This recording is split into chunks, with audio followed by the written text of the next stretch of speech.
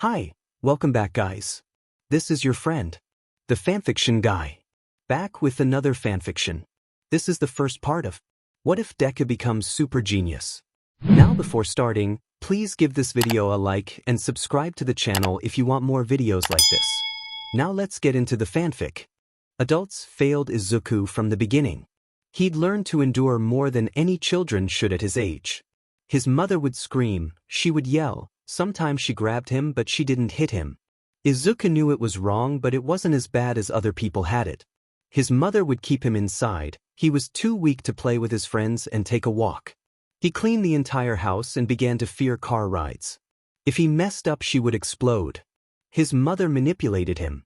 It's your fault that I cut my hand cutting up the carrots. I wouldn't be hurt if you didn't insist on having dinner. It was funny, Izuku thought that when she screamed that she would kill him, he wasn't as scared or as desperate as when she said she'd kill herself. Because it was always his fault. His father, Izuku always favored his father. In the beginning he just loved him because daddy didn't yell at him like mommy did, daddy didn't hurt him or make him cry. But he would make Izuku work without paying him, not caring if he cried or got hurt. Stop crying. Now. But worst of all, Izuku watched as a small child, watched as his mother threw knives at daddy, screaming about divorce, slapping him, screaming at daddy.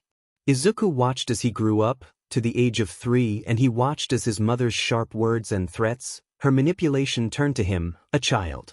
And he watched as his father did nothing at all to stop it. And it hurt when daddy said it was his fault, that he shouldn't have provoked her. Daddy didn't scream, but daddy did other things. Izuku wanted to buy a doll or go to an amusement park, but even though daddy went to work every day from 7 a.m. to 9 p.m., there was no money, daddy refused to pay. Izuku often wondered where it all went if daddy was working that much and Izuku wasn't allowed to buy anything. Adults failed him again when Izuku learned the phone number of CPS. He called and told them how his mommy yelled at him and daddy told him it was his fault.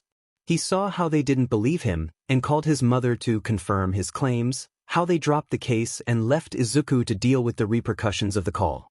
Adults failed yet Izuku again when Kaken blew him up with his quirk, always watched as they turned their head or ruffled Kaken's hair, watched as when he told they shifted the blame onto Izuku. Izuku watched as they praised Kaken's strong quirk and he basked under the attention. Izuku watched as they told him that a quirkless kid, no matter how smart, would never get into UA. And Izuku kept watching with those big green eyes as All Might declared to the cameras that he was there. Now that he was there, they were safe, and he would save everyone. Izuku watched the window, waiting for the day All Might would save him. Now Izuku watched, his eyes watering as the sludge villain tried to take over his body. Nobody was coming.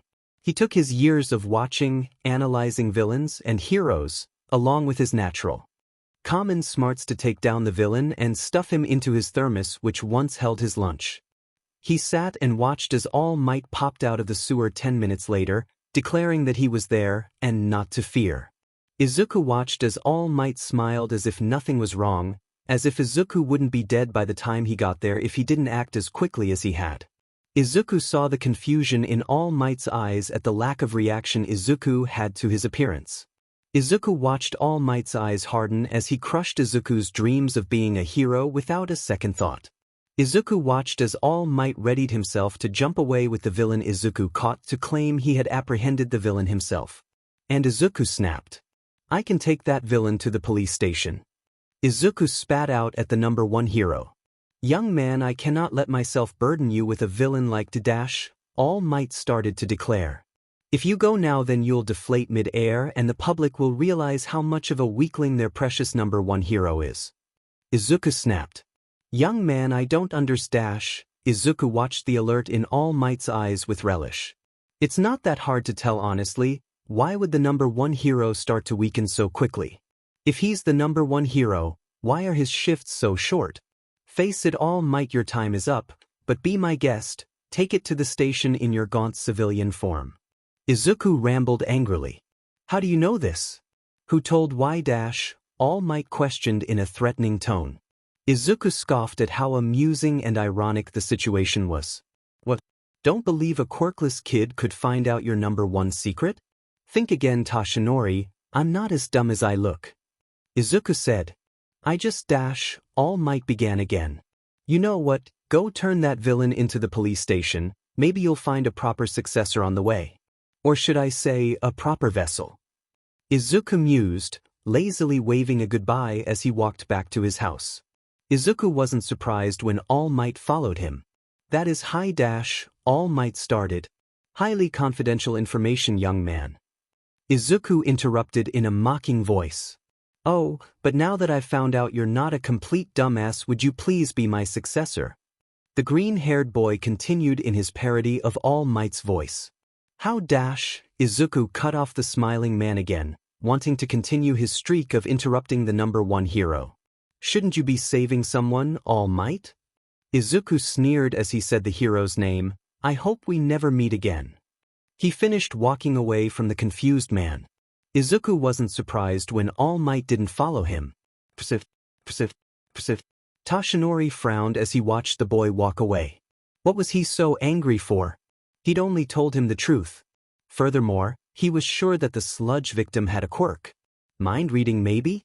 Boosted intelligence? Analyzing? But one thing was for sure, that boy was not normal. The number one hero shrugged. The boy knew his secret, but who would listen? Who would believe him? It was his word against All Might's. He flipped the thermos in his hands and walked to the police station, completely disregarding and forgetting the boy he'd just spoken to. In all honesty, Izuku really didn't want to go home. He wished he hadn't met All Might so he could at least go around town without getting his dreams brutally crushed. Last night was a bad night. Mommy had sent a threatening text to his father. It said, "I'm going to kill myself."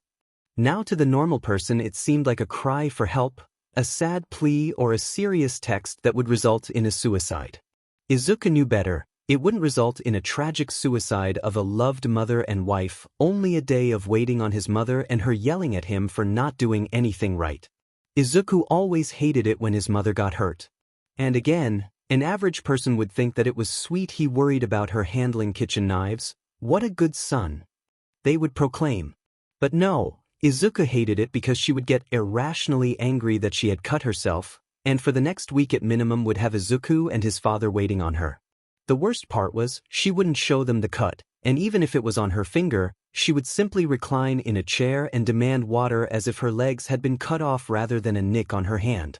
He knows it sounds bad, but when his mother cried or hurt herself, he couldn't bring himself to believe it or empathize with her.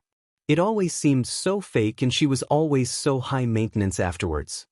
He fiddled with a lock of his green hair, staring at the cracks in the cement on his walk back to his house, deep in thought, not bothering to look where he was going. God, I don't want to be at the house. She's gonna be so effing annoying and I bet she'll yell at me. Maybe if I stay in my room, no, then she'll call me a lazy sheet and make me clean the house. I don't really want to go anywhere else. I'm feeling bad and I don't think I could deal with her without retaliating, and God knows that only makes it war. Izuku's thoughts stopped as his head rammed into something. He looked up, his face paling. Not something, someone. Watch where you're going, shitty Deku. Kaken sneered at him, palm raised threateningly. Izuku winced and avoided eye contact with the taller, more violent boy. I'm sorry, Kaken. Izuku stuttered. He'd stopped stuttering years ago, but it always started back up when he was around Kaken. Shut up, quirkless nerd. Kaken pushed him to the ground. Izuku didn't even wince as his elbow scraped the rough concrete. Kaken ripped off Izuku's backpack and pulled out his notebook. What the F is this? You still want to be a hero? When will you just FNG give up? Kaken berated. Aye. Izuku stammered, unsure of his view of heroes now. His eyes watered. Sheet, not now. Oh, are you gonna cry? Kaken mocked.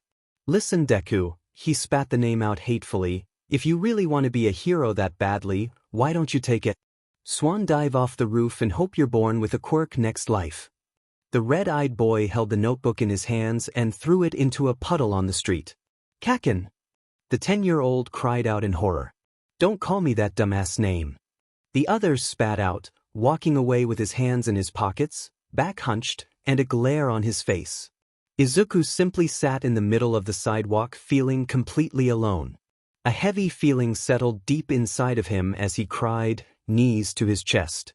It's hard to describe what it feels like, crying in complete pain, crying for your life.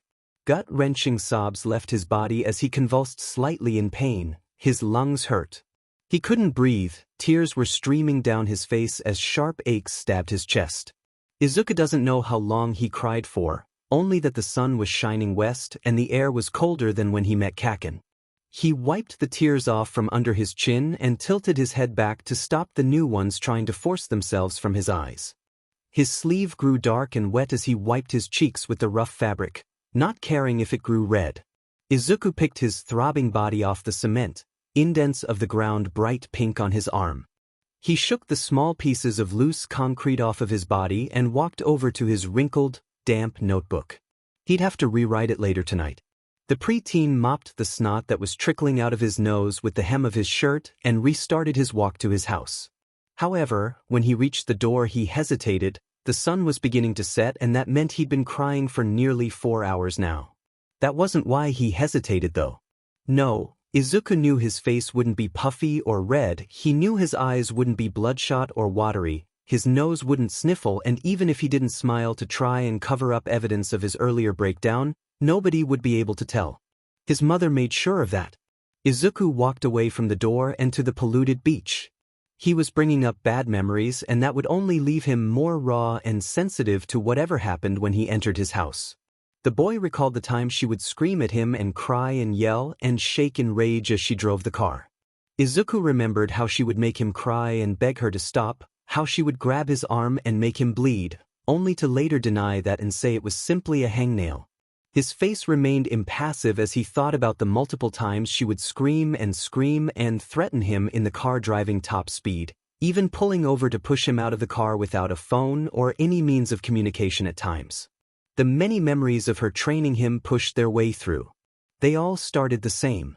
The child would say the wrong thing and as his father said, she would blow up, because his father refused to admit it wasn't Izuku's fault. And then his mother would make sure Izuku was crying for a minimum of 15 minutes before parking in front of a grocery store.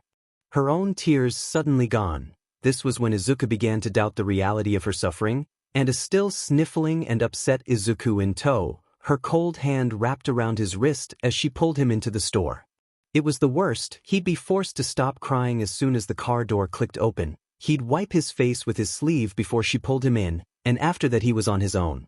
He couldn't look like he was crying, so he trained like that, his face's puffiness going down in record time. He suspects that it was a survival instinct in his body. After 5 years of this, nobody could tell he had cried, no matter how violent or how long. Nobody ever noticed. The consequence of them noticing was worse than bottling up his anger and sadness. The pure dread that sliced through him as he grew paranoid of whispers. What if they had noticed? Izuku shook his head. They wouldn't notice. They never did. The greenette looked up at the sky, which had grown to become a light purple, the first stars twinkling brightly at him. Not a cloud in the sky. The boy knew that weather wouldn't always match how horrid his day was. If it did, then he was sure it would most always be raining. Izuku slowly walked upstairs, groggy from working to complete his mother's demands to a satisfactory degree. Spoiler, he didn't. Enduring the tense atmosphere as she questioned him in that tone that rang danger bells in his head, meeting All Might, fighting a villain, Kaken, and Izuku shook his head. He didn't want to think about it. He didn't like thinking about it, much less talking about it. Plus, training didn't stop him from being a crybaby, and he truly hated crying. But even acknowledging it left an ugly feeling in his stomach, made him want to writhe around in borderline disgust. So the quirkless boy dug his face into the pillow and tried to forget, taking a deep breath much later as he started to suffocate himself. That sick feeling was here again. It made him scared, made it hard to breathe, made him want to curl up and cry, made him wonder if his brain was right, made him want to beg whatever God was out there to stop it. The feeling of wanting to die. Izuku accepted the graduation diploma with little fanfare. It wasn't like he was expecting the praise Kaken had gotten. While the blonde received pats on the back and small talk about vacation, Izuku received nothing but a piece of paper and the feeling that he'd achieved nothing. The quirkless 10-year-old mopped the floors of his classroom at the end of the day and said goodbye to his teachers, sliding closed the doors and walking out of the school for the last time. It was much less dramatic than Izuku expected. Izuku's walk home from his last day of elementary school was nowhere near as eventful as the day before. He watched clouds roll by lazily in the blue sky, walked through the cherry blossoms trees as petals fluttered down onto his hair. The sunlight danced around buildings and glared off of the glass windows. Although it was spring, the weather was still fairly chilly, so he stopped to retrieve his coat from his backpack and a scream. He looked around him. People were flocking into a crowd where a cloud of smoke steadily rose. The old Izuku would have gone running, notebook in hand, as he watched the fight with his eyes shining hopefully. And Izuku hesitated. As long as it wasn't All Might, it would be fine, right? He shrugged on his jacket and pulled out his notebook, sprinting towards the fight and analyzing the hero and villain. After the fight ended, Izuku pondered his position on heroes. All Might himself had said Izuku could never be one. But maybe Izuku could prove him wrong. Take a swan dive off the roof and hope you'll be born with a quirk next life. His run-in with Kaken flashed in his head. Izuku wilted. They were right. He really couldn't be a hero. Today had been a good day. Bakuga hadn't chased after him or attacked him. His mother was in a good mood and Izuku had been extra careful with his words, rewarding him with a peaceful night. He'd been on his way to put trash in the dumpster when he heard it. Are you sure this is the one? A deep voice asked. Yep, fits the description perfectly. A squeaky voice replied. Izuku felt two sets of eyes burning into his back. He heard the shifting of one and the rustle of cloth. The boy knew from years of experience this was going to be a surprise attack. Izuku spun around and blocked the villain's attack. The quirkless boy wasn't dumb. He didn't know this man's quirk and was definitely at a disadvantage here. Izuku's years of physical training would help him, but now was not the time to take chances. He saw a flash of ivory skin and a trail of long black hair out of the corner of his eye. Right as the villain recovered, he charged at Izuku with an enraged look on his face. The younger immediately went into analysis mode. Most villains either have a quirk that's nearly useless in combat terms or have a quirk which would scare others. Izuku never made the mistake of underestimating his opponents, so he did the thing he was best at. He ran. Izuku sprinted away from the dumpster, his brain searching for a quick way out of the situation as the villain's footsteps grew louder and a crackle of electricity sounded in his ears. He'd just about come to terms with his early death when a bored drawl came out. Chasing after kids now? A white capture weapon shot out and wrapped around the villain, rendering him helpless. Izuku was shocked when he came face to face with Eraserhead. Internally, he was screaming, but externally he held a blank face. He was still on tentative terms with heroism. Hey kid, you okay? Eraserhead asked. Where are your parents? Izuku stayed quiet for a moment of shock before simply saying, You're Eraserhead. The pro-hero's eyes widened and he looked surprised that the kid recognized him so quickly, especially since he was an underground hero for a reason. He quickly schooled his expression back to his signature apathetic look. Do you want to come with me to turn this villain in and I can walk you back home? Eraserhead asked, needing a statement from him and not feeling comfortable leaving the kid alone right after a villain attack. Okay, thank you, Eraserhead. Izuku bowed. My name's Aizawa started. Aizawa Shoyuda, I know. Izuku interrupted tensely. The hero looked at the child in shock. He was an underground hero, wasn't he? How the hell did this kid know his name? Meanwhile, Izuku purposefully made distance between him and Aizawa. He didn't trust him.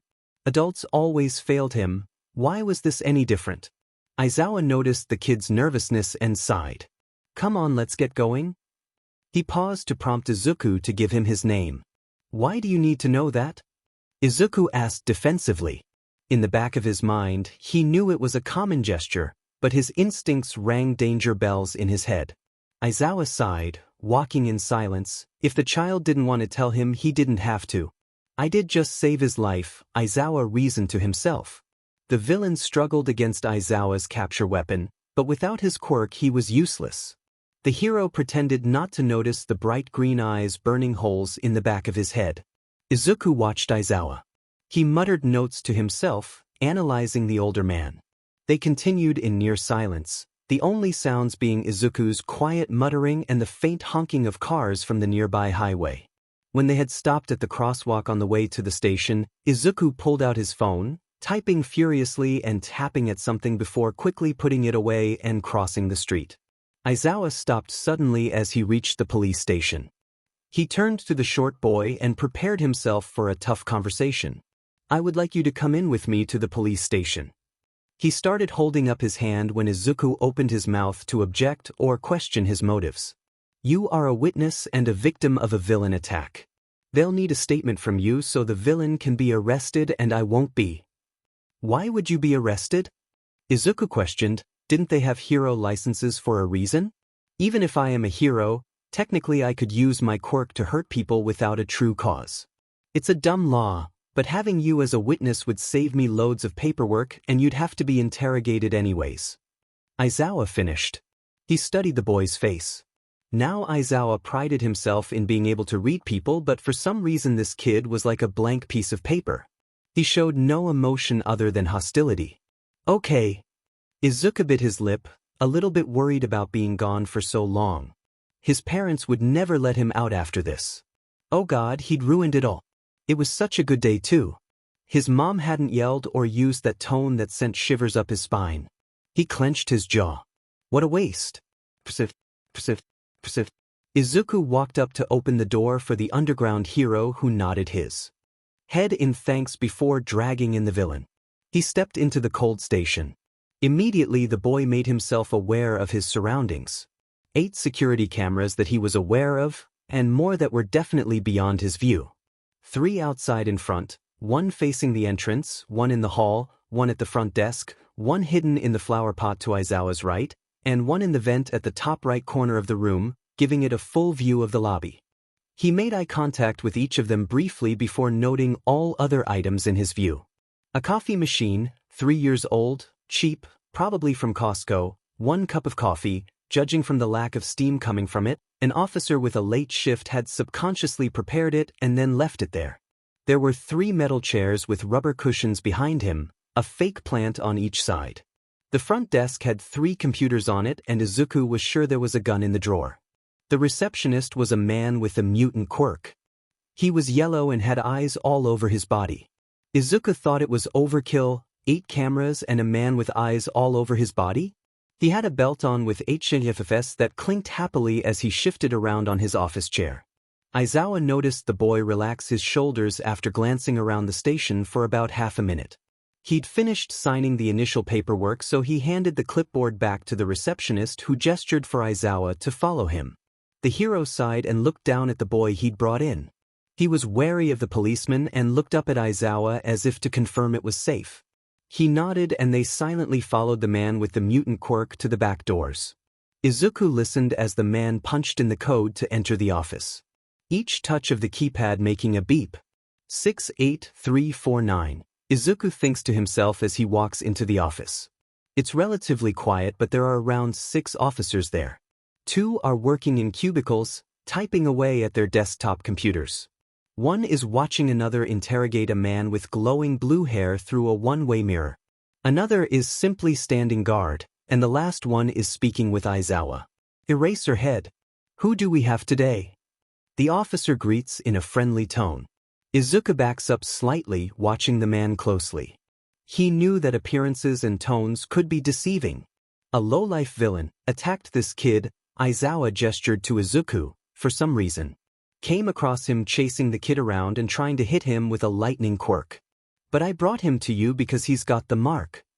The officer narrowed his eyes. Izuku kept watching the man. He wasn't an officer, Izuku realized. No, this man was a detective. He looked at the villain's wrist and saw a brand in the shape of a sun. He studied it for a second. It was done by someone inexperienced.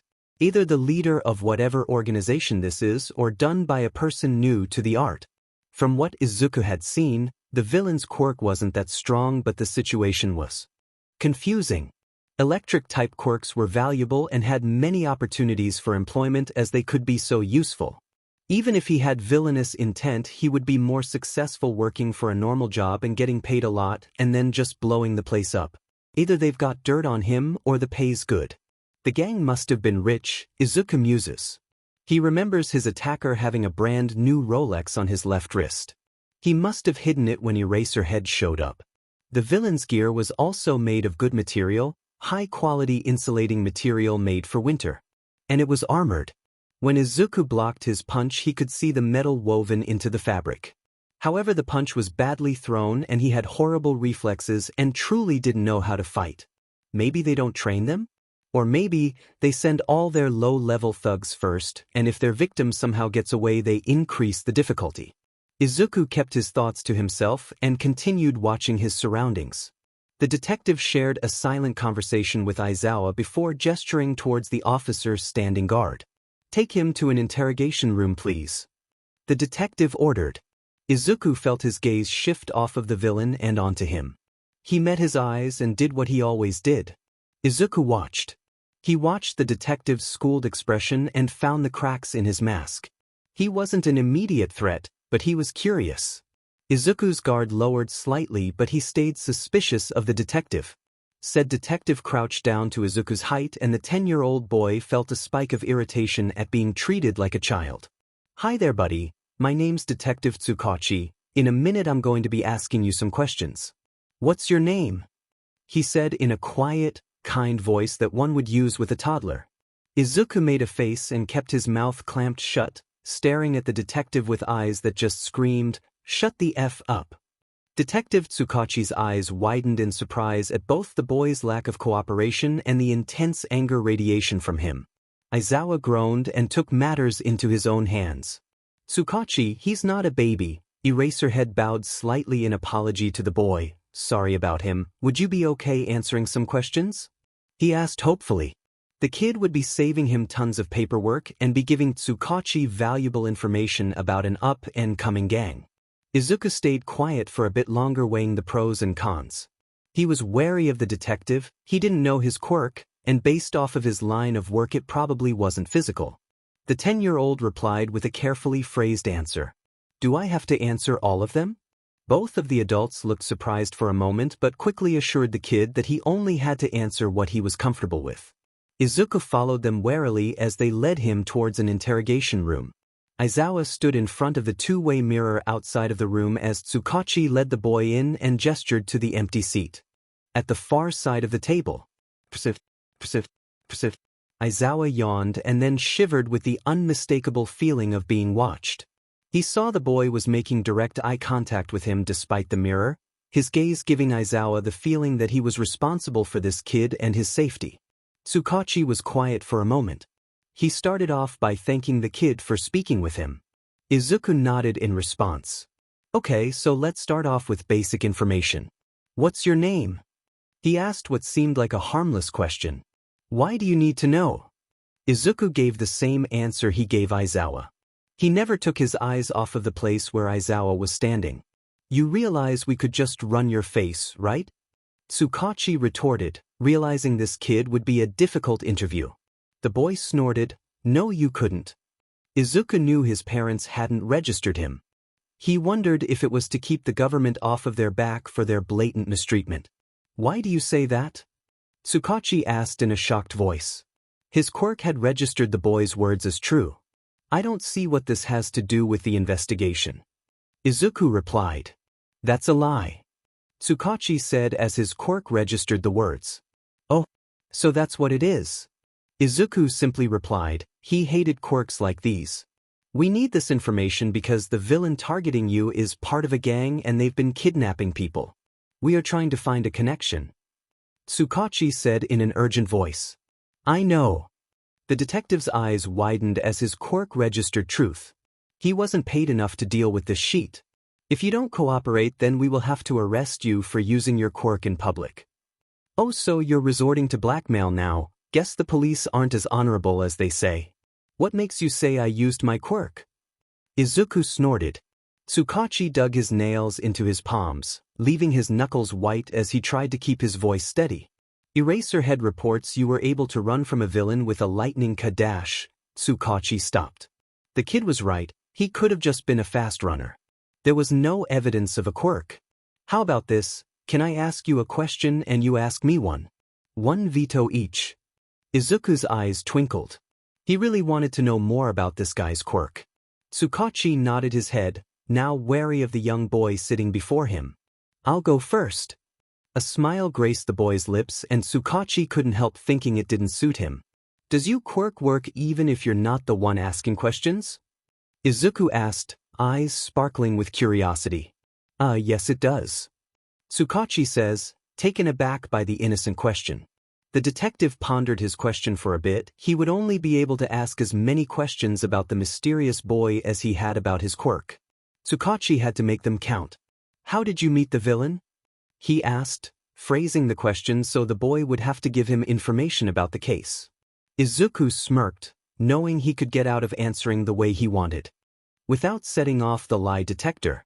However, Izuku knew he favored underground heroes, and even if he wasn't on board with heroes in general, he liked Aizawa. Aizawa felt safe.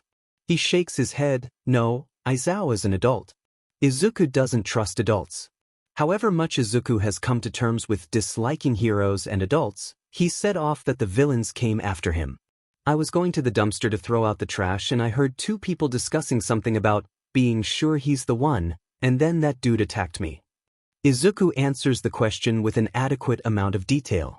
What do they mean he's the one? Did they say anything else? What's the criteria for being kidnapped? Did you see the other perso dash? Tsukachi starts rapid-firing questions at Izuku, standing up in the intensity of it all. Hold on, I thought it was my turn to ask a question, Izuku interrupts. Tsukachi sits back down. Do you have to activate your quirk, or is it always on? The boy asks, excited once again about the detective's quirk. It's always on. The detective answers quickly, wanting to move on with the interrogation. Interesting. That must be a pain. Izuku muses. Tsukachi wants to ask what the boy means but he refrains himself. I'm getting kinda bored, can we speed it up? Izuku groans. Can you describe the other person at the scene? Tsukachi hopes the boy doesn't answer this, and then move on. Not really, I'm gonna help you out here. Their voice was squeaky, might have been a girl based on what I saw, but who am I to assume someone's pronouns? I think they had white skin, like really white, and long black hair. But that's all I know. Izuku answered easily. I want to ask Eraserhead a question. Izuku stared at the spot where the man in question was. Why should I let you? Tsukachi challenges. It's not your turn to ask a question, detective. Izuku raises his eyebrow. If we let Eraserhead in so you can ask him a question, then he has to be able to ask you one. Tsukachi attempts to make a deal. Izuku thinks it over for a minute and nods his head. A buzzer can be heard as Aizawa enters the room. Your quirk deactivates when you blink your eyes, but when you look away and keep your eyes open, does the effect end on that person, or does it continue until you blink no matter where you are? The dark-haired boy asks, seeming twice as excited about Aizawa's quirk than Tsukachi's. My quirk affects whoever I'm focusing on until I blink. Aizawa answers in a monotone voice. Wow, that's so cool. Izuku melts in adoration and the two men widen their eyes at such a large display of emotion. Okay then, what's your name? Aizawa asks. He really can't keep referring to him as that kid to himself. Vito, Izuku says, staring the man straight in the eyes. Different question then. What were your thoughts on the villain? Aizawa's eyes sparkle. This kid was intelligent. He wanted to see what he had to say about the case. I think that gangs either got dirt on him or they pay him a sheet load. They didn't train him though. And the gang is rich, really rich. I actually think they might be located in the hotel 2 blocks away. The man who attacked me had this key card in his pocket. Izuku holds the card up between 2 fingers with an innocent look on his face. Aizawa explodes into a sheet-eating grin. There you go, Tsukachi. He stands up to leave. Wait. He stops right before the door, hearing the kid's voice. I still have one more question. The principal of UA High School paces his office. Aizawa had called him. Aizawa never called him. Knowing Aizawa, that meant it was important. This was the only option. Nedzu watches the security cameras flash and go dark. He widens his eyes. Quickly he grows anxious, annoyed. He needed to see everything, needed to hear everything, needed to know everything. He sits on a chair facing the sofa in his office. A cup of tea in hand and 2 cups sitting on the table in front of him. His ears perk up lightly and he sniffs the air. Right as Aizawa is about to knock on the door, Nedzu is there, grinning unnaturally. "Come in, come in." He climbs back onto the chair and gestures to the couch in front of him, and his eyes narrow dangerously. "I've been waiting for you." Persif. Izuku's scared of adults for obvious reasons. But teachers were even worse. Why though? His mother wasn't a teacher, neither was his father. And Izuku denies the Bakugo theory. Well, it was because Izuku was a good student. A great one even. But sometimes he would forget to do an assignment, and then he'd be too stressed out about said assignment that he would feel sick to his stomach, throwing up and crying when he thought about it too much. It got so bad that he couldn't even look or do the assignment. The thought of it made him sick. How could he do it? But then one day late turned into a week, and a week turned into a month, and Izuku would be significantly skinnier than before the assignment had happened.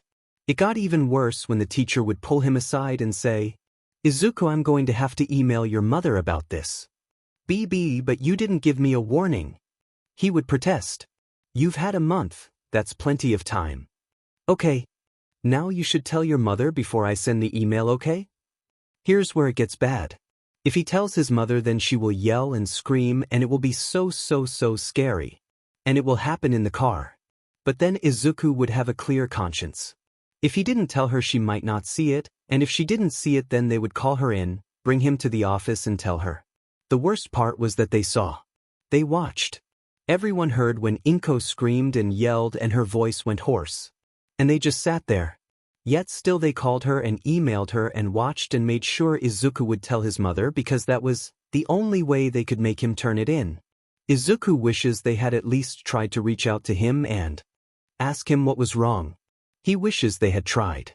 The teachers had watched him cry and sit there and dissociate, and they continued to call her, even increased the amount of calls. If the assignment was just 1 day late, they would call. Sometimes Izuku dreams of a world where he could have felt safe staying after class and talking to a teacher and telling them why he didn't do it or how he was struggling. But Izuku was never even given a chance. Persif. Izuku squirms under the heavy gaze of Nedzu, bad memories surfacing as he stares at the tile that looked so much like his old classrooms. "Hi. Thank you for letting us come here." Izuku bows as he enters the room. "Of course. Am I a dog? Am I a bear? Am I a mouse? I'm UA's principal, Nedzu," he says cheerfully and takes a sip from his tea. Izuku pps his head to the side. "But you're not a dog, bear, or mouse. You're an albino stoat. Are you wearing contacts?" Izuku asks bluntly. The principal nearly chokes on his tea. The stoat slowly lowers his cup onto the table and turns to Aizawa. "Who is this boy?" Nedzu's eyes are glittering with malice and he has a manic look on his face. He needs to know who this boy is, he needs to know everything. He won't tell anyone his name. About 2 hours back he got attacked by a villain, nicked his keycard off of him and wouldn't give it to us until he met you. Speaking of which, Aizawa holds out his hand. "It's in your pocket," Izuku says as he takes a sip of the tea in front of him, looking like a miniature, regardless of the fact Nedzu is much smaller than the human, Nedzu. Aizawa stares at him and jabs his hand into his front pocket, pulling out the keycard. He slowly gets up and leaves the room. As soon as the door closes behind him, he grinds his teeth and has the sudden urge to scream. "God, I even hate that kid." He walks down the steps out of the building, unable to get said kid out of his head. Persif. Now, where were we? Nedzu's beady eyes stare into Izuku's own. "We weren't anywhere, sir." Izuku answers easily. "I'm assuming you won't be giving me your name." Nedzu remarks in a sad tone. "Not that easily." Izuku snorts into his tea.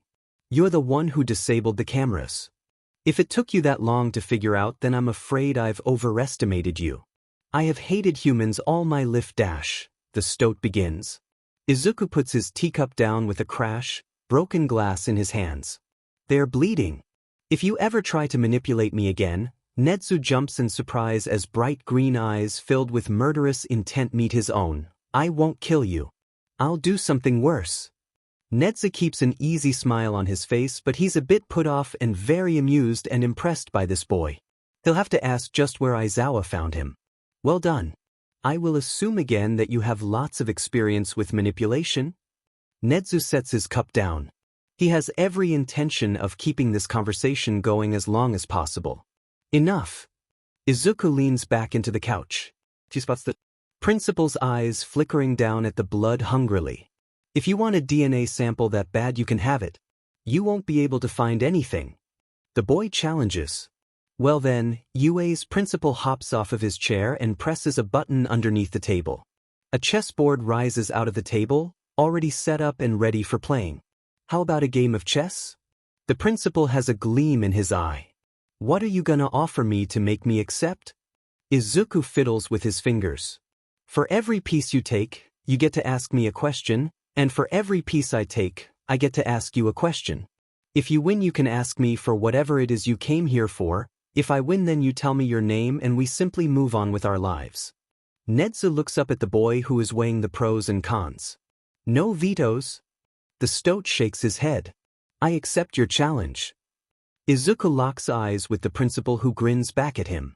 Izuku takes Nedzu's pawn. Why do you hate humans? I was tested on for many years by humans because of the nature of my quirk. Nedzu takes Izuku's pawn. Why do you hate humans? I don't hate humans.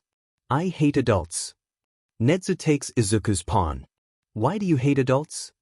Adults have always failed me. Izuku takes Nedzu's pawn. What's your opinion on All Might? I have no bad opinions about him. Nedzu takes Izuku's pawn. What's your opinion on All Might? I only have bad opinions about him. Nedzu takes Izuku's rook. What did All Might do? All Might crushed my dreams as if they were nothing. Nedzu takes Izuku's pawn. What's your favorite color? Red. Nedzu takes Izuku's pawn. Do you want to be a hero? Not anymore. Izuku takes Nedzu's bishop. Why haven't you asked about my quirk? It doesn't seem important at the moment, but I am curious. Izuku takes Nedzu's knight. Are you a smoker? Yes, I am. Nedzu takes Izuku's pawn. How old are you? 10. Izuku takes Nedzu's pawn. What's your IQ? 235. Izuku takes Nedzu's pawn. What would happen if someone erased your quirk? I'm not sure, but I would probably become a typical stoat. Nedzu takes Izuku's bishop. What's your IQ? I don't know, I've never had it tested. Nedzu takes Izuku's queen. Have you considered therapy? I would rather die. Nedzu. Izuku takes Nedzu's bishop. Why did you ask me about therapy? I suspect you have been holding a lot in and need to let it out. Nedzu takes Izuku's pawn. Do you have an intelligence quirk? Nope. Nedzu. Izuku takes Nedzu's rook. Do you think you are going to win? I will not underestimate you, nor should you underestimate me. Nedzu takes Izuku's rook. Are you safe at your house?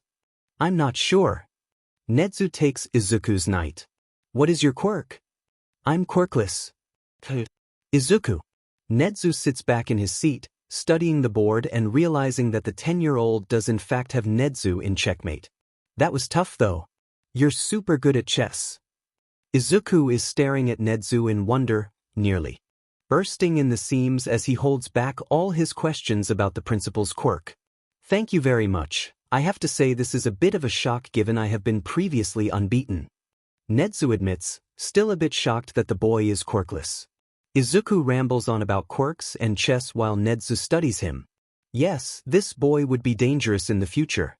And Nedzu was going to do everything possible to make sure this boy did not become a villain. Thank God they weren't too late. Principal Nedzu? The stoat blinks and nods his head at the boy. My name is Izuku Midoriya. Nice to meet you. Nedzu finds it difficult to believe this beaming boy is the same one who brutally beat him in chess without raising a single alarm in his head. Thank you for telling me your name, Midoriya. Now, would you like to ask me that question? He settles in his chair, not knowing what to expect, but pleased the Midoriya told him his name. This is the most excited he's been in years. God, how Nedzu loves to discover and take apart the unknown. And Midoriya is the human definition of unknown. I know that I'm too young to attend UA, but until I can. Will you teach me? Izuku looks at the principal with stars in his eyes and Nedzu gazes at the boy with confusion. Humans were such confusing creatures. I was thinking the same thing. How about Monday, Wednesday, and Fridays at say 7 o'clock? The principal smooths his white fur which has been standing on edge since encountering Midoriya. Sounds good. See ya on Monday. Izuku says as he rushes out the door with an energetic wave to Nedzu.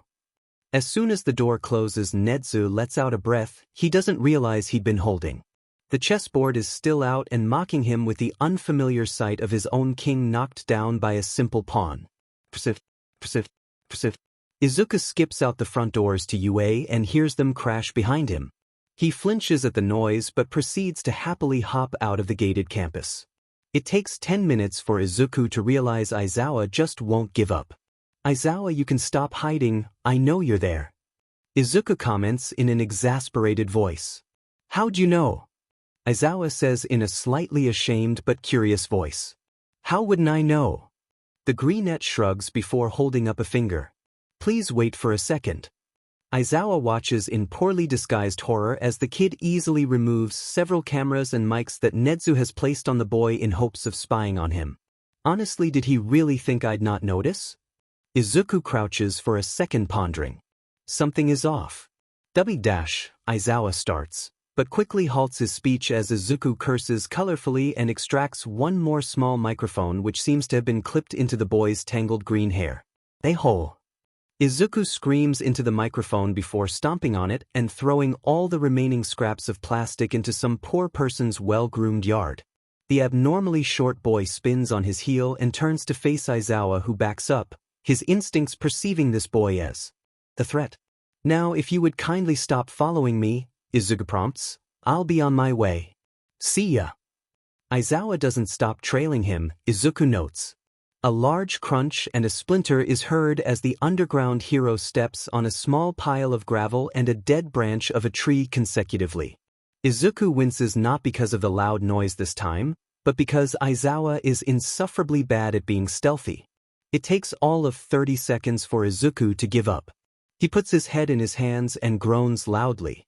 If you're going to be following me and we both know I know it, then you might as well walk next to me. Izuku remarks in an annoyed voice. Aizawa has the conscience to look bashful when the boy catches him a second time. They walk in silence as the frosty wind brushes around them and Izuku wishes he was wearing more than just his hoodie and a pair of jeans. The 10-year-old finds himself not annoyed with the watchful gaze Aizawa has on him like he would usually be if it were his mother. Instead, he feels relaxed and comfortable. Unfortunately, UA is only so far from Izuku's house. He remembers his parents and how they would react, and it feels as though someone dumped a bucket of icy water on him and then punctured his lung. Aizawa doesn't attempt to make small talk, and neither does Izuku, the comfortable silence perfectly fine for him. However, the hero immediately sees the tense of Izuku's shoulders and jumps on it. The show of emotion is more than he's seen in Izuku so far. The boy is disturbingly good at schooling his expression and hiding his thoughts. The black-haired man can feel the tension in the air and the way Izuku's eyes are glazed over. Aizawa would soon figure out that meant Izuku was trying to solve a question of great importance and maybe feeling a bit scared behind all of that. He notes that the kid's steps are stiff and grow slower with every step. Aizawa can only take so many side glances filled with nervousness from the boy before he finally cracks. What's wrong? Come on, boy, spit it out.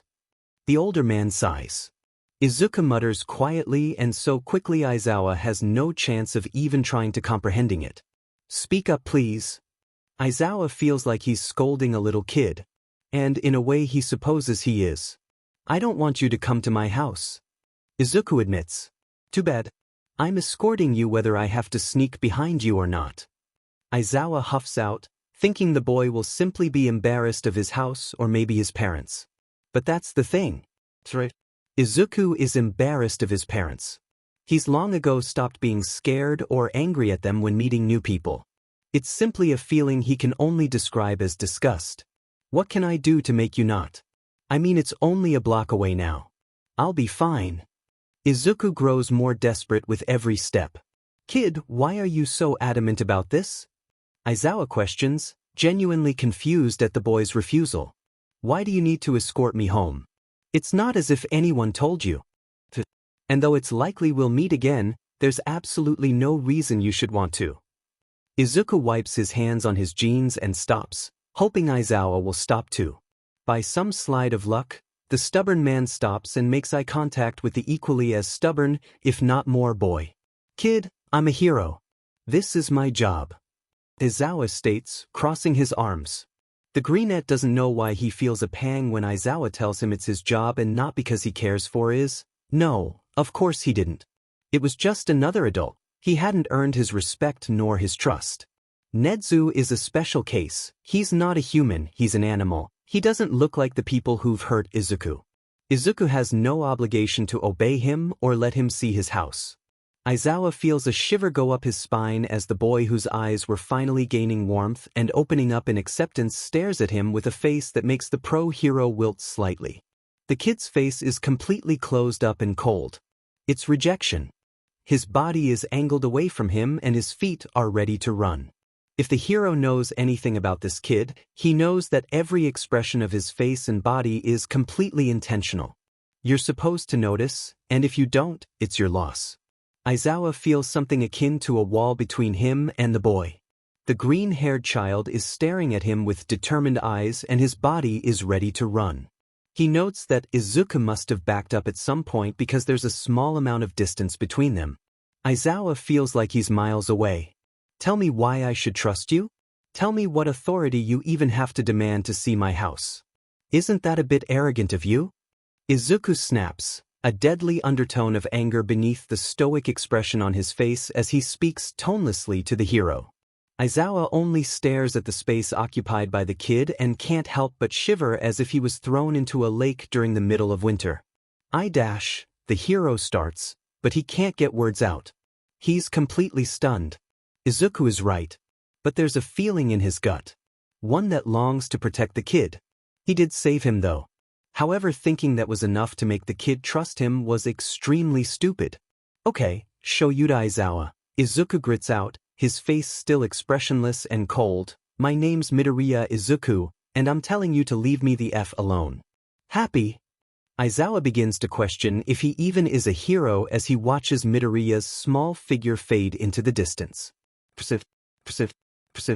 It's late when Izuku quietly opens the unlocked door to his house. The clock in the dining room reads 1:37, the clock on the microwave says 10:15, the oven reads 3:59, and he knows all of them are wrong. His mother is sitting on the couch in the living room. Izuku thinks it suits her. Maybe the couch is 10 feet long, and his 5 feet 2 inches mother is the only one sitting on it, but it seems as though there's no room for anyone else. It's all for her. There's a brief moment where he envisions the couch as a throne his mother is sitting on. While he kneels before her, his father a knight beside her. However, instead of the knight holding the sword to his neck, ready to behead him, the queen herself is.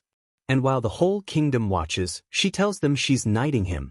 She and Izuku know what is truly happening, and while the knight has no authority over her, he's a witness, and he can stop her.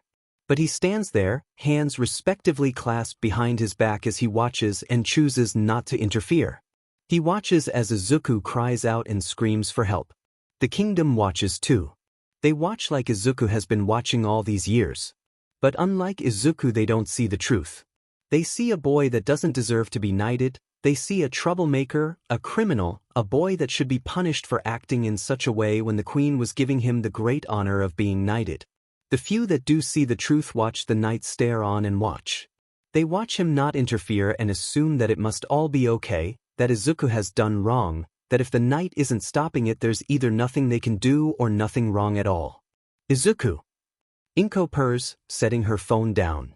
The boy in question would bet all of his money, granted that wasn't very much but it's all he had, that she was on Facebook, perfecting her profile to show how perfect and happy they are. Maybe she posted a picture of a flower that's growing well in her garden. People will comment that it's beautiful and she must be good at gardening.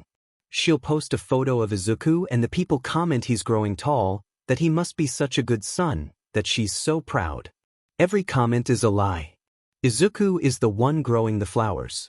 He's outside every day regardless of his health, not allowed inside even for a drink of water until the garden is perfect. Izuku is the one who raised himself. Anything his parents have claimed to teach him is not because they raised him to be, for example, polite. They taught him to fear being rude, that he should fear the consequences. Hi mommy, Izuku forces the name out of his mouth, hating how childish it makes him sound. How are you? It's the small talk now, the calm before the storm. I was scared Izuku. She says in a low tone that shoots pure fear through Izuku's body, knowing the words were as always, a disguised threat. I'm sorry mommy, I won't do it again. He promises, apologizing even though it's not his fault and he wants to explain it, but the less he says, the shorter the conversation, the less material she has to yell at him about. Yeah, I know. Inko's grip on his wrist tightens and it hurts. The boy doesn't know when she grabbed him, but he does his best not to flinch as her long nails and dry skin scratch, pull out, and make red marks on his skin. He sees a drop of blood and begins to worry. If it drops on her, I'm going to die. He begins to dissociate as she throws her hurtful, quiet words full of threats at him. He doesn't remember a single word. All he can focus on is the blood, growing larger and heavier, threatening to run down his arm and to his elbow right above her knee. Izuku tries to move his arm, but she has it in a death grip. This makes her angrier. Words slip through and stab his heart. Useless, little sheet, I wish you that I'm going to myself. All your fault. He hears familiar harsh words that continue to scare him even after all this time. His eyes sting and prickle as tears cloud his vision. He wants to blink because his eyes are so dry and the tears hurt, but if it drops, I'm going to die. Yes, mommy. I'm sorry, mommy. Izuku repeats those words like a broken radio. He's focusing too hard on not crying and not letting the blood drop to actually listen to her. Maybe it's for the best.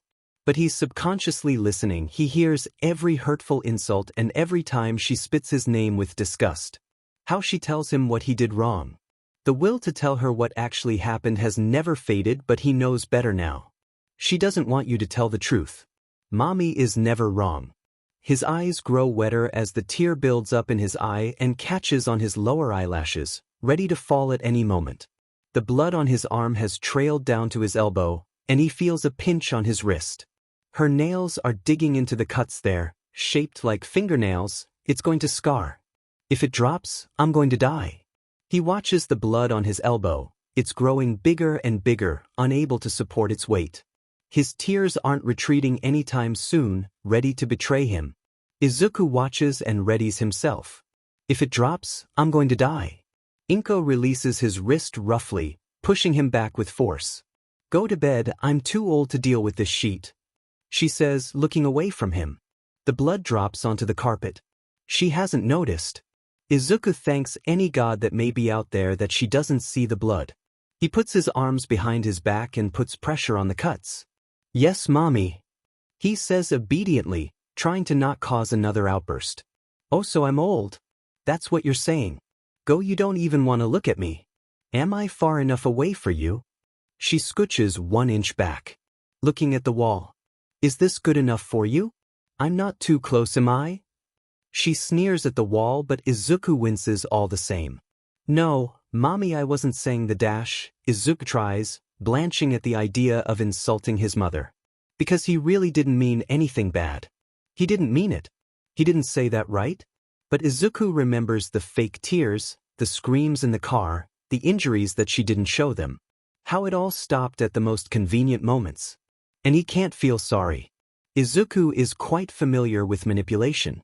Just go. She spits out and Izuku stands there for a second before retreating to his room up the stairs, his head hanging low. Izuku is in the hall in front of his room when he catches his father's eye. There's no sympathy. Only slight annoyance and blame. Thanks to Izuku, she'd be in a bad mood. Tomorrow. The 10-year-old opens his room, closes the door quietly as possible, and stands there. He's trying to feel. He wants to feel. He needs to feel. But all Izuku is numb. Izuku scratches at his legs, his neck, his arms, and tries to feel.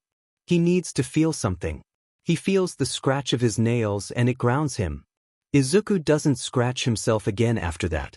He keeps his nails trimmed and tenses his arms when he thinks about it. But from that day on, Izuku starts to experience what he will soon discover to be called emotional numbness. It's 6 a.m. and Izuku is waiting for his alarm to go off. The extra minute of grace he gave himself when he'd set it a few nights ago was useless now. He didn't sleep again last night. Soon Izuku will discover that he has something called insomnia. One good thing about mornings is that his mother is never up. Hi's father is, but Izuku and his father rarely talk. Hisashi doesn't make the effort Inko does. And Izuku is grateful for that. Small talk with Inko can only be described as unbearably awkward, stressful, and energy-consuming. He has to form careful responses as to not anger her. So Izuku doesn't worry about Inko being up in the morning. She'll probably not wake up until 2. Izuku knows that this is a common occurrence because his elementary school didn't let him walk home alone, meaning he had to wait for mommy to pick him up because daddy's in a meeting. The school would call home and call Inko's personal number, but she wouldn't answer. And by the time she woke up, she was 30 minutes late picking Izuku up. But it wouldn't be until 2:45 that she actually arrived because it was more important for her to send a quick email to her friends than get her son, who would be holding back tears of shame as he waited for his mother, who was always late to pick him up. Izuku learned to ignore the glances of sympathy and annoyance when his mother was late. After all, you get used to things that happen every day. Inko wasn't well rested though. She got an average amount of sleep, yes, but it wasn't as if she got 14 hours every night. Izuku often heard his mother coming up the stairs at around 4 o'clock in the morning. Unlike Izuku, she stayed up late by choice. Maybe as a child this was comforting. If Izuku had a nightmare, he could count on her being downstairs to comfort him. But after the age of 4, Izuku wasn't allowed to have nightmares, or at least, they wouldn't comfort him. He'd be scolded for getting out of bed. Maybe it was because he was quirkless. Izuku stopped having nightmares years ago. Now he doesn't dream at all. There's nothing. He's lucky if he sleeps more than 3 hours a night. Victims of abuse tend to find a reason to justify the abuse or say it's their fault. Izuku's reason is that he's quirkless. But regardless of whether or not Izuku had a quirk or not, the abuse would have happened. It's not his fault. It is never the child's fault. Sure, maybe if he had a quirk that was powerful, then he would have been saved and people would have believed him when he built up the courage to admit his situation. Abuse is a cycle. Inko's parents would beat her with a belt. And although Inko has suffered from abuse as a child and definitely is mentally unstable and in need of therapy that she refuses to get, none of this is Izuku's fault. This is Inko and Hisashi's fault. Inko may have been abused in the past, but she should have gotten help. She should have realized what she's doing is wrong. She should know she isn't the center of the world and that not everyone revolves around her. Inko is an adult now. She needs to take responsibility. On top of that, Hisashi, despite not having a perfect childhood, has no excuse, not that Inko even has a good one, for the abuse. Hisashi is a witness. Sure, he makes the kid work sometimes he makes Izuku sad, but he didn't directly abuse the kid. He's surely not as bad as Inko, right? Wrong. You wouldn't say that to a person who watched a serial killer go around murdering people every day without reporting it. Hisashi has committed a crime. Izuku is a child, a minor. Izuku is Inko and Hisashi's child. They are his parents, his guardians. It is their duty to take care of him and protect him and raise him. If Inko wasn't ready to have a baby, knew she hated kids, knew she had mental health problems, she shouldn't have had a kid. It sounds harsh, but abuse is unacceptable. If Hisashi wasn't ready to protect his child at all costs, he should have said something. He should have said something when Inko was abusing him. He should have known better. They've failed Izuku. The green-haired boy watches as his father grabs an umbrella and raincoat before rushing out the door through the pouring rain so he can get to work. He's exhausted, joints groaning and creaking when he moves them, bags under his eyes slightly purple but not noticeable because of Inko's training. But Izuku would rather bash his head into the wall and finally leave this cruel world than stay home on a rainy day. He doesn't have much to do honestly, it's break and middle school doesn't start for another 2 weeks. So Izuku downs a cup of freshly made hot chocolate, cleans his pot, cleans the kitchen, doesn't bother with breakfast, and ponders on whether or not Inko would want breakfast. She hates when her food is cold though. If I make her some now it will be cooled down by the time she's up. He figures that mommy will just eat a handful of almonds for breakfast, and as much as Izuku hates that she's not being healthy, it's not as if he's going to say something. With the weather forecast's predictions, he doubts the rain will stop soon. It's fine though, Izuku happens to love rain with a passion. The only downside of rain is that he can't wear his red sneakers, and instead has to wear red rain boots. Izuku grabs the other umbrella and bolts outside. Maybe if he runs and the train is late he can get to the mall early and grab some breakfast. The train is on time for once and Izuku lets himself dry off in vain while waiting for the next one. He's able to grab a seat on the train which isn't as stuffed as typical given how early it is and the weather. But Izuku is a decent person, thank you very much, so he offers his seat to an old woman who had been standing up, crushed between people, looking very uncomfortable. Izuku stares into space, deep in thought. The train has always been a good place to do this. The freckled boy digs deep inside of him and finds nothing. He tries to feel angry. It doesn't work. He tries to feel happy because there's no reason to not feel happy. It doesn't work. Izuku finds that the emotional numbness isn't always present. It's there though, perhaps as a defense mechanism. Because in that moment, Izuku just starts to feel. And he's not even excited about it. He's just suffocatingly sad. And in that moment, despite Izuku being smushed shoulder to shoulder by people, he feels so overwhelmingly alone. The kid tries his best to think about food, wonders where to go for an early lunch. But unlike before, Izuku notices that the feeling is back. His stomach hurts, and it's hungry, but the thought of eating anything right now hurts more. He feels slightly nauseous. Maybe he's coming down with a fever. It's been happening on and off for a few months now. Izuku has stopped finding food all that appetizing. It's just a task to check off of his to-do list. After All Might told him he couldn't be a hero and left him alone, Izuku had felt like the world was just so hopeless that the only spark left to motivate him was snuffed out. Everything just stopped being fun, and Izuku's only reason for getting out of bed every morning is his mom. If I don't get out of bed, she'll know. I don't know how, but she will find out. I'm sure of it. But here, standing on the bus, Izuku feels his stomach completely drop as terror runs through his veins. He's scared, feels like he's going to throw up, and needs to make sure that he won't do anything. He rushes off the train as soon as it stops, gripping tight onto his umbrella as he walks into the closest restaurant and grabs a table. He's never felt that feeling before. Izuku feels like the world is trying to tell him something. The boy looks around the restaurant looking for anything, a sign that he shouldn't do this. If someone doesn't walk in before I open my eyes in 30 seconds, then I should do it. He rationalizes in his mind. Izuku doesn't confess to himself that he's keeping his eyes closed for a much longer time than 30 seconds, but eventually the bell tinkles and the door opens. He lets out a small breath, the sign. It's there. Izuku doesn't tell anyone that the process continues for the next 11 months, and it takes Nedzu noticing that his student is more distracted than usual, that he's waiting for something, for Izuku to stop. That day on the train is the first time Izuku feels like he wants to die. Nedzu has been staring at Izuku for the past 10 minutes. He doesn't understand. For the first time, it's not exciting or frustrating to not know something. Now he can only feel sad and confused. Midoriya? Nedzu calls. Maybe the boy would explain it to him. The principal abandons that plan when Midoriya looks up at him with hopeful eyes that are filled with tears that keep gushing out, and Nedzu knows they'll stop eventually, but right now he's not sure.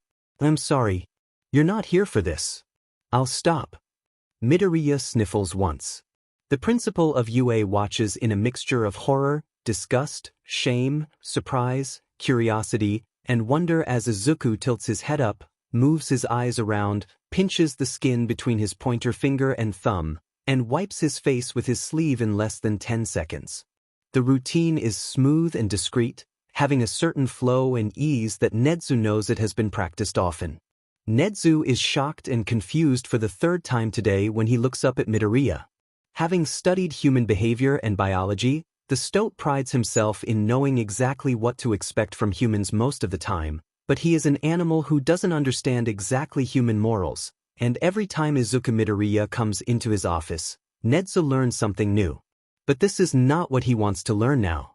Although the phenomenon is one he knows to be possible, he had never expected to see it. Most people capable of this aren't comfortable crying around others. This is extremely rare to see. Nedzu feels a surge of excitement. He'd been wanting to study someone with such skill for years now. Having such a small statistic in his office is truly invigorating. Though Nedzu doesn't understand many human morals, he himself was tested on and tortured by humans for several years. And it seems the boy in front of him has experienced the same. The animal is quite familiar with the fact that this skill can only occur after extensive training. He knows that the training for this is painful and emotionally exhausting. He knows that seeing this skill is once in a lifetime. He knows that this isn't something you learn to train someone for in school. This is a product of abuse, of someone selfish enough to make sure nobody knew Midoriya had ever cried in his life. Nedzu read one paper on this. One paper. He didn't finish it. The training reminded him too much of the lab. He searched more. Nobody knew about this skill. It was nearly unheard of. Izuku Midoriya has been crying ever since Nedzu had questioned what the boy was waiting for. It's been 2 hours. Midoriya has been crying for 2 hours. Nedzu has no idea how to comprehend the reason. Of course it has been discussed in research papers that he's read, but he'd scoffed and wondered why anyone would want that. He's an animal. The concept of wanting to kill yourself is completely baffling to him. But he's 5 times as shocked when Izuku wipes off his face after crying for 2 hours and looks at him. According to his research on humans, after crying for such an extensive period of time, their face should be swollen, their eyes red, puffy, and wet, their eyelashes dark, curly, and damp, cheeks flushed, nose puffy with snot running out of it, lips puffy and sometimes wet, and the list went on and on. Here Izuku Midoriya sat looking at him innocently, a slight curve to his lips as if he's trying to cover up evidence no longer there. His face is dry, his eyes aren't puffy at all, nor are they wet. Nothing is red or swollen, nothing is wet or running. This boy looks as if he'd simply been smiling and having a typical conversation for the past 2 hours. Midoriya, Nedzu leans forward in his seat, not wanting to know the answer to the question he's about to ask, but still nearly bursting with curiosity at how Midoriya had done that. Do you want to talk about it? Nedzu was trying to navigate unexplored territory with his eyes closed. There's no way he could ever understand what the hell is going on with that boy. But he does know something is wrong. He's seen the way Izuku avoids eye contact with Aizawa, how he flinches when the door closes, how he instinctively leans away from the door when an adult enters, how Midoriya keeps a mask of someone emotionless on whenever an adult is in the room other than Nedzu. No thank you, I'm fine now. Midoriya lets out a little huff of a laugh and Nedzu thinks it sounds very sad. Sorry about that. Very well. Nedzu says relieved. The boy is okay now. He'd forgotten that humans are natural-born liars. Midoriya is no exception. Nedzu thinks at least 75% of everything he's heard the boy say is a lie. Midoriya excuses himself, saying it's late and he must go home. Midoriya, if you could, please come back tomorrow, same time. Yes, Nedzu-san. Izuku strolls into Nedzu's office as normal, a smug look on his face when the principal is glaring at the chessboard that Izuku had brutally beaten him at 2 days ago. You said if I won then I cowl dash. Izuku starts, trying his best not to laugh. Midoriya, please be quiet. The principal says with a tinge of pain in his voice. Nedzu crosses his arms with a huff, and Izuku is surprised because, is the principal of UA pouting? A grin explodes over Izuku's face. It's been about 2 years since he met Nedzu and Aizawa. And a year since his breakdown. Izuku made sure nothing happened because he knew they would just fail again, and to his disgust, a pit of guilt settled in his gut when the principal mentioned reporting his parents. Nedzu still doesn't know the situation, but he knows Izuku doesn't have a good relationship with his parents. And for about 2 months after Midoriya's mania, as Nedzu likes to call it, Izuku and Nedzu just talked about human behavior, and Izuku told Nedzu what it was like to want to die. The stoat still doesn't quite get it, but he understands a bit more now. Izuku is okay now, he really is. The suicidal thoughts pop up sometimes, but it's like it's all on the back burner now. He's alive, he's going through the day as usual, and he's still struggling with the emotional numbness and those symptoms and that feeling that he will one day learn to be depression. But Izuku is a lot better. He's not getting help, but he's trying his best. He's worked hard to get where he is. I am older than you, this is a disgrace, I demand a rematch. Nedzu squeaks out, distressed to the point that he hadn't made tea for himself and Izuku. I won fair and square, Nedzu-san. You and I made a deal. Izuku is scooching closer and closer to the stoat, a sheet-eating grin plastered on his face. You almost always win when we play chess. It was an unfair bet and I will not stand for it. Nedzu objects, wincing as he states his flawed argument. This is out of character for you, Nedzu-san. What's the big deal? Izuku watches in amusement as his mentor plasters himself against the back of his chair to try and get far away from Izuku. Actually, this is against the law, to touch without consent. I could offer you something else, anything else actually. The stoat is grinning hopefully. You gave consent when we made the deal and shook on it. I put the same thing on the line as you did. Also, isn't gambling against the law? If you reported me, then you would get arrested too. Izuku reasons, his hands itching to do as Nedzu promised. I have security footage of you making the deal. There's no evidence I agreed to this.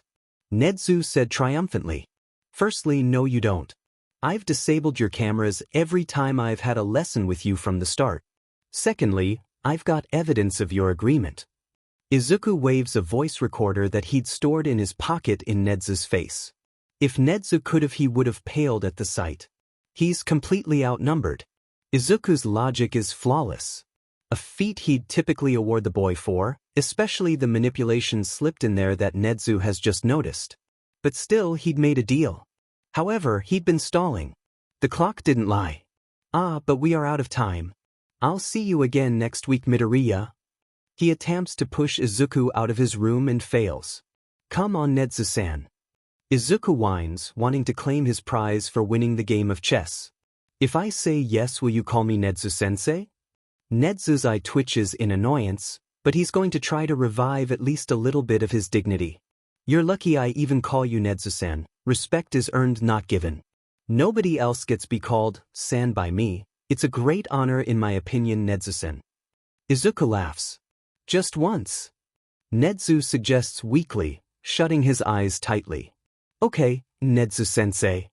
Izuku says, and Nedzu just knows the boy is smiling. The principal sighs and sits on the couch next to Izuku. Just one. The principal is staring at Izuku with beady eyes filled with what the boy recognizes as murderous intent, but he can't bring himself to give a shit about it. Izuku squeals as he gets to do exactly as he'd bet on. The 12-year-old softly places his hand on Nedzu's head, the stoat sitting so still that Izuku isn't sure he's breathing. And oh, it's so soft. Izuku drags his hand down Nedzu's head and pets him once, stopping like the deal had stated. The principal is a bit dazed, but he hops off the couch and attempts to regain his dignity by teaching Izuku how to use misdirection in a conversation. A few months later, Nedzu takes his revenge after winning a game by the skin of his teeth with the reward of ruffling Izuku's hair once. It's their own little thing. They have chess games once a month and have little bets that Izuku typically wins. The boy is only 12, but he's smarter than most of the UA students Nedzu has seen graduate from this school. Aizawa sees Izuku several times in the 2 years that Nedzu mentors him, but he's never been able to get a conversation out of him. Maybe Izuku smiles in an attempt to appease him, but the hero sees how eager the kid is to get away. He wonders if one day Midoriya will give him a chance. Aizawa highly doubts it. Midoriya finds himself in quite the predicament. Well, this is an awkward situation. Izuku comments as the classmate of Kaken's, Izuku's never been good at names, pins him against the wall of the school. Maybe Izuku would point out the fact that he feels like a girl in a K-drama if the boy weren't pinning him against the wall maybe 30 feet above the ground. Shut up. The bully grumbles, waiting for Kaken's orders. Deku, I asked you where the F you've been going to after school. Kaken screams up at him. My throat's a little sore, do you think you could get me a cough drop or maybe yell down my reply for him? Izuku asks in mock politeness. The bully drops his scowl in shock but he nods. He said he's been going home after school. The boy pinning him to wall yells down. He's good at yelling. Izuku will give him that. I'm going to kill you, Deku. Kaken yells up at him. Izuku whispers his response to the boy. He says be my guest. He says get in line. Deku, you'll never be a hero, you piece of shit. He says he knows. W-. He also says that you're being real heroic right now. Can you bring me down? I'll talk to him myself. Thanks for yelling for me. Izuku deadpants. Sure. They fall. Izuku knows his back is going to be blue and black by tomorrow. Deku - Katsuki seeds. Izuku makes the decision to stop calling him Kaken right then and there because he's done giving a f about Katsuki's feelings.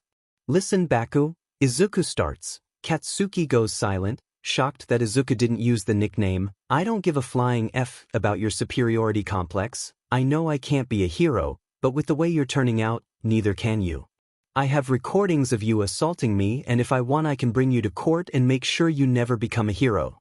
I'm sure you won't want a student with a history of being in juvie, right? Izuku finishes, saying everything in one breath. Now if you'll... Excuse me. Izuku skips happily out the door, and then immediately sobers up when he remembers it's his 13th birthday. Couldn't it be a normal day? Why did birthdays even exist? Couldn't he have been born on leap year so it never happened? But regardless of what Izuku wants, he can't change the fact that today's his birthday. She's always hated birthdays. The air surrounding the dinner table is tense as Izuku opens up a present from his mother. Oh, it's an All Might poster. Thank you. He says animatedly, his hatred for the hero surging as she narrows her eyes. Do you not like it? She seethes, standing up. No, it's not the dash. Izuku tries to resolve the situation. Guess I'm just a goddamn failure then. Izuku, I'm trying. I'm trying. She screams at him, and after a bit of effort she gets tears. There it is. Izuku knows his mother. She can't stand not being the center of attention. Hence why she hates birthdays. Am I not good enough for you? She blubbers through tears, making her voice whiny and high. Izuku winces at the noise. He knows it's fake this time. It seems like her tears are never real. He stays quiet, his father sends him a glare and comforts his mother. Hey, Inko, let's go upstairs, it's late. He says gently, trying to coax her upstairs as if she's fragile or a toddler. Where was this gentleness when he was a crying child? An actual child. Not a grown-up wailing on the ground because their teenage boy didn't seem like he liked his All Might poster. No, and... She wails. Izuku thinks that, this is what a temper tantrum looks like. I did it all wrong, I'm a bad mother, Izuku hates me, I've ruined it. Tell me, Izuku. Tell me what I'm doing wrong because I'm trying my goddamn hardest for you and you're not even grateful. She screams, tears still rolling down her face, but she has to blink hard to even produce them. What a show this is. No, you're not a bad mom. I'm sorry I was ungrateful. Izuku tries his best to look sincere. He's not ungrateful. There's nothing to be grateful for. One might say the roof over your head. But Izuku knows they're not paying for it, his great-grandmother is. And the only reason she is because Izuku exists. Are you mad at me, Izuku? I'm so sorry, please don't be mad at me. Her face is an exaggerated frown and Izuku can't help but think she looks like a clown pretending to be sad so little kids can laugh. She's even whimpering like a FNG dog, sprawled out on the floor as if she's fallen and can't get up. Izuku can't stop comparing her to things. This time it's a fish flopping around. I'm not mad, mommy. He is. He can't believe that he still has to call her that. He can't believe she can't go one effing day without it all being about her. You know it's my birthday too. She screams and... What? Izuku wants more than anything in the world to scream what the actual F as her, but he can't. He hates how he's not allowed to be angry. Not allowed to be upset. I gave birth to you today. She had a C-section, it's major surgery, and she did have to carry him for 9 months, but that was her choice. Izuku didn't choose to be born. Thank you. Izuku doesn't know what to say to that. She collapses on the ground again, her body racking violently with the force of her sobs. Izuku wants to leave and never come back. So he goes to the beach. He walks out the door and to the beach near his house. It's covered in trash, but anywhere is better than that house. He makes sure no one is around before he screams. I'm so F done, I can't do it anymore, I hate you, I hate you, I hate you, Izuku can't do it. And he hates that.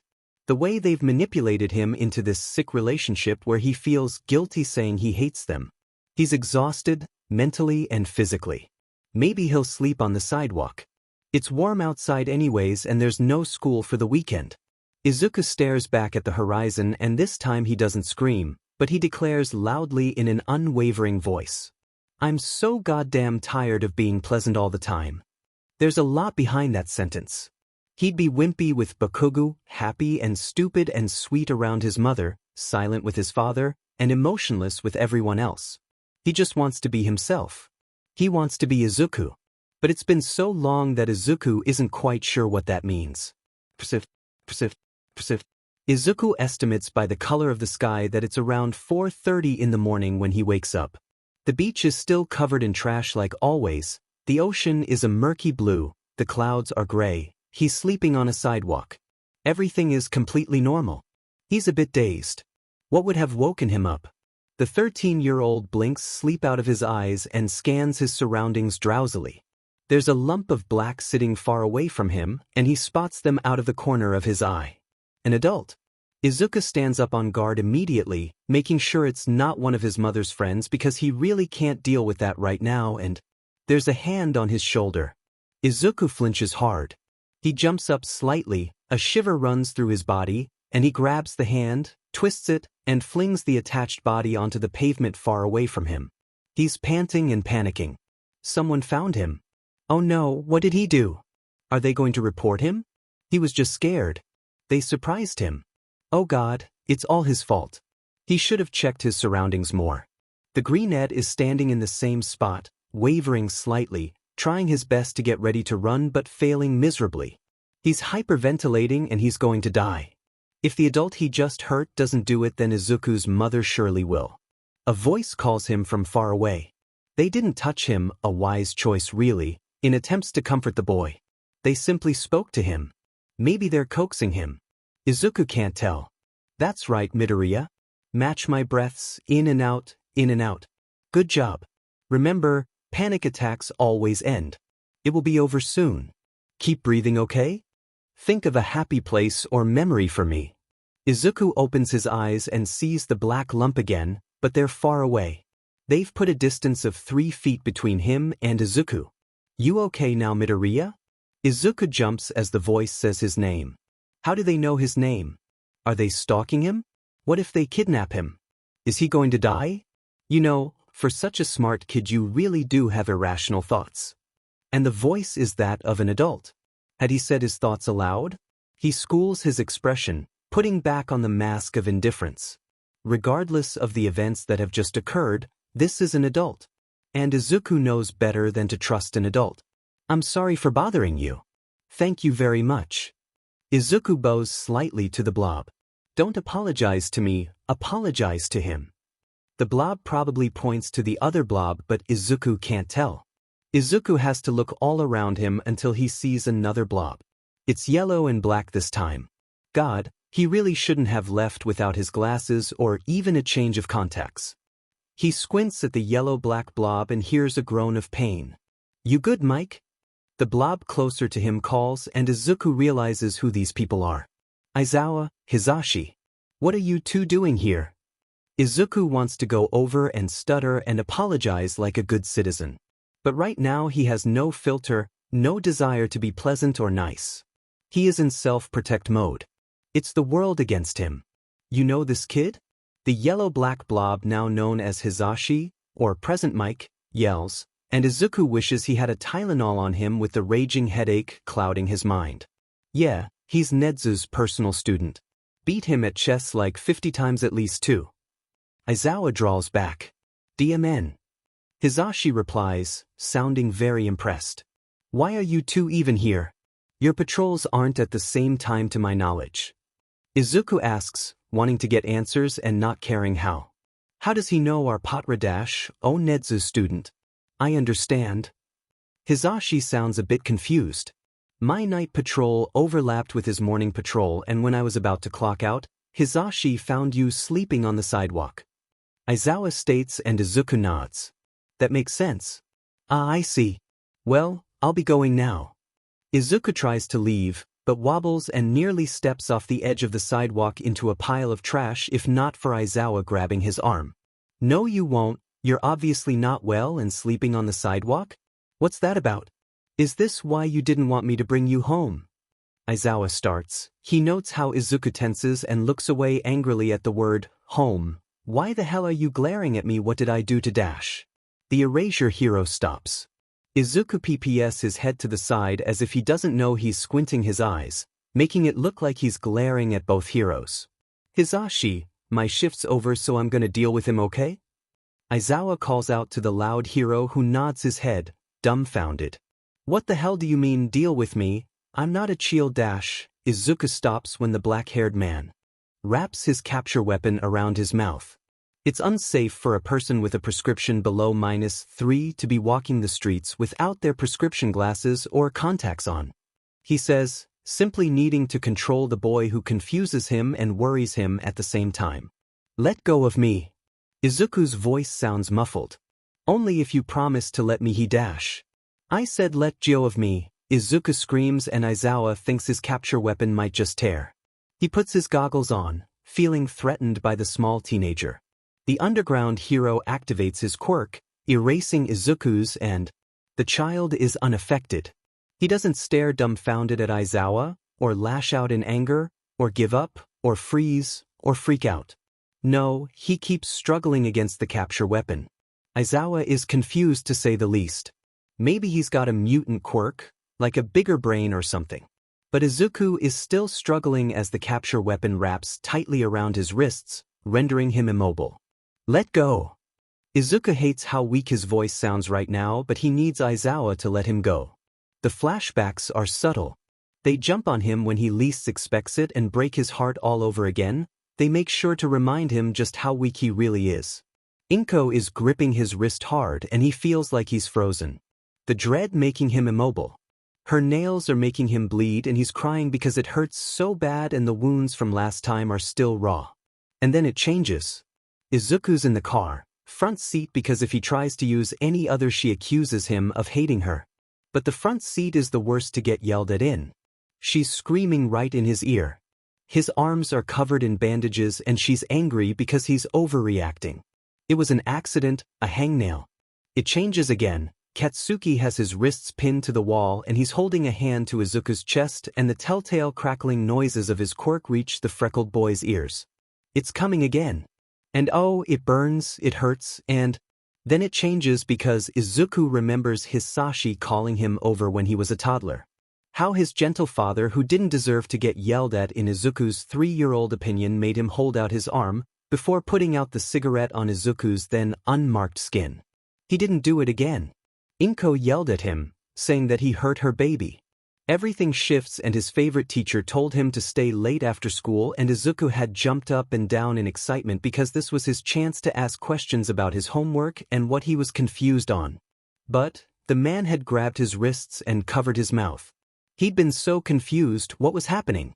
The man had slowly reached down and Piyu. Aizawa stares in horror as the boy goes slack in the hold of the capture weapon. Sheet, how could he be so dumb as to restrict the boy when he barely even trusts him? The hero untangles Midoriya from the weapon and looks at him. It takes 5 minutes for Aizawa to process what he's seeing. He sets Midoriya down on the ground and shakes him slightly. The boy is completely gone, looks like he dissociated. What kind of hero is he? Izuku's guarded eyes are vacant and wide as he sits there, staring at nothing, hearing nothing, doing nothing. Aizawa sits in front of the boy and holds him, trying to maybe comfort him on a subconscious level. There's a wet spot on his shoulder and Aizawa nearly passes out from shock because Midoriya is crying. His face is empty and he looks as though his whole body is numb, but tears surge out of his eyes. They taunt Aizawa. He can almost hear them saying, "Aren't you gonna do something, Mr. Pro Hero?" The tears fall onto the pavement. Drip, drip, drip. Aizawa is panicking now. He's horrified when he finds that the moment he touches the boy, he flinches and the tears stop. Something feels off. The black-haired man looks at Midoriya's face. Had he just imagined the tears? Like he always does when anything involves Midoriya, Aizawa finds himself unsure of what to do. He tries to comfort him, snap him out of it maybe, do what he did with the panic attack. But it just doesn't feel right. Persif. Yeah. Here. If Midoriya. Izuku blinks twice. Where is he? Izuku looks around. He's sitting on the sidewalk he slept on, only Aizawa is there. Aizawa is right in front of him, and he's holding him? God, I was so worried. I'll never do that again. I should have known better. Aizawa sounds relieved and Izuku can't help but wonder why. What you doin'? Izuku asks, still slightly out of it. I'm hugging you. Aizawa says, sounding a bit confused. Hug. Izuku rubs his eyes, completely oblivious. They're both silent after that question. Izuku is genuinely curious as to what a hug is, and Aizawa is appalled the boy has no idea at all. You poor child. Aizawa pulls him in tighter, but not too tight, giving the option of breaking the embrace to Midoriya. I'm so sorry. You're safe now, you're okay? Izuku doesn't know what to do with his hands. The typically expressionless teacher is being so ooey-gooey with him. But when the hug, as Aizawa calls it, grows a bit tighter, he finds that it's nice. It doesn't make him scared or give him flashbacks. It feels safe and warm and it feels rigged. Oh no. This is an adult Izuku. You've been tricked by nice gestures and false security before. On top of that, he already hurt you and trapped you. Don't make the same mistake you did 5 years ago. A few seconds later, Aizawa seems to realize what he's doing and stands up, helping the other do the same. He wants to ask what Midoriya wants, but it seems like the kid has never been given choices in his life and doesn't know how to react. They walk in silence and Izuku is annoyed because he doesn't know how to react after that whole fiasco. What even was that? It was weird. He eyes Aizawa warily. He doesn't seem like the type to. Izuku, don't let your guard down. You know better than to trust an adult, right? Where are we going? Izuku looks up. At the underground hero who has his face buried in his capture weapon. We're going to UA. I need to have a talk with Nedzu. And you do too. Aizawa looks down at the boy, feeling a small scrap of compassion and protectiveness towards the little green problem child. I've already talked with Nedzu. I'm fine. The mentioned green-haired boy protests. Well then, how do you explain that whole situation that just happened? Aizawa raises an eyebrow. You can't prove it happened. Izuku feels a stab of guilt as Aizawa looks hurt when he say it. I guess that's true. There's silence after that. Neither of them attempt to start another conversation. That is until Yamada Hisashi shows up. Hey, little listener, you feeling better? He nearly shouts at Izuku. Yeah, sorry for attacking you earlier. The freckled boy scratches his neck awkwardly. This man is a threat. An easily overwhelmed threat for sure, but still a threat. It's no big deal. Where are you both headed? He laughs. We're going to UA so we can see Nedzu. Aizawa sounds tired. Izuku feels guilty again. Ah, well, duty calls, little listener. See you soon. Hisashi rushes off to continue his patrol and Aizawa sighs. He's just about to strike up a conversation when he hears a rumbling coming from behind him. Persif. Izuku can't breathe. He can't breathe. Help, someone help me, please get me out, I'm going to die. Can anyone hear me? Does anyone care? He tries to suppress the flashbacks but he can't, it's a battle he'll never win it seems. Izuku is 8 years old. He's having some issues with the history project that's due tomorrow. He doesn't know if he'll finish it. But he really wants to. The elementary school student doesn't want to disappoint his favorite teacher. Maybe he'll try to talk to him. The history teacher has never been mean to him before. He always compliments Izuku's clothes and tells him he's small and cute. And his history teacher is always right. He teaches Izuku other stuff too, like how to make his mother love him again. He makes sure Izuku trusts him, and even though it takes Izuku a long time, he eventually does. Izuku wishes more than anything that he could turn back time and warn his younger self to run far, far away. They're so close that he calls Izuku by his first name. But Izuku didn't tell him to. He just did it, and Izuku doesn't object because Sir is always right. He even lets Izuku call him Sir as a fun little nickname. Isn't that just amazing? Little Izuku is jumping with glee as tells him to stay behind. Maybe the teachers are finally going to help him. Maybe Sir will teach him how to manage his time properly too. Izuku. A deep voice calls for him and he goes slightly slack on reflex, but he has no idea why. Years later Izuku will find out he was being groomed. Why, Sir?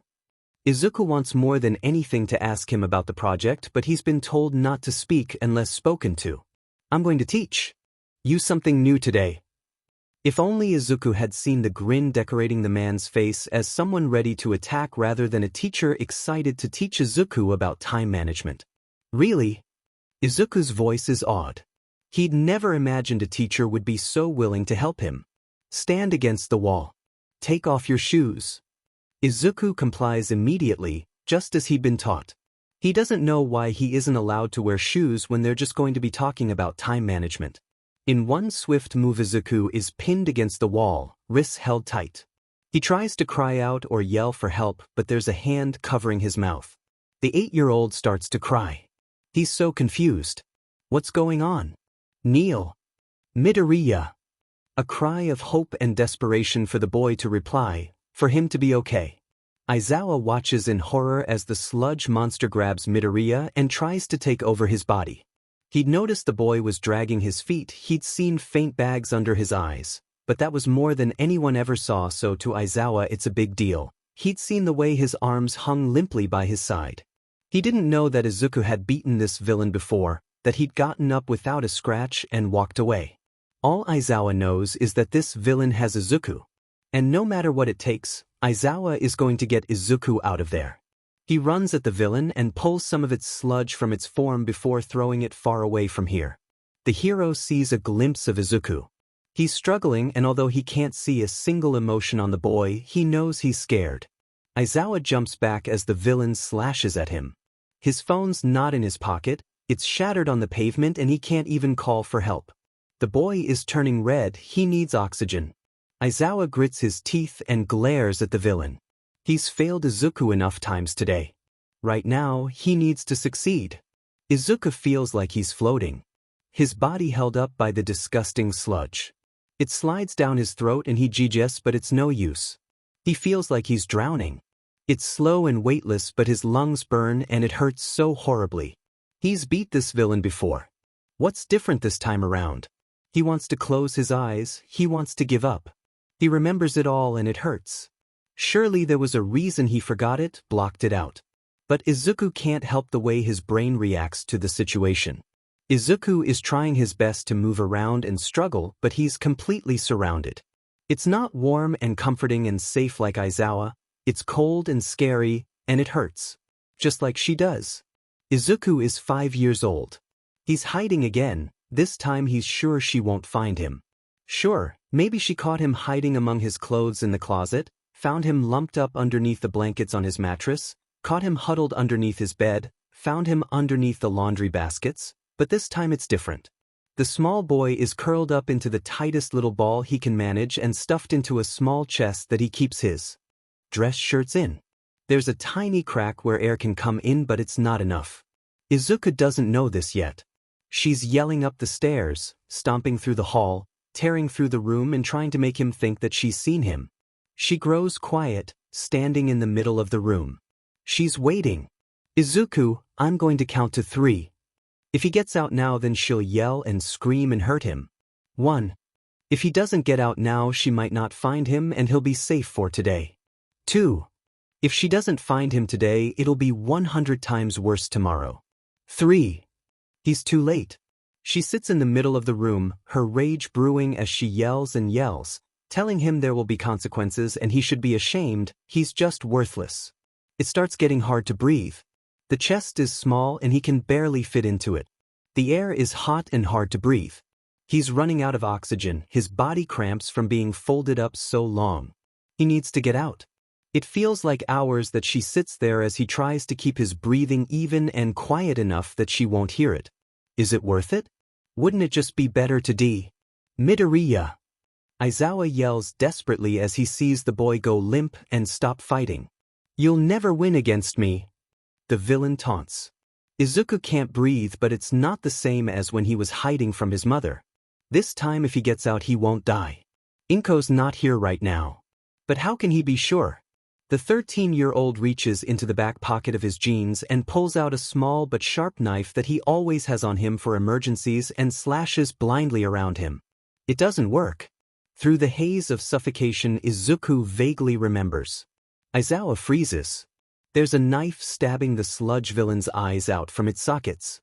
The villain screeches in pain and tries to continue blindly attacking Aizawa. Eraserhead goes into action, grabbing the villain with his capture weapon and scattering it all around the sidewalk. Izuku stumbles out of the sludge and throws up for 10 minutes before stopping. Aizawa is patting his back encouragingly. You did a good job, problem child. Aizawa grins softly, a feeling of pride bubbles up in his chest but he ignores it. Ha! Izuku hacks up a piece of sludge and grins up widely at the hero. He doesn't remember not to trust Aizawa right now. His eyes are wide as if hoping Aizawa will say something. You've got potential, Midoriya. You just proved it right there too. Aizawa states. The kid grins half-heartedly but looks grim. Aizawa thinks back to what Nedzu told him. This kid can do better than general education. Midoriya, do you want to be a hero? The underground hero lifts Midoriya's chin and makes him meet his eyes. I know I can't be a hero. I'm not sure I even like heroes. Midoriya admits, feeling ashamed. I didn't ask that. Do you want to be a hero, Midoriya? Aizawa's eyes are burning from keeping contact with the freckled boy, but he refuses to look away or... Yeah. I really do. The boy's green eyes are shining and Aizawa knows exactly what he has to say. Midoriya, you can be a hero. Aizawa is standing, looking down on Izuku as the 13-year-old cries because that's all he's ever wanted to hear. And you're going to become one. Apply to the heroics course next year and accept the fact that I will be sending in a recommendation for you. Aizawa promises. He's not sure why he did that. He's never recommended someone before and he doesn't make promises often. There was just something about the kid that... Oh, forget it. I'm going to become the greatest hero.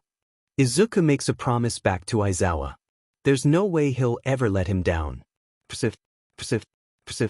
Midoriya is keenly aware of the fact that the beach near his house is being cleaned, slowly but surely. Regardless of what people believe, Izuku doesn't get yelled at every night. It's just most of the time, on average maybe 4 times a week. The other nights it's stiff conversation and the hope that nobody says the wrong thing or else they'll suffer the consequences. He gets back to his house and his mother hugs him. Izuku's stomach turns. He says he's tired and she waves him away, not wanting to fuss over him because she's too busy sending emails to her friends. It's 1 o'clock in the morning and Izuku can't sleep. It's not as if he's not tired, he just can't go all the way and lose consciousness. It's too hot, the bed's itchy and he can't have anything touching his neck or else he feels like he's choking. That, close your eyes and don't move for 15 minutes is bullshit. Aizawa. Yeah, that's a problem. The promise about heroes was most likely made out of guilt, or maybe even to lure Izuku in.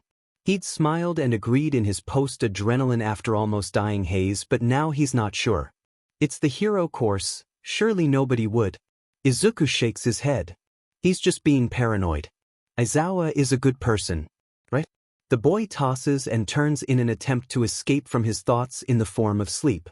Eventually something works out and he probably looks dumb, but he hugs his pillow and nuzzles into the smooth fabric. His eyes droop like they always do when he's tired, but unlike the usual, Izuku manages to sleep for a few peaceful hours. At 4 o'clock in the morning, Izuku rubs his eyes and stares at the ceiling, happily well rested, for Izuku at least. The boy sits in his bed and writes up a training plan to get into UA's hero course using a large book as his table. It's a strict schedule, but he knows he can do it. His exercise schedule before this was nothing to laugh at either. The entrance exam is in 8 months. He's got plenty of time to further train his already impressive fighting skills and study for the written portion as well. At 4:30 in the morning, Izuku is changed into casual running clothes and his signature red sneakers. He'll do a 5-mile run to get his joints limber. It's his usual distance, but he's going to try and go farther every day in a shorter amount of time, so he should start out slow at least. He jogs down to the sandy beach and decides to run on it. It looks empty enough. He's on mile 4 and is a mile away from where he started when he hears a crash. Not wanting to stop, Izuku runs past the noise and back until he's reached his distance. He's got a light sheen of sweat covering his body, but the ocean brings ripples of cool wind that cools him down as it ruffles his hair in goodbye. Another crash sounds from deep within the piles of trash, and Izuku wonders if it's the person who's been cleaning the beach. It's none of his business, but the little genius has always been too curious for his own good. Light danced across the grains of sand, giving them a fiery glow and causing the water to shine with a blinding brightness. Izuku abandons the beauty of the beach and steps into the maze of trash. After all, what could go wrong? Izuku doesn't even blink when a chunk of trash that probably weighs nearly 3 tons is thrown at him. He simply ducks out of the way and continues walking. However, when he feels a presence behind his back and a hand on his shoulder, he jumps and winces and grabs the hand to throw the person over his shoulder, but it passes through. Whoa there! Who are you? A boy with blonde hair, blue eyes, and a simple face asks him. I was about to ask you the same thing. Izuku breathes out, still a bit wound up from the earlier phenomenon. I asked first. The boy points out and Izuku glares at him. I don't see how it's vital that you know my name. Izuku is a bit put off at the boy's behavior. Why are you here? He questions. Why are you here? Izuku counters. The boy groans frustratedly. Izuku prides himself in the fact that he is utterly frustrating to talk to when he wants to be. Besides, he knows who this boy is. He's one of the big 3 of UA. I'm Tagata Mirio and I'm here to clean this beach because Sir told me I would need to, and Sir is never wrong. He points to himself cheerfully with his thumb. Izuku freezes. Is he this weak? Are words enough to trigger him? How can he be a hero if he's shivering at the very thought of him? But something stops Izuku. He can save this boy, he can stop the abuse and be there for him. He can be the person who was never there for Izuku. Hi, I'm Midoriya Izuku. I'm here to train for the UA entrance X-. Izuku wants to slowly and carefully ask about the Tagata had mentioned, but he interrupts before he can continue. Oh, you're applying to the hero course, huh? I'm actually going into the 3rd-year hero course. He puffs his chest and Izuku realizes that it's common courtesy to react. Wow, really? Izuku says with sparkles in his eyes. He internally sighs, the conversation turning into complimentary small talk that will take lots of fake reactions as to not wound anyone's ego. If you need any pointers you can ask me. Tagata says proudly, and Izuku is getting the vibe that he's going to ask Izuku to call him Senpai soon. Okay, cool, thanks. Who is this sir you mentioned? Izuku gives his brain a high five. That was subtle. Tagata looks confused because, what the F does that have to do with the entrance exam, but quickly recovers. Oh, I'm interning under him. Sir Nightai. You know him? And yes, of course Izuku knows him. All Might's sidekick. He could slap himself because not only was he stupid enough to assume Tagata was in danger, he now looks like FNG stalker. Oh yeah. I was just wondering if he was one of your teachers or something. Nothing weird, I promise. Smooth Izuku, smooth. Oh, cool. I have to continue cleaning this beach, so he prompts Izuku to leave, but as always, Izuku ignores it. See, can I help?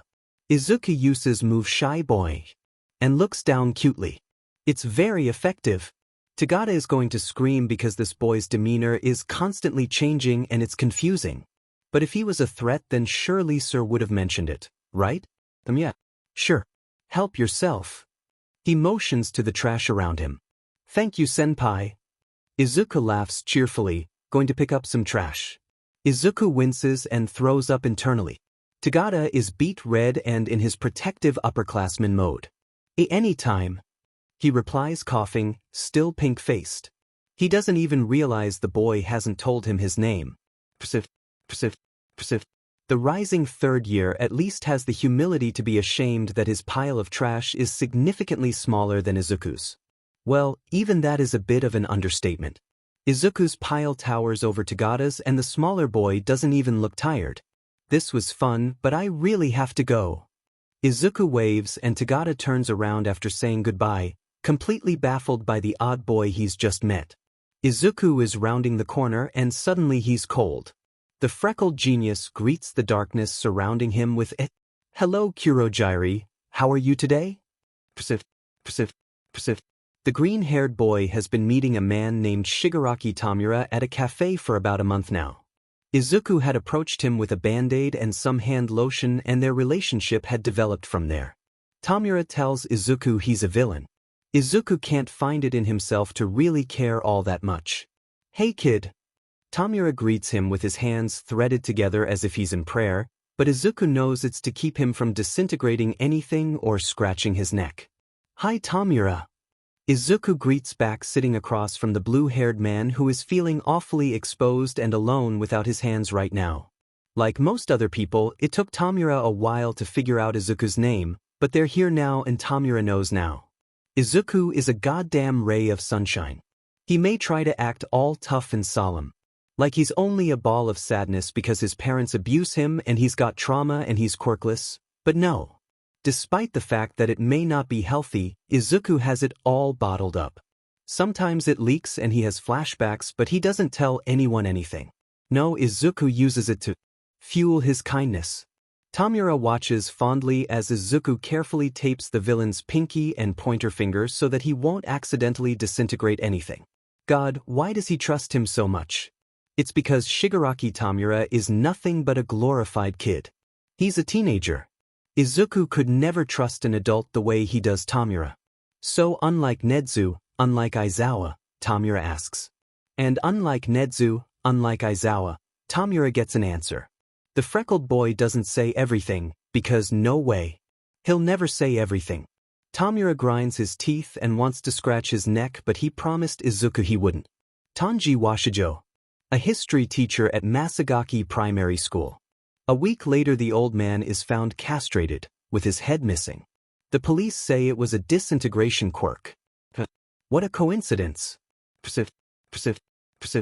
Izuku is sitting on a rickety wooden chair, in a bar that's warm and dark and colorful. A man with hands on his face and long blue hair is sitting across from him and Izuku thinks he looks like a child. A child who never got to live through a childhood. A child like Izuku.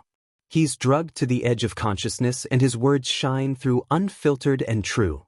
The child is staring back at him and Izuku reaches into his back pocket, not noticing they haven't bothered to restrain him.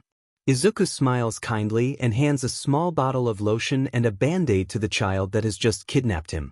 You're bleeding. Izuku points to the blue-haired child's dry, cracked, and as Izuku has just pointed out, bleeding neck. Tamura Shigaraki is speechless once again as he looks at the green-haired boy. He feels something that he hasn't felt since Sensei saved him. He doesn't know what to call it yet. But the villain just stares at Izuku and feels the overwhelming urge to protect and to bond with the boy. To pamper and love the little brother he's never had. Persif. It's a few hours later that Izuku is sitting at the bar, chatting animatedly with Kurojairi who is politely maintaining the flow of the conversation. Izuku likes it there. He feels a newfound resentment for heroes who only want to defeat villains, instead of wanting to save civilians. The man Izuku knows to be Dabi walks in and Izuku narrows his eyes before jumping off the bar stool and walking towards the scarred man with purpose. Hello, I'm Izuku Midoriya. He holds his hand out for him to take. He's acting out of character by giving Tuya his name outright. I think I would know that considering I kidnapped you. Dabi. The man with the flame quirk replies politely. Ah yes, thanks for that by the way Todoroki. Izuku says nonchalantly, "That's your name?"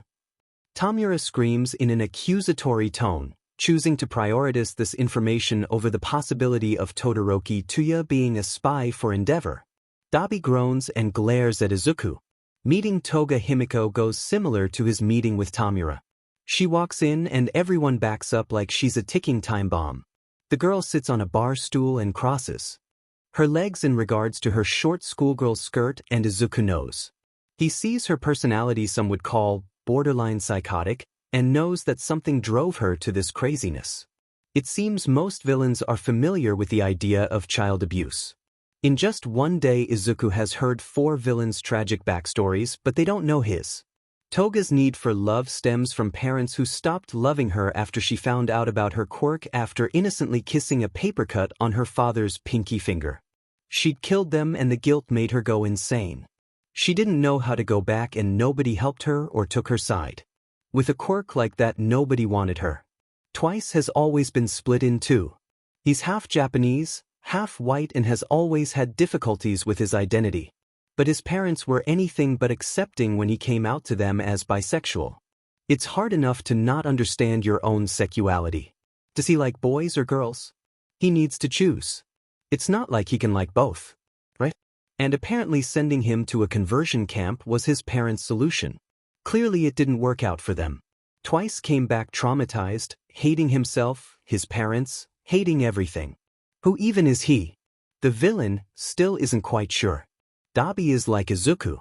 Endeavor had done, well, what hadn't Endeavor done? Dabi is like Izuku. Except Izuku didn't have siblings to protect, and didn't have siblings to protect him. Tamura is the brother Izuku never had. He and Izuku play games and Tamura tells him how no heroes saved him. He talks about his hate for All Might. Izuku relates and understands because he went through the exact thing. What do you want, Izuku? A deep voice calls out and Izuku, drugged out of his mind, answers with the truth. Tamura holds his breath because the boy, so much like him, is answering a question that he himself doesn't know the answer to. He's waiting for the answer and his pupils dilate. His lungs feel empty and claw for air because home. Izuku breathes out, his voice dreamy and longing and warm. Tamura is terrified. Because he had not been expecting that. Izuku is all Tamura was and is, and somehow he's more than that. Send him back. I don't want him anymore. Tamura walks out and Izuku is sad because did he do something wrong? The green-haired boy finds himself in front of that house that is anything but a home. A familiar cold hand wraps around his wrist and he mourns. What is he mourning exactly? Izuku can't quite remember anymore. Izuku doesn't tell anyone that he was kidnapped by villains. He can't see the point. For what? Maybe he should tell someone, maybe Nedzu? No, who knows what he'd do. So Izuku just picks up trash with Tagata, who asks where he's been, trains, and sleeps at his house where neither of his parents have noticed he's been gone. It doesn't take very long for Izuku to miss the league. He's still not sure why they took him. Kurojairi had told him Tamura's birthday was. So maybe Izuku should get him a present? The freckled genius eventually decides to get Tamura a gift card to the cafe they frequent together and Zelda tape for his fingers. Izuku's walk to their cafe is an eventful one per usual. He drops 500 yen into a street performer's guitar case, gives a homeless woman his sandwich that he didn't eat for lunch and a 2,000 yen note, feeds the stray cats that hang out in the alley behind a motel, and plays a quick game of tag with the children who live on the streets. If Izuku wants to be difficult to deal with and cryptic, he can be, but he's got morals. He'll help the people forgotten by heroes who want the fame and popularity. He's a good person with motivation. That's why he wanted to be a hero. That's why he promised Aizawa he would be. But does Izuku truly want to be like All Might anymore? Is being a hero really the right thing to do? He pushes the door to the cafe open with a slight jingle and pushes the thoughts out of his head. The cashier is nice and clueless and slow, but Izuku doesn't mind. He tells him to take his time because he knows that it's hard work being a cashier in a cafe and people are mean. The college student smiles at him when he pays and thanks him when Izuku drops a 1,000 yen note into the tip jar because yes, you do need to tip your barista. Similar to the way you need to tip your waiter. Izuku leaves with a brown paper bag containing a chocolate chip cookie, a 5,000 yen gift card to the cafe, and an iced mocha. He sits on a cracked cement wall of what must have been a garden once upon a time. The children who live on the streets and beg for money on the roads, who never attend class and wear clothes stolen from the donation centers gather around him because they know who he is. This is a nice boy. He understands. He also does not trust the adults. This boy who never tells his name but instead tells stories. He does not say whether or not they are true. He does not warn the children if they are sad or happy, because he knows they can handle it. He knows they are strong. But Izuku knows that he always wanted what Kaken had told him, all those years ago, was called story time. It's a normal day for Izuku. Always normal. Today his mom yells at him. It's not too bad. He cries for a few hours but nobody notices. Nobody ever does. But something is a bit different today, after all. Izuku narrows his eyes. Someone's in his spot. A boy, slim and tall, with heterochromia and a nasty scar, red and white hair, and it's overkill to describe him further. You know who he is? Izuku knows who he is. Ladies and gentlemen, this is Todoroki Shudo. And he's in Izuku's spot. Technically it's Tamura's in his spot, but that's not the point right now. Izuku wrinkles his nose in disgust at the thought of sitting somewhere else, but he also knows the universal fact that tall people are assholes and Todoroki Shudo is tall. Maybe not as tall as his dad, but that's what makes Endeavor 50 times the a-hole Shudo is.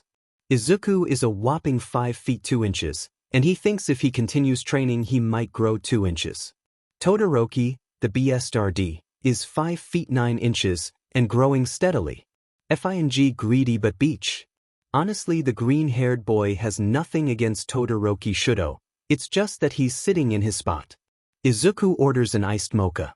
Todoroki Shudo is still sitting in his spot. Izuku stands and stares at Todoroki Shudo. Todoroki Shudo is still sitting in his spot. Tamura arrives and orders a hot chocolate. Todoroki Shudo is still sitting in his spot. Izuku and Tamura stand and stare at Todoroki Shudo. Todoroki Shudo is still sitting in their spot. Eventually Shudo's killer, sharp, lightning quick, sensitive, extremely well-honed hero senses activate and he notices Izuku and Tamura staring at him with annoyed faces because he needs to leave right now.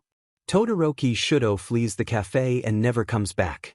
After the boy leaves, Tamura pulls out a chair for Izuku, who politely takes the seat. So, what did you call me here for?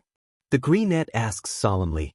Tamura had called him late last night saying he had something important to tell him and it couldn't wait. The villain leans forward. If All Might is the final boss, you're a lovable fluffy bunny that is actually a demon, but let's not get into that. Tamura states.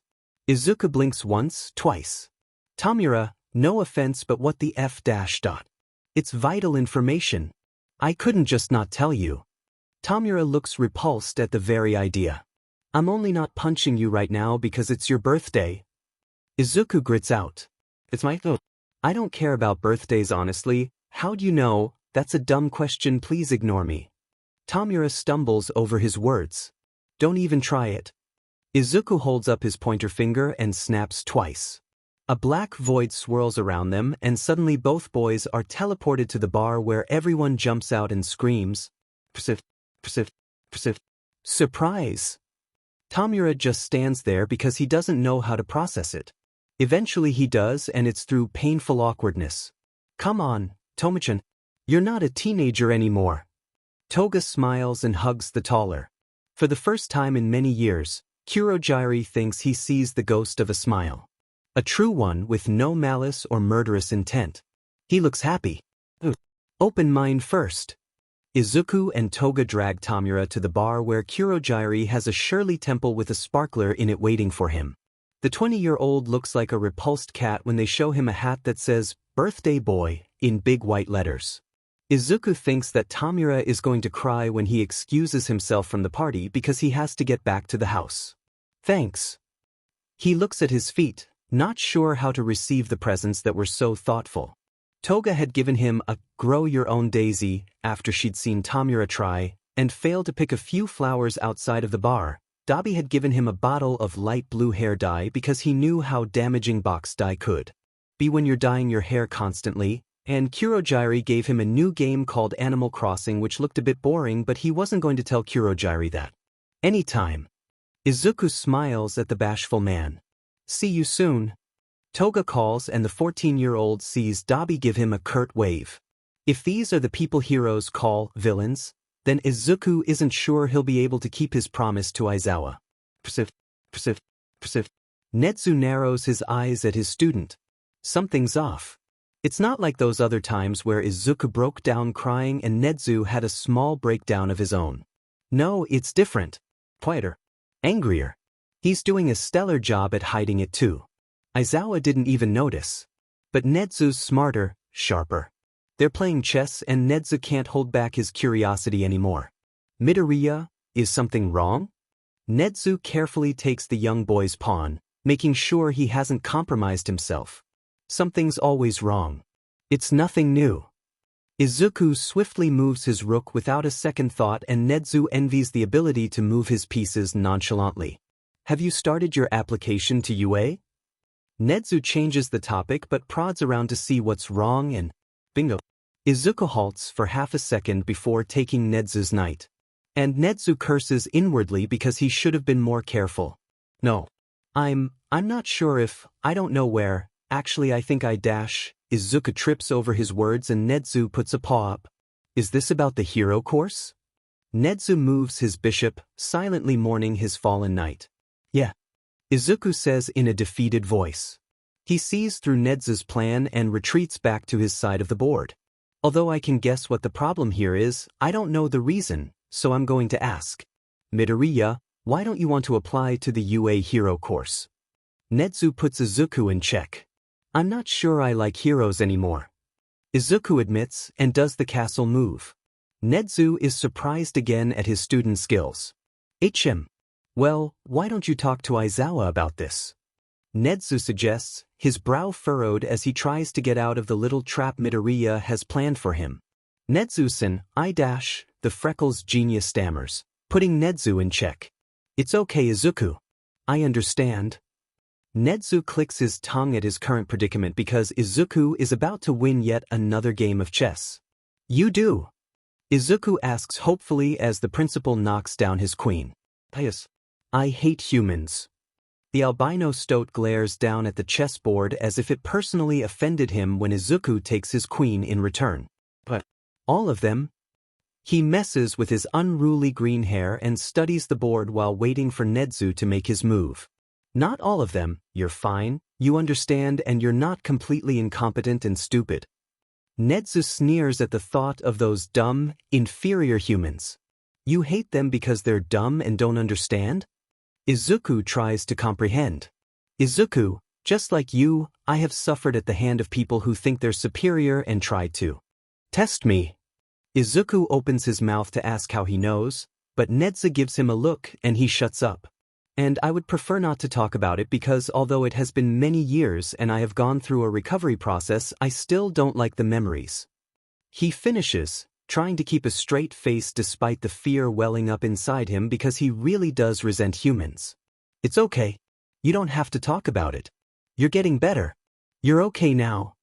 The principal of UA realizes he has his eyes screwed shut and Izuku is crouching next to his seat. Izuku thinks that he's being a bit of a hypocrite, not taking his own advice. Yes. Nedzu straightens and tries to compose himself. Izuku looks around uncomfortably. He's never been good at heart-to-hearts or deep conversations.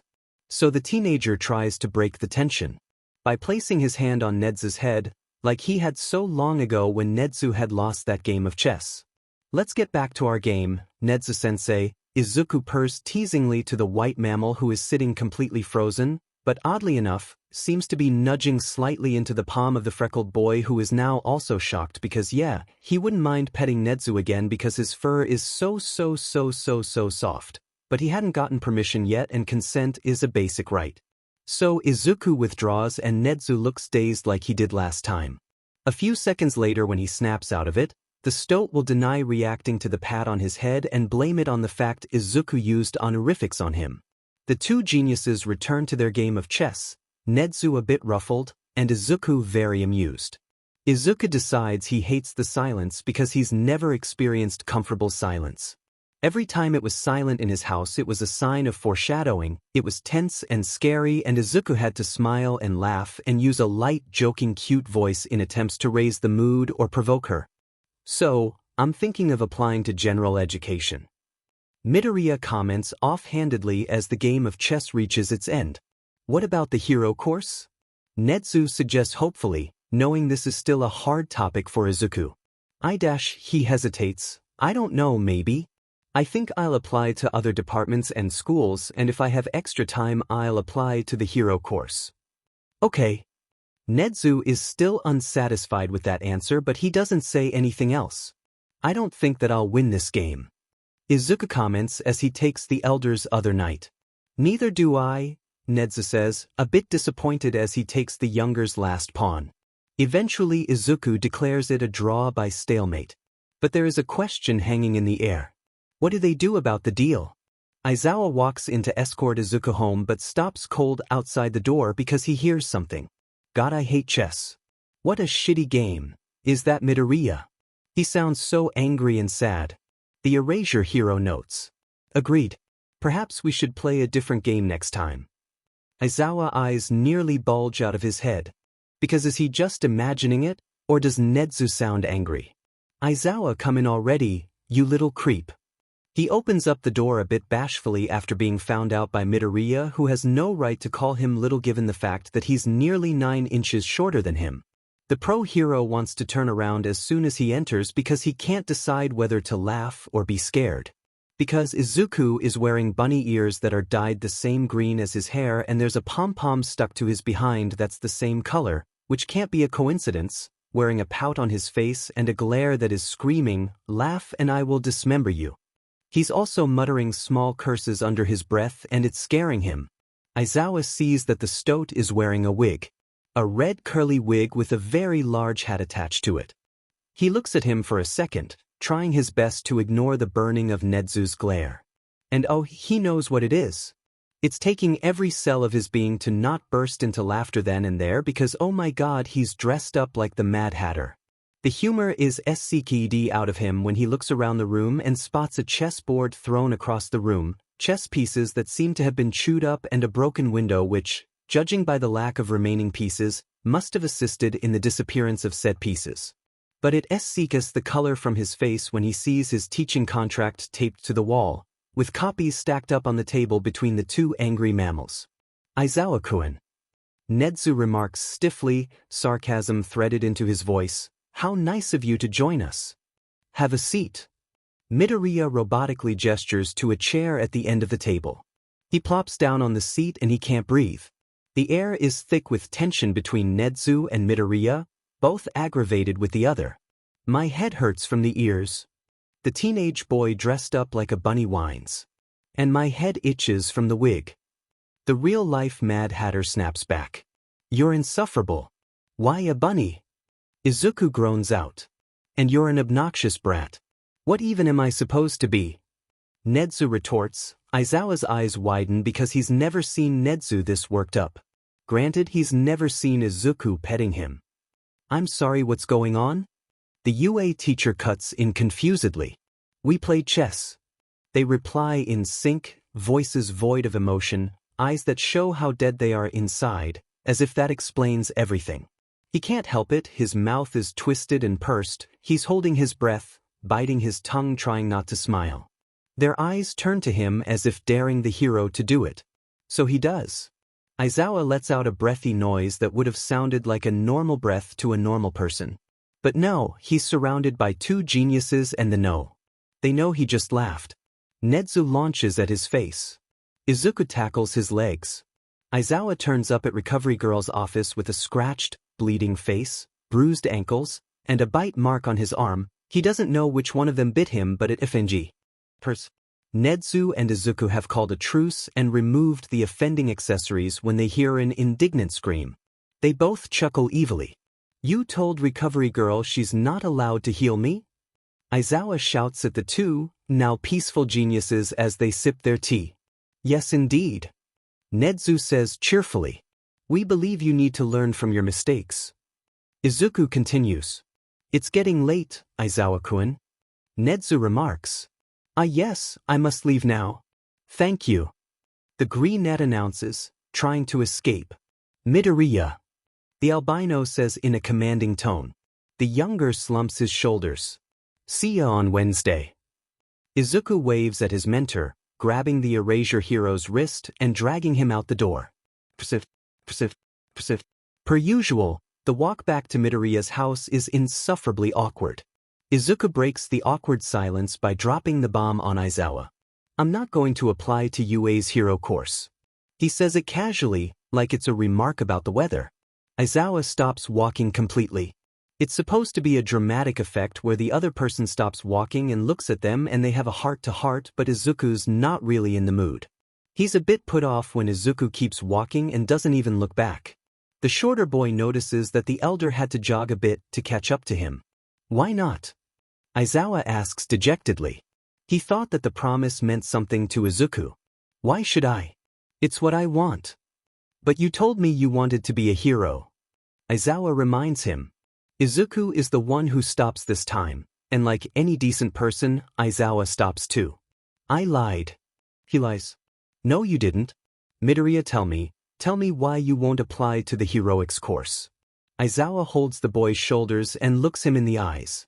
Because I hate heroes. Izuku blurts out.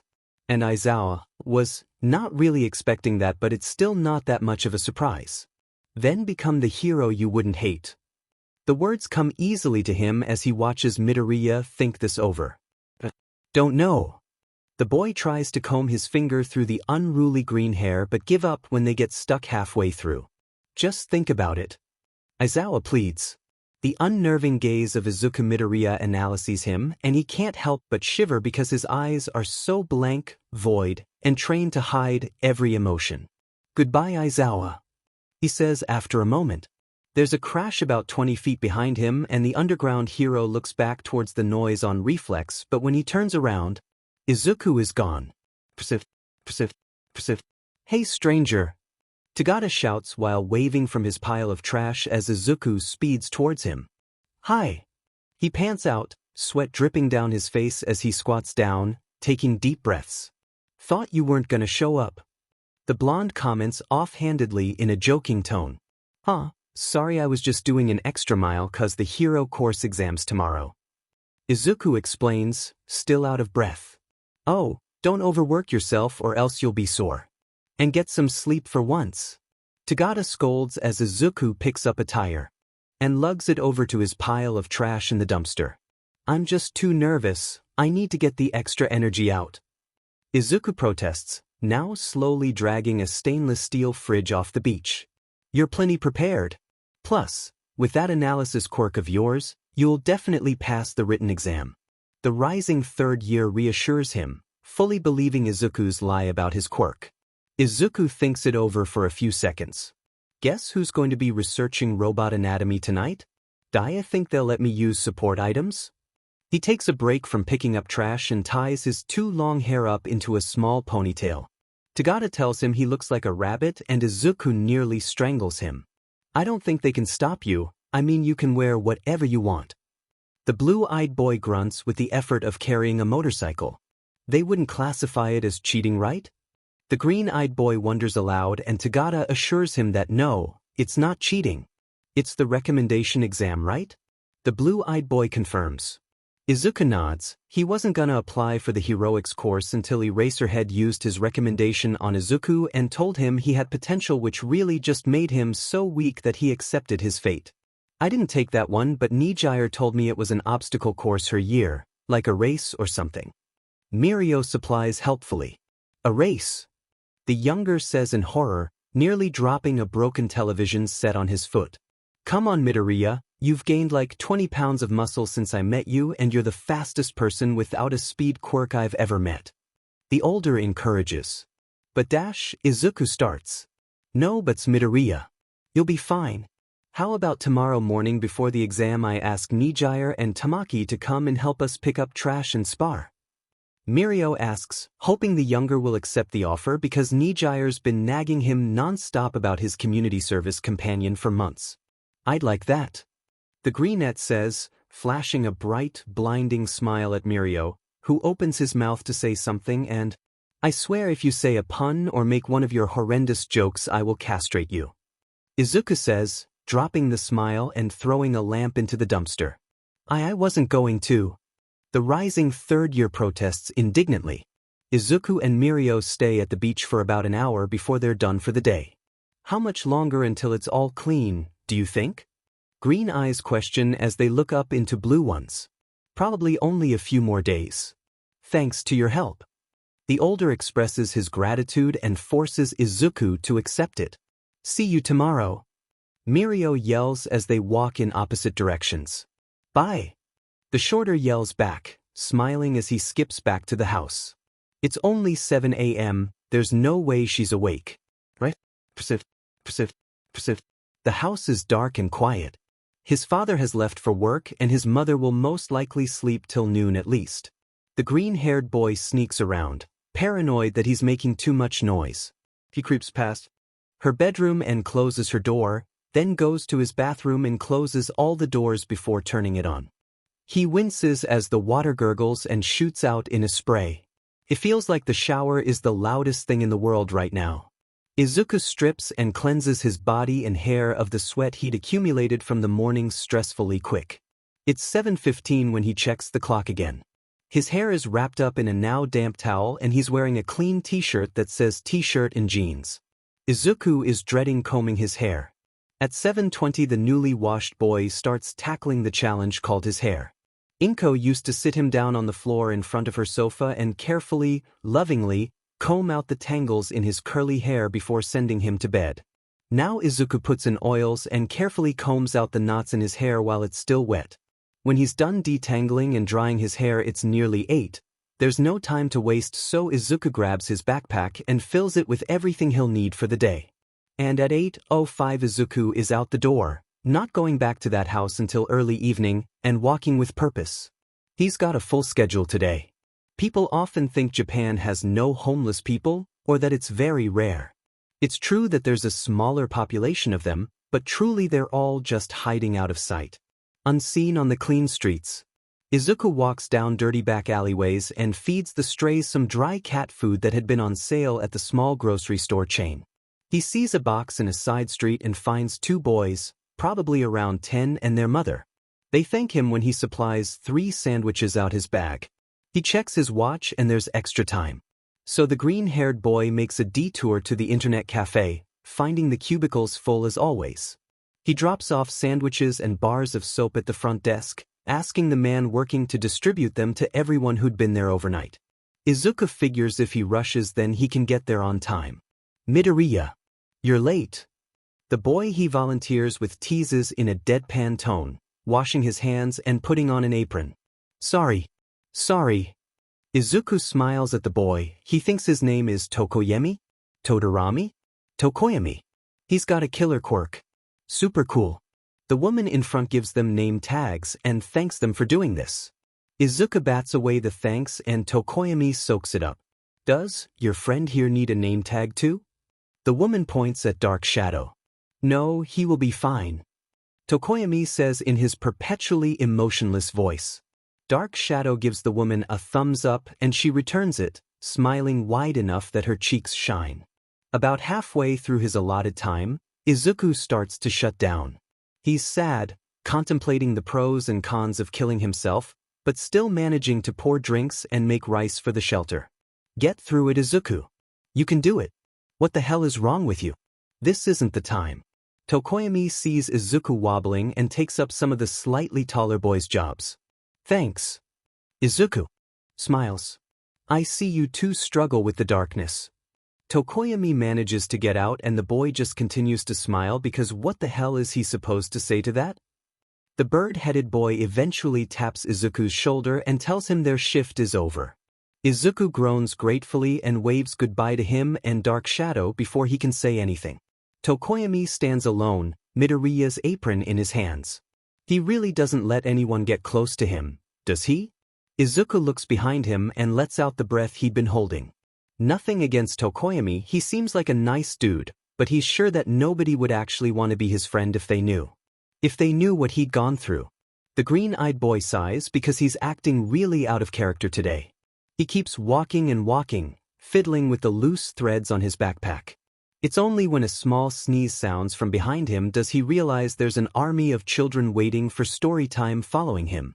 Izuku plasters on a bright smile and spins around, greeting all of them and sitting on a park bench. He watches fondly as they all fight for the spot next to him in a vicious game of rock, paper, scissors. Eventually a little girl with tangled black hair sits by his side and beams up at him like she won the lottery.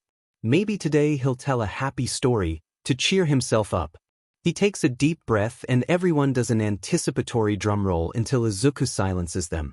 Once upon a time, there was a boy named. Izuku starts, pausing and looking around as little boys volunteer their names for his story. It's me. A boy with orange hair, nearing 10 shouts. The freckled boy chooses him. Named Hinata. He loved a game called volleyball. The 14-year-old goes into a complex plot of Hinata learning that you don't need to be tall to be good at something. A boy named Kageyama volunteers his name next and Izuku notices them smiling at each other like they just met their new best friend. One day, Kageyama was trying to practice his serves when Hinata jumped in and tried to receive it. But he failed and Kageyama yelled at him calling him an idiot. Izuku says, making faces as he narrates the plot. But then, Izuku lowers his voice and the crowd of children shake in anticipation. A flash of white runs by Hinata as Kageyama practices his serve again and receives it perfectly. He even aims it to the exact position of the setter. Remember? He's the one who passes the ball to the spikers. He's the libero that the third year spoke of. The guardian deity of Karasuno. And his name is... Everyone raises their hand, excited about the new character who would inevitably be their favorite. A little boy with dark brown hair, spiked up, and a little bit dusty in the front, making it look blonde, nearly jumps into the nearby tree when Izuku points to him. My name's Nishinoya. He's smiling wide like a Cheshire cat as he points to himself. Hinata immediately takes to him. And the guardian deity of Karasuno is named Nishinoya. The teenager continues. It's nearly sunset by the time Izuku finishes the story. It's over? They all whine. The green-haired genius shrugs and promises them he'll be back soon. Where were you? Izuku flinches as he opens the door to his angry mother. A bit upset because he'd been feeling so accomplished and cheerful after story time. I was out, studying. Izuku lies. His mother narrows her eyes but he knows she believes him. Why didn't you tell me? You were asleep. Why didn't you leave a note? I'm sorry. Dimen right you should be sorry. She grits out and Izuku keeps his bored facial expression on. Go away. I don't want to see you anymore. She points to the stairs and Izuku runs up. He doesn't tell her that he hasn't eaten in 15 hours. He doesn't tell her he has an entrance exam tomorrow. He doesn't tell her that he's applying to UA. In hindsight, maybe that was a mistake. Izuku thinks that there isn't a single person in Japan who doesn't owe him at least one favor. Except maybe Tokoyami. He muses. The boy is truly a ball of sunshine, despite his attachment to the darkness. He's been promised favors and been told that someone owes him so many times that he had to buy a new notebook just for that. But there are those who owe him too many favors to count. Izuku calls these people friends. He keeps tabs on all of them. Because for the most part he actually cares what happens to them and it's not like the records of favors owed are kept with malicious intent. Nope, Izuku's just smart. Everyone knows that. People have their uses. Izuku doesn't take advantage of it. He just makes sure he can. Midoriya? A deep voice calls him. The short green-haired boy takes great pleasure in looking ever so slightly down at Tokoyami who is just half an inch shorter than Izuku. He'd thought that maybe he'd grow to 5 feet 4 inches at least. But no. He's quirkless, and apparently being quirkless stunts your growth. So that Izuku ordered a pair of insoles and in 3 days he will be a whopping inch taller. Yeah Tokoyami? Izuku is smiling at the bird boy who seems a bit nervous. I never got your number. Do you think we could text sometime? Tokoyami seems to realize how he has romantic intent and tries to rephrase, but Izuku just takes out his phone and sends a message to the shorter. Yeah, for sure. He smiles, one of those smiles that shines light into Tokoyami's dark soul and dark shadow ever retreats. How'd you do that? Tokoyami is a bit confused about how Izuku knew his number. And why he didn't text him. Analysis quirk. Izuku says as if it explains everything. He sees the bird-headed boy tilt his head to the side, and it takes everything inside of him to not make a joke about Tokoyami looking like a pigeon. Sheet, I have to go. Sorry, Tokoyami. See you next time. The green head bobs off into the distance as he lightly sprints to where he needs to be. Izuku is surprised that everyone is there. All of the kids are sitting and waiting for him. How'd you know I'd be here today? He sneaks up behind Hinata, who lets out a small peep and glares at the elder who is ruffling his orange hair. We come every day and wait. Nishinoya speaks up. They all nod. Well, I have quite the story for you all today. Izuku finds that a girl with glasses and bluish-black hair named Kyoko has claimed the seat next to him this time. They stare at him, eyes shining with admiration. He shifts uncomfortably as close to 50 children look at him as if he hung the stars in the sky. Okay, well, the story I'm telling you all today is all about me, and it's completely true, he says proudly. They all gasp as if on cue, curiosity masking their faces. So, a few days ago I took the recommendation exam for UA's hero course, and it was intense. There were so many cool quirks. Izuku says, using jazz hands for effect. Now the written part was easy and boring, but the practical was an obstacle course race. A chorus of oohs and hs travels through his small entourage. We had to make it through different environments with different challenges. There was a girl who had a quirk where she could make stuff from her body's lipids, and she was super smart and finished super quickly 'cause she made a jetpack. Izuku exclaims, still amazed by how talented she was. And there were two boys who nearly tied for first. One had a wind quirk and just blew through everything super fast, and the other boy had an ice quirk, so he just made pathways to the end, but I think he has a heat element too because he melted his ice. That would be helpful though with regulation temperature. I bet he would have beat the wind kid if he'd used it too. Wonder why he didn't. Maybe there's a traumatic even dash. Izuku starts out loud and clear but dissolves into a muttering mess. Mr. Kyoko pokes him with a bored look on her face. You're doing it again. Oh, sorry. Izuku apologizes to the children. How'd I think you did, mister?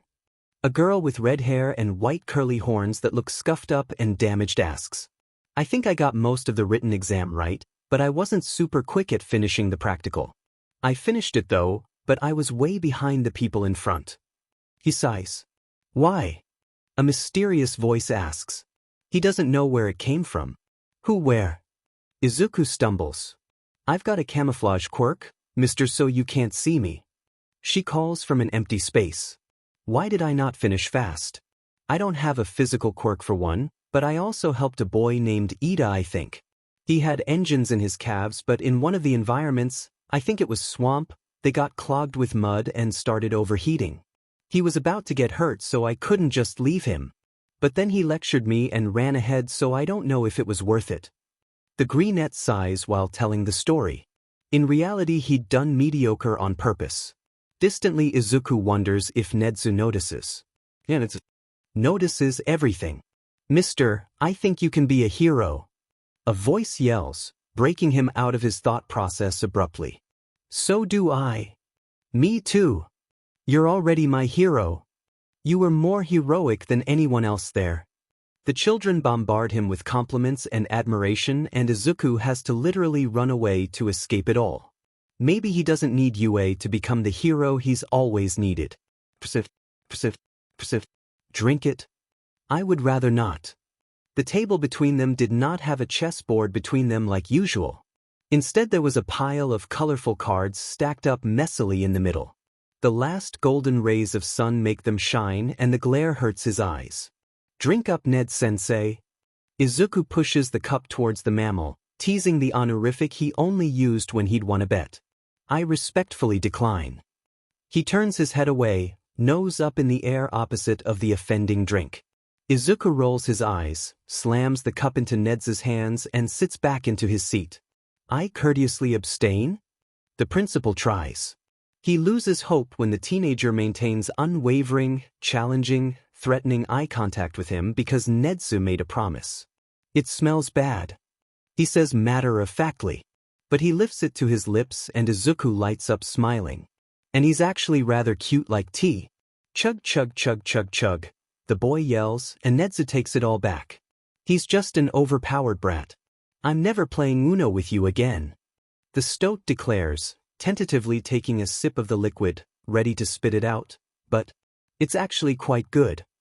He declares quietly, still a bit shocked. Izuku rolls his eyes and leans back on the couch with an air of superiority. I told you that you would like it. The green-haired boy exclaims. Who would have thought hot chocolate of all things? The principal asks incredulously to no one in particular. Me. Yes, Midoriya. I'm having an epiphany. How do you drink so much tea without having to pee all the time? I don't understand. Izuku mutters quietly. Not important. Nedzu waves off the question. They stare at each other, both with a cup of hot chocolate in their hands. The principal breaks the contact to take another sip and looks at Izuku with serious eyes. Let's talk about the recommendation exam. Are you really trying to intimidate me? Come on, Nedzu-san. I thought you knew better. Izuku keeps a blank face but there's amusement in his voice. You passed the practical and with the rescue points dash. Rescue points? That does make sense. Nice one, Nedzu-san. Midoriya cheers. Ahem. With the rescue points you got it lands you in 5th place. He says calmly. Darn it. I guess I'll do better next time. Izuku punches the air without dropping his straight face so the effect is ruined. And a 100% on the written exam. The green-haired boy doesn't drop the deadpan face that nobody can read because that's wrong and this is going to be a long conversation. However, typically when someone purposely gets every question on the multiple choice wrong, it means they know what answers are right. Nedzu says slyly and Izuku stiffens. My essa dash. He starts but the stoat holds a paw up. You actually tried on one of your essays. I purposefully made it something you'd be passionate about. Clearly, a quirkless man and a man with an eye color changing quicker are both hurt and you can only rescue one. Which one do you choose and why? Was a STMLTNG enough question for you to answer with 10 written pages of response, despite the test having a 45-minute limit? It rhymes, for both the multiple choice and essays. Nedzu says matter-of-factly. The written exam is made with the intent of nobody finishing it because they ran out of time, or failing because they rushed. I intended to finish it and fail for a different reason.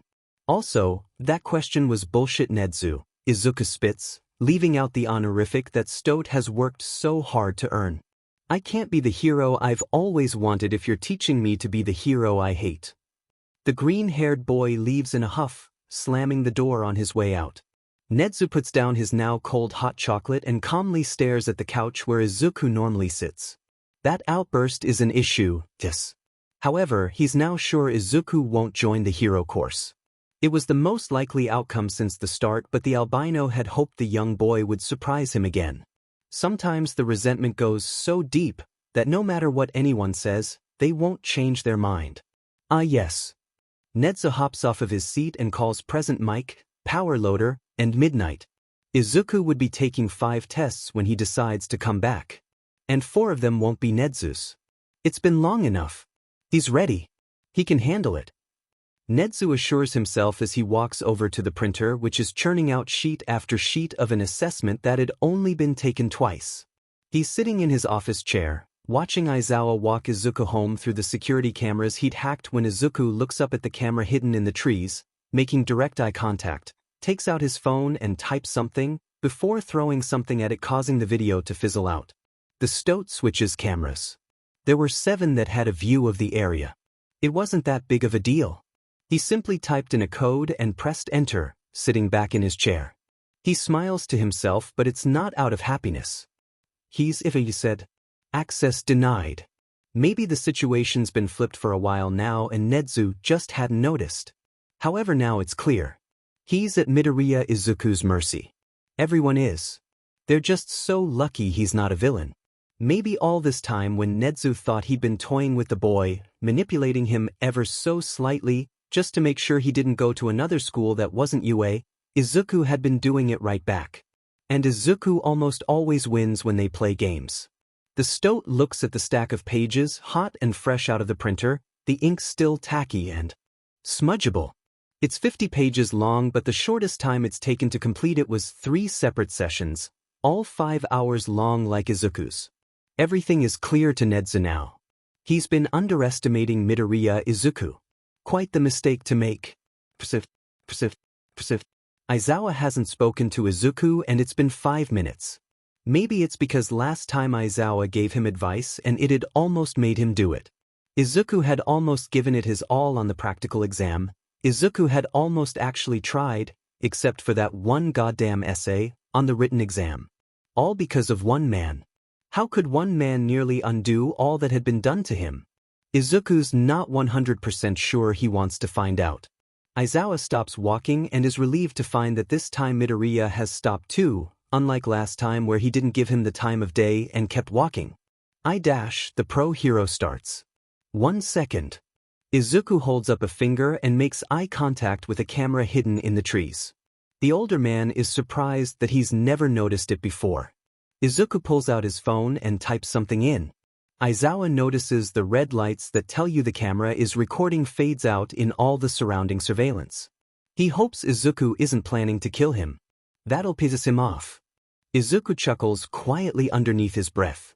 Aizawa readies himself for a fight as the green-haired boy reaches into his pocket and grips something. He then throws a small knife at the camera in the trees with alarming accuracy. Okay, continue. Izuku says, satisfied. I watched you take the recommendation exam. Aizawa says, yes? You are a teacher after all. They could be your students. Already know this. Why are you telling me? The shorter asks, what time is it? The black-haired man asks instead. Don't change the subject. I hate when people do that. It's 7:08 p.m. Izuku says a bit angrily. Tell your mom you'll be late. Why? We need to talk. We're talking right now. Midoriya. Aizawa. I'd forgotten how infuriating you are when you want to be.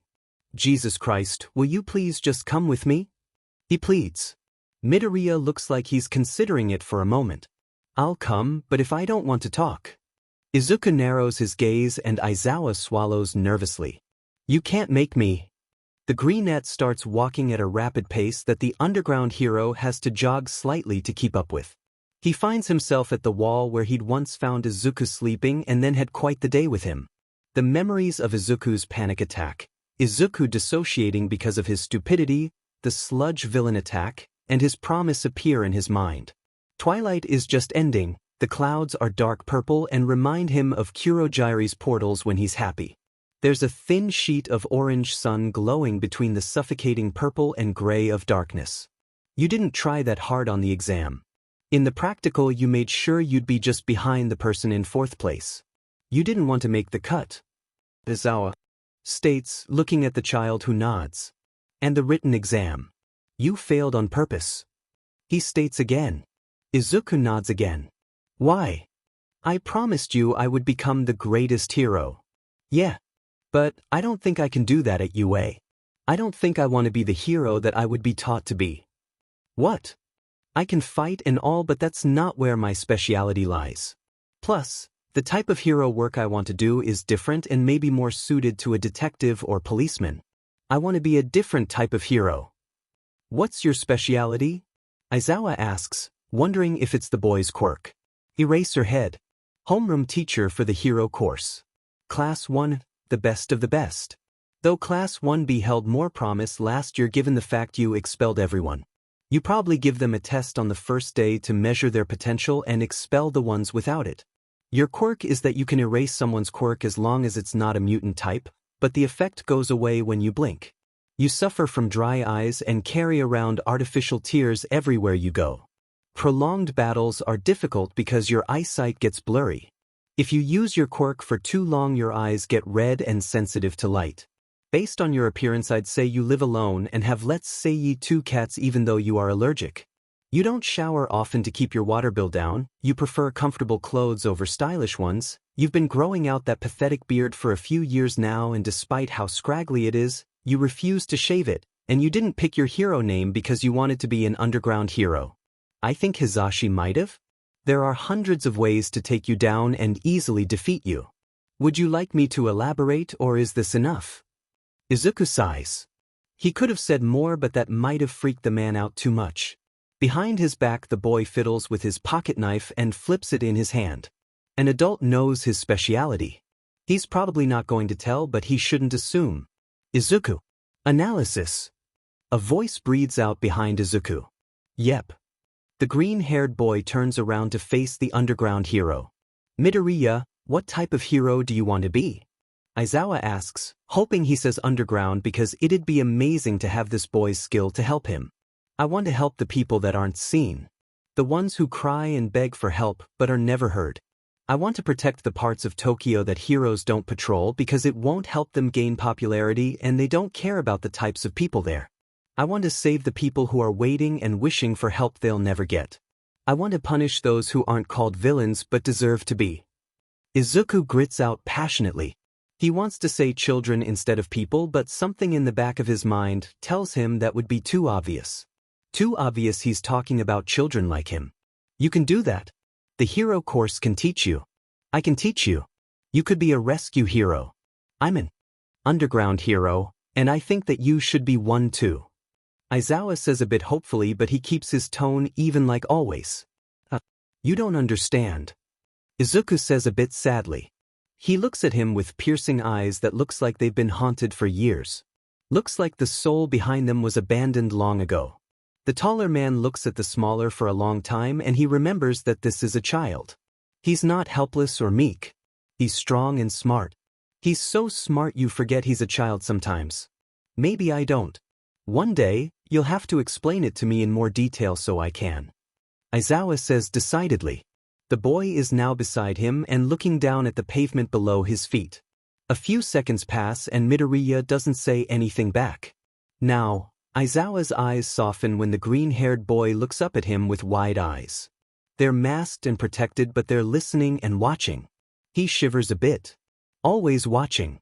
If you don't want to join the hero course yet, that's fine. Give it some more thought. The school year is starting late this year, and if you join another course but do well in the sports festival, we can bump you up. Izuku stays silent, watching, waiting. Hey, you said that you could tell me all the ways someone could beat me. Can you tell me them? Sure. It's a sad, emotionless voice to the normal person's ear. However, Aizawa has been trying so hard to find emotions in the boy that he hears the small spark of excitement. Well, first of all, you could fight a villain who has support items. They could have tear gas and easily defeat you, despite your goggles. Similar outcomes from situations like this include a villain using flash grenades, pepper spray, a light quirk, a flashlight, etc. Izuku finishes his first example of how someone could defeat him. Technically it was several examples, but whatever. Midoriya, how would I protect myself from these situations? Aizawa asks, genuinely curious because he wants to be a better hero. Plus, hearing all of the ways someone could beat him is a bit nerve-wracking. So far it was mainly quirkless too. Meaning literally anyone could beat him. Midoriya thinks for a minute. He's hiding a smile because someone other than Nedzu isn't treating him like a child for once. For situations regarding light, you could get goggles made of one-way mirrors so that the light would blind them in return, rendering you both without sight. However, it would work better if you stacked lenses and had light-sensitive glass behind the one-way mirror. It darkens when it's bright, but remains clear when it's dark. Midoriya says enthusiastically. His emotionless mask slipping off to reveal a cheerful boy, rambling about how to deal with light quirks and weapons. What about protecting my eyes from the pepper spray or tear gas? Aizawa asks because this is good advice. For pepper spray you would need to have goggles with no holes in them so they protect your eyes and nothing gets in.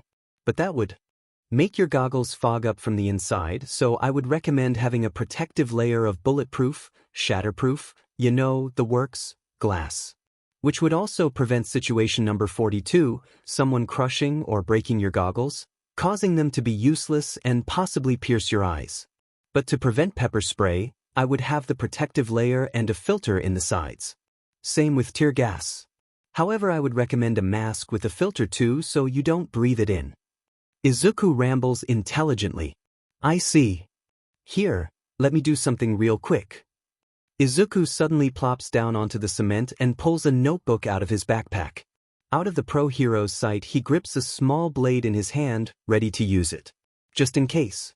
Aizawa watches him draw and construct a support item for him. They're new goggles and they look exactly the same as his current ones, but they're just better. There's a voice control function where he can say what the threat is and the lenses will switch out automatically to help him deal with it best. It's amazing and sounds impossible, but with the notes and instructions and precise measurements for specific materials, as well as step-by-step instructions of how to code the voice control that Izuku has written in barely comprehensible handwriting, he's made it possible. That's all I could do with the amount of light we have. Sorry. I have to go now, Aizawa. See ya soon. Aizawa hears a rip and suddenly there are 3 pages filled with notes and instructions on how to craft the goggles in his hands. He turns around to thank the boy, but just like last time he's nowhere to be seen. Aizawa grips the paper. He gets the feeling that he's done something right for once.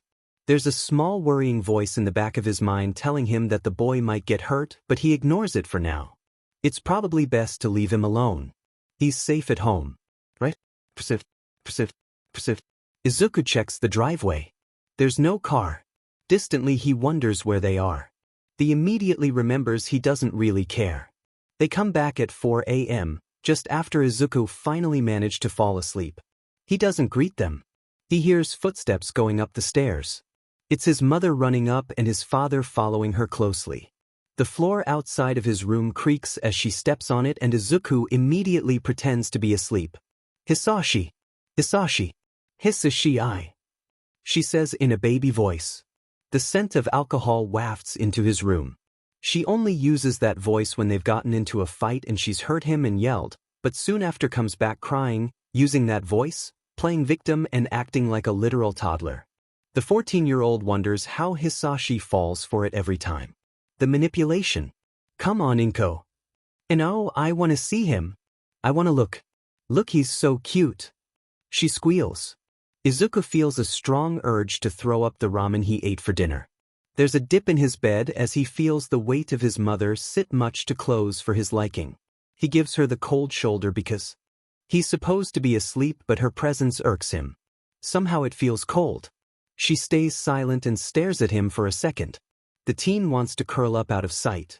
Away from her, but he can't. He's scared. His father is attempting to coax her out of his room and Izuku just wishes she would go.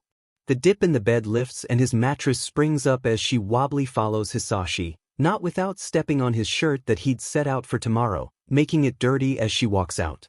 Let's go to bed now. Come on. There are fading footsteps and Izuku relaxes. He doesn't fall back asleep, but that's to be expected. He's just happy there's no lesson with Nedzu in the afternoon. The green-haired boy pulls his phone out from underneath his bed where it's charging and texts Tamura. Soon enough he has plans to go to their cafe. He wonders if they'll kidnap him again. Izuku can't find it in himself to care very much anymore. Izuku sits in his bed and stares at the wall for a few minutes. It's blank and his eyes are dazed. He's tired debut, he can't sleep and his joints are creaking and the FNG sun is shining in his eyes. Oh, so it's morning? He says to himself. The sleepy boy doesn't move, he just stares at the wall again. Tears well up in his eyes. Izuku's not quite sure why they're there, but they are. He doesn't blink. Instead he lets the tears drop onto his lower lashes and slide down his face. It's odd. Sometimes he'll just be sitting somewhere, doing nothing at all in tears. One from each eye. No more, no less. He's not even sad. Izuku feels nothing. What's the point of going out? It doesn't sound as fun as it did last night. But with his sense of self-preservation and obligation, he pulls his weight up and stands for a second while the blood rushes to his head and his vision clouds black briefly, a numb sound in his head while they clear up. He takes a step and crumples to the floor. It happens sometimes. There's an almost silent fizzing sound from behind him and Izuku smiles, wiping his tears swiftly, not questioning how the man with the warp quirk got the exact coordinates of his room. Hey Kurogyri. Midoriya. He appreciates the fact that Kurogyri never asks questions. Izuku tells himself to be more careful next time. People he doesn't trust have seen him cry. Just another mistake. The boy is sure the villain saw his hand move from wiping his face, and the wetness on the back of it. A portal wraps around him caringly and Izuku thinks it feels like what was it called again? I'm hugging you. A voice that makes Izuku think of the early days when his father had let him ride in the front seat of his oldest and favorite car. It had a smell to it that made him happy and calm. Coffee, ash, mothballs, old paper, dusty dress shirts. It sounds gross and maybe the car was broken and didn't have heat and the leather seats were always ripped and somehow cold, but it was his favorite car. This was years before Izuku began to fear sitting in a car alone with an adult. They'd been going out to a movie and hit a deer. Totaled the already halfway dead car. Hisashi had shrugged like it was no big deal when they hit it. But Izuku was scared. He hid the tears from his father because it wasn't a big enough deal to cry for. If he asked for comfort he'd be scolded for crying at all. No, it was much better to keep it to himself, bottle it up. A hug. That's what Aizawa had called it. But it was warmer than Kurogyri's portal quirk, and it smelled better and safer and somehow sunnier in the Erasure Hero's arms than in his father's car. He's ripped out of those thoughts when Kurogyri unceremoniously dumps him onto the floor of the bar from the ceiling, intending to have the boy flop on his face so Tamura would get a kick out of it and laugh that raspy laugh of his. He didn't take into account the quick reflexes of a child like Izuku. He's like a thing cat. An amused voice drawls out. Dabi is stirring an unhealthy amount of sugar into his coffee with a knife that clinks against the porcelain and nobody knows if it's clean. Nobody really cares at this point. Izuku has somehow in the short space between the ceiling and the floor, landed on the soles of his feet, flat and silent. Toga jumps on his back and neither of them are spared from the large flinch of Izuku when she first touches him. Kurogyri, you're my savior. Izuku calls from inside the portal. His voice echoing out to the surprised and very relieved man who is no longer making the greenette a Shirley Temple. If you hadn't saved him he would have smashed his head open on the bar stool. She whines. Yes. I'm quite glad too. The bartender pushes Izuku out of the portal and the boy jumps to his feet, putting out grabby hands for the Shirley Temple that is now finished. That's not what I meant. She grumbles. It's been so long since she's seen Izuku with even a drop of blood on him. Thank you for caring, Toga-chan. Izuku smiles teasingly. The blonde perks up at the honorific and everyone else groans. Why'd she get one? I'm literally named Sensei and somehow he avoids it. I thought you only gave them to people you respect. She deserves it. No, she doesn't. She just whined about him not smashing his head open. I've known you longest. We get coffee every week. I respect her. She's more of a hero than anyone I've ever met. Izuku declares boldly. Thanks, Izuku-chan. Toga sings out. Twice owes her 5,000 yen, Dabi owes her 10,000, wow, she's basically rich. The hell you mean, more of a hero than anyone you've ever met? Dabi screams incredulously. Think about it like this. You can't be half hero, half villain. Sure, there's a vigilante, but they're just villains to everyone, though they're really the real heroes. You can be a hero and do heroic acts, but if you do one villainous thing all of a sudden you're not anymore. If you're a villain and do a few villainous acts but then realize your mistakes and begin to help and save people, you're still a villain. Izuku explains. Toga killed her parents, hurts people all the time. But they're people who deserve it. She saves people from getting hurt by killing those hurting them. Isn't that what being a hero is all about? Saving people? The freckled boy mutters out. The bar is silent. I killed your history teacher, will you call me Tamura-kun now? The blue-haired man is playing with the knife he got for his birthday as he breaks the silence easily. What did you just say? He takes a step towards Tamura. His eyes are blazing and the man doesn't even seem to realize what he's done wrong. I told you that as a secret. I shared that with you out of my personal experience. This has nothing to do with you. I told you not to meddle. Why didn't you even ask me? Izuku holds the man with a disintegration quirk's wrist. His eyes fearless. I'm sorry, what? You should be calling me a hero, kid. Tamura objects. He did the right thing. He's not doing anything to me and him dash. He could have been doing stuff to other children like you, Izuku. Tamura's eyes pierce Izuku's as he steps back. How could he be so arrogant? He's so dumb. I'm sorry. You're a hero too, Tamura. Izuku gets out, looking a little bit upset. Still no honorific? You run a hard bargain, kid. Dabi whistles out. I know you didn't tell me everything. We can talk later. Tamura whispers and the teen can't find it in himself to meet the older's gaze. Let's play Monopoly. Izuku jumps up and Toga squeals a yes, while scrambling away to get the board. I'm in, but only if the kid doesn't play. Dabi puts his hand up. What? Why? Izuku whines. 'Cause you always win. It's a game, Izuku. You don't need to demolish your opponents every time. Tamura deadpans, sitting around the board now being set up by Toga. Kurogyri, you in? Toga calls. The portal man looks a bit conflicted and hesitates before warping to the edge of the board. Twice. Dabi offers. Absolutely not. That sounds like fun. ISCK but at board games, dude. I kick but at board games, bro. He gets out. I'll take that as a no. Hey, Izuku calls out on the television screen. You gonna play or no? Izuku Midoriya, I'm still perplexed on how you've managed to never say my name. You need to earn an honorific. Give me a name that isn't one and I'll call you it. Izuku shrugs. All for one. Okay, no. Real names here, bro. The television screen manages to seem ruffled and sputters out a name. Donyoku. Okay, Donyoku, are you playing or no? Izuku says nonchalantly. So he chose a sin. If Sensei plays, I'll lose though. Why can't we play a video game? Tamura whines loudly. Dabi wrenches a hand off of his face. If you don't shut up, I will shove this hand so far up your butt dash, Dabi starts. Father, the deranged man-child calls to the hand that has been snatched away by the eldest Todoroki. I mean, if you're into that, you can call me daddy. Dabi teases in a serious voice. Sensitive. Kurogyri. Donyoku sighs. Yes, sir. He warps Tamura's hand back to him. I think I'll pass. You have fun.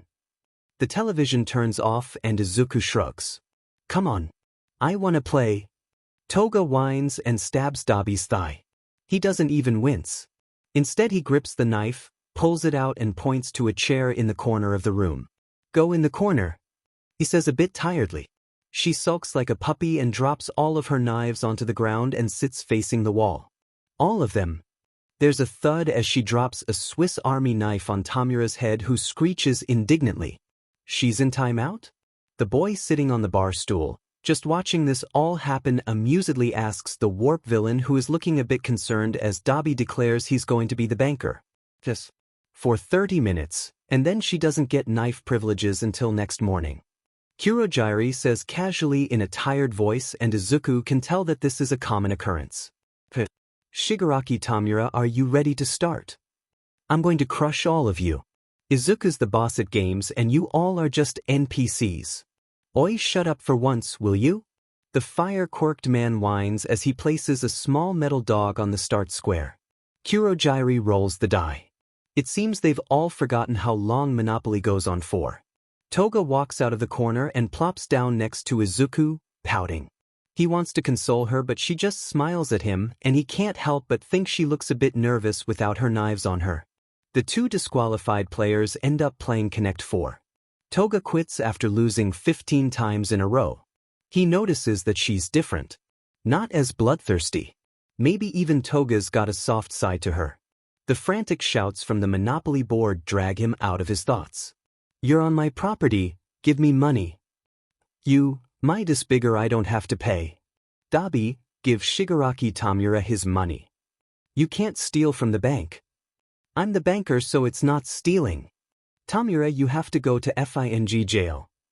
Make me. Kurojiri, you can't warp your pieces past go just because you need money. I assure you it did not mention that in the rules. I passed go. Good for you. I need money. Don't we all? If you don't give me money, I'm going to go bankrupt. Get in effing line, jackass. It's not that hard, all you have to do is pick up 2 bills and give them to me. Why are you asking me? Because you're the F banker. ODMN, really? You should have told me. Okay, now give me my money. Say please. You are insufferable. Worse than All Might. Wow, I'm going to call the manager. How rude. Just give me my pass-go money. No, I don't think I will. By the time the game ends, the boars is burned around the edges and all of Dabi's money has mysteriously turned into dust, much to his disgrace. Izuku's sides hurt from laughing so much. It wouldn't be too bad. He muses.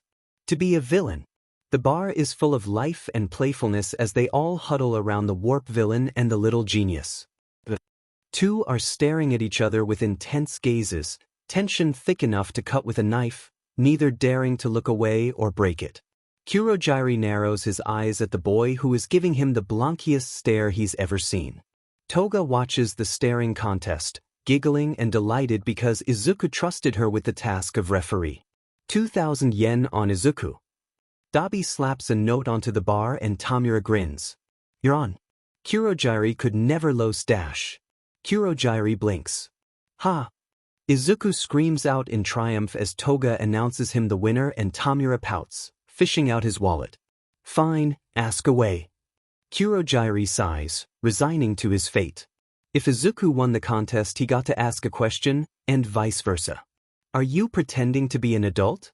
Izuku asks, tilting his head to the side, and Kurojiri remembers just how observant the boy is. Yes. I'm actually only, which is why Tamura bosses me around so much. The warp gate antihero glares in the direction of the elder who whistles innocently. That means the only adult here is Donyoku. Izuku comments offhandedly. How did you know? I mean, I was a bit confused on why you were so friendly to me, considering you hate adults, but you knew. The purple shadow man questions. Ah, instinct. The green-haired boy waves him off and yells in the direction of the pixelated television, I still don't like you. What a shame. Sensei deadpants. Zuko-chan. Twice said he'd buy us food from that new place near the flower store. Toga sings out happily. No, I didn't, you little, okay? Yes, I did. Really? Toga-chan, you're amazing. Izuku gives her a double high five. I know. She picks up her knife and nicks Twice's wallet, then runs out the door with Izuku trailing her. How about we play darts next time? I betcha we'd destroy. Izuku suggests as they sprint towards the food stand, ignoring the angry cries of Twice behind them and the yell from Tamura to wait up. They turn a corner and slow down as they approach the stand.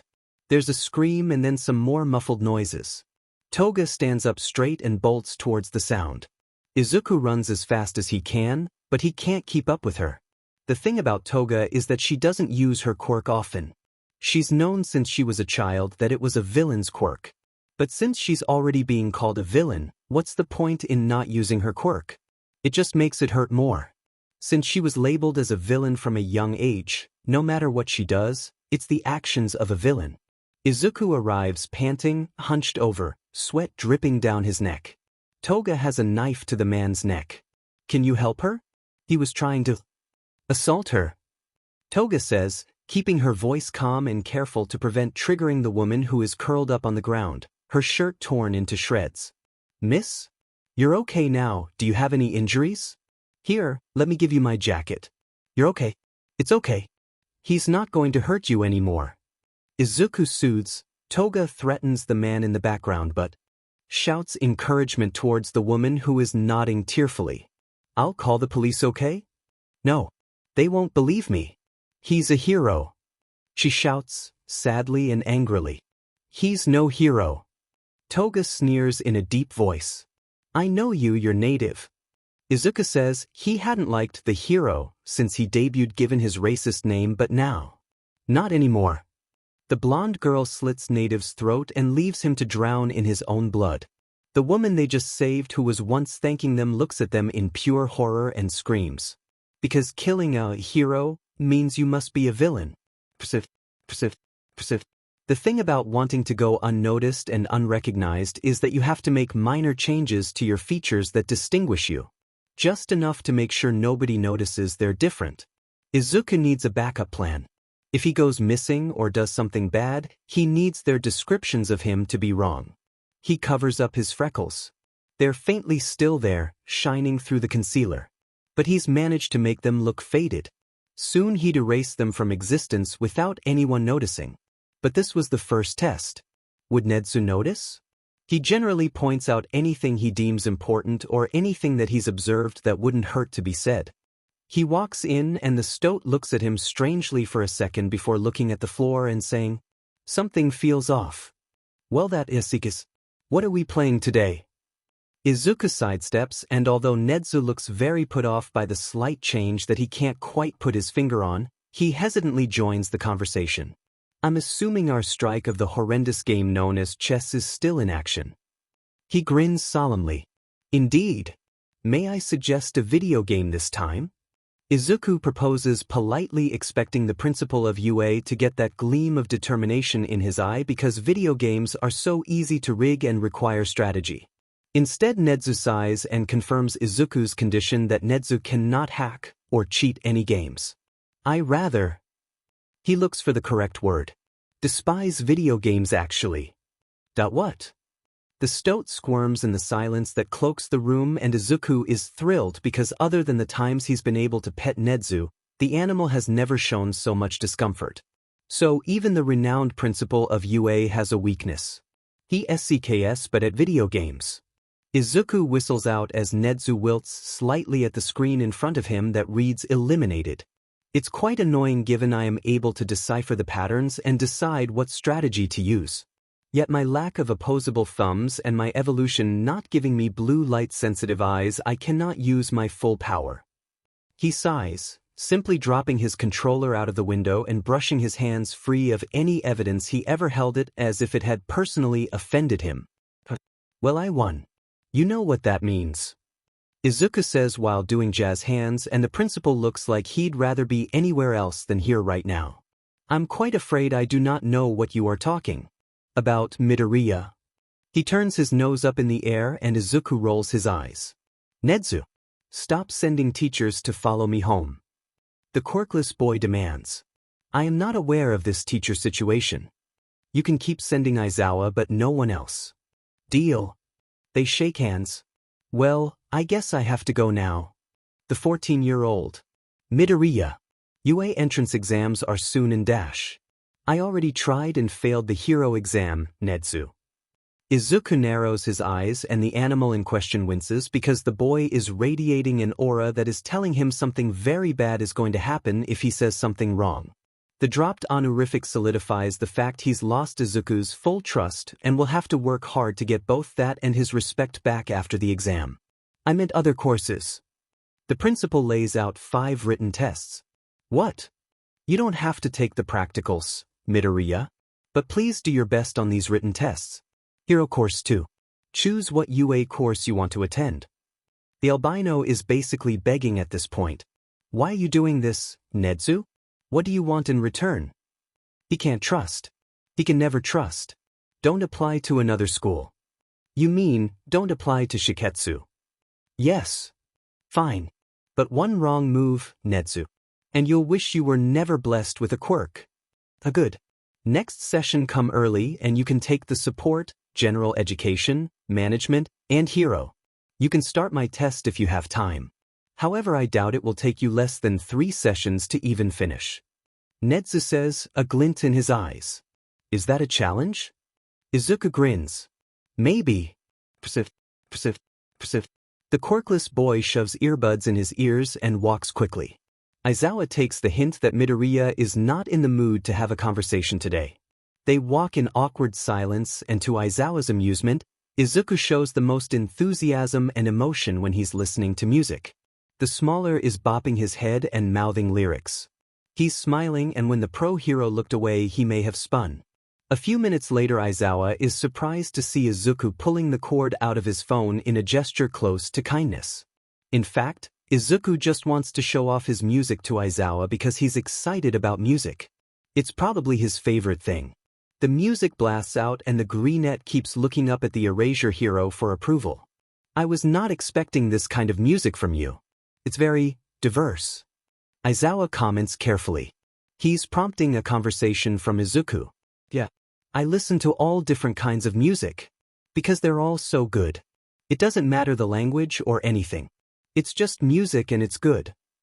He sends a glare at the adult walking next to him as if challenging him to say otherwise. What are your favorite genres? Well, I'm not sure if they're specifically genres, but let me explain, it's kind of complicated. Izuku begins and Aizawa's mouth curves up at the edges. My favorite band is called XXX and they're a band that sings in a different language. Don't understand why people don't listen to a song because it's not the language they speak. Like, it's just music and if it sounds good and you like it you should listen to it. Also, I really like classical music. Like the beat drop in Winter Movement 1 by Vivaldi? Iconic. Don't laugh at me you chucklefuck, I'm talking about serious shit here. Okay, but I also really like a band called Aizawa. They have really good music. And it's so relatable. Karma is such a bop and the last verse is literal poetry. Chef's kiss, but going back to WW, they're such talented guys and their vocals are so good and their music is so experimental and different, which I think is super cool, and I didn't know I just really like if them didn't judge Missouri forum blind you probably didn't care. Izuku mutters and rambles enthusiastically about his music preferences and Aizawa didn't understand half of it, but he smiles anyway. You sound very passionate about it. Aizawa comments. Yeah. I just think people who are good at singing are super talented. Musicians are amazing. Do you sing? God no. I sound like a dying cow at best. The freckled genius laughs out comfortably. Do you play an instrument? Aizawa asks, hoping this conversation will make Izuku trust him at least a little bit. It seems all his hopes have gone to shit because Izuku's open, happy, excited face closes up and a mask covers it up. His eyes go blank and he turns off the music he clearly loves and adores. Yeah. I do.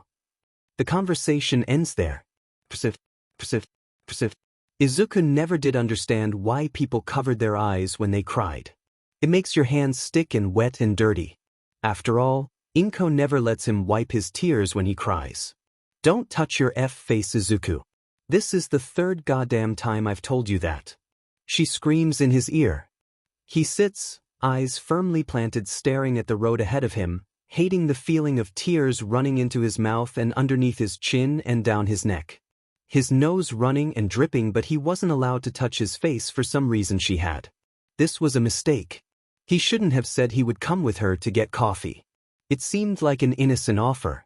Maybe they could just go to the cafe and talk happily. He was wrong. Wrong. She screams in his ear. He blocks it out. She grabs his upper arm. Threat. Izuku knows better than to pull his arm away. The tears he's been trying to suppress drip out of his eyes and it seems to spur her on. She's driving. She pulls off precariously onto the side of the road. She's seething. Izuku is physically shaking in fear. Inko uncaps her coffee. It's fresh. Her ridiculous order of a coffee with 10 packets of raw sugar is still piping hot as indicated by the steam wafting off of it. The greenette had always loved the smell of coffee. Hisashi loves coffee. Izuku's always liked Hisashi better. Hisashi didn't yell at him. Hisashi didn't hurt him.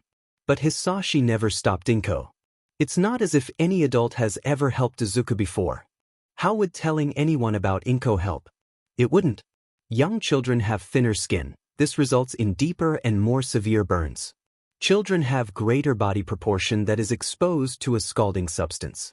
Hot beverages like coffee and tea are usually served at 160 to 180 degrees Fahrenheit, 71 to 82 degrees Celsius, and can cause instant burns when falling on the skin. These burns will require surgery.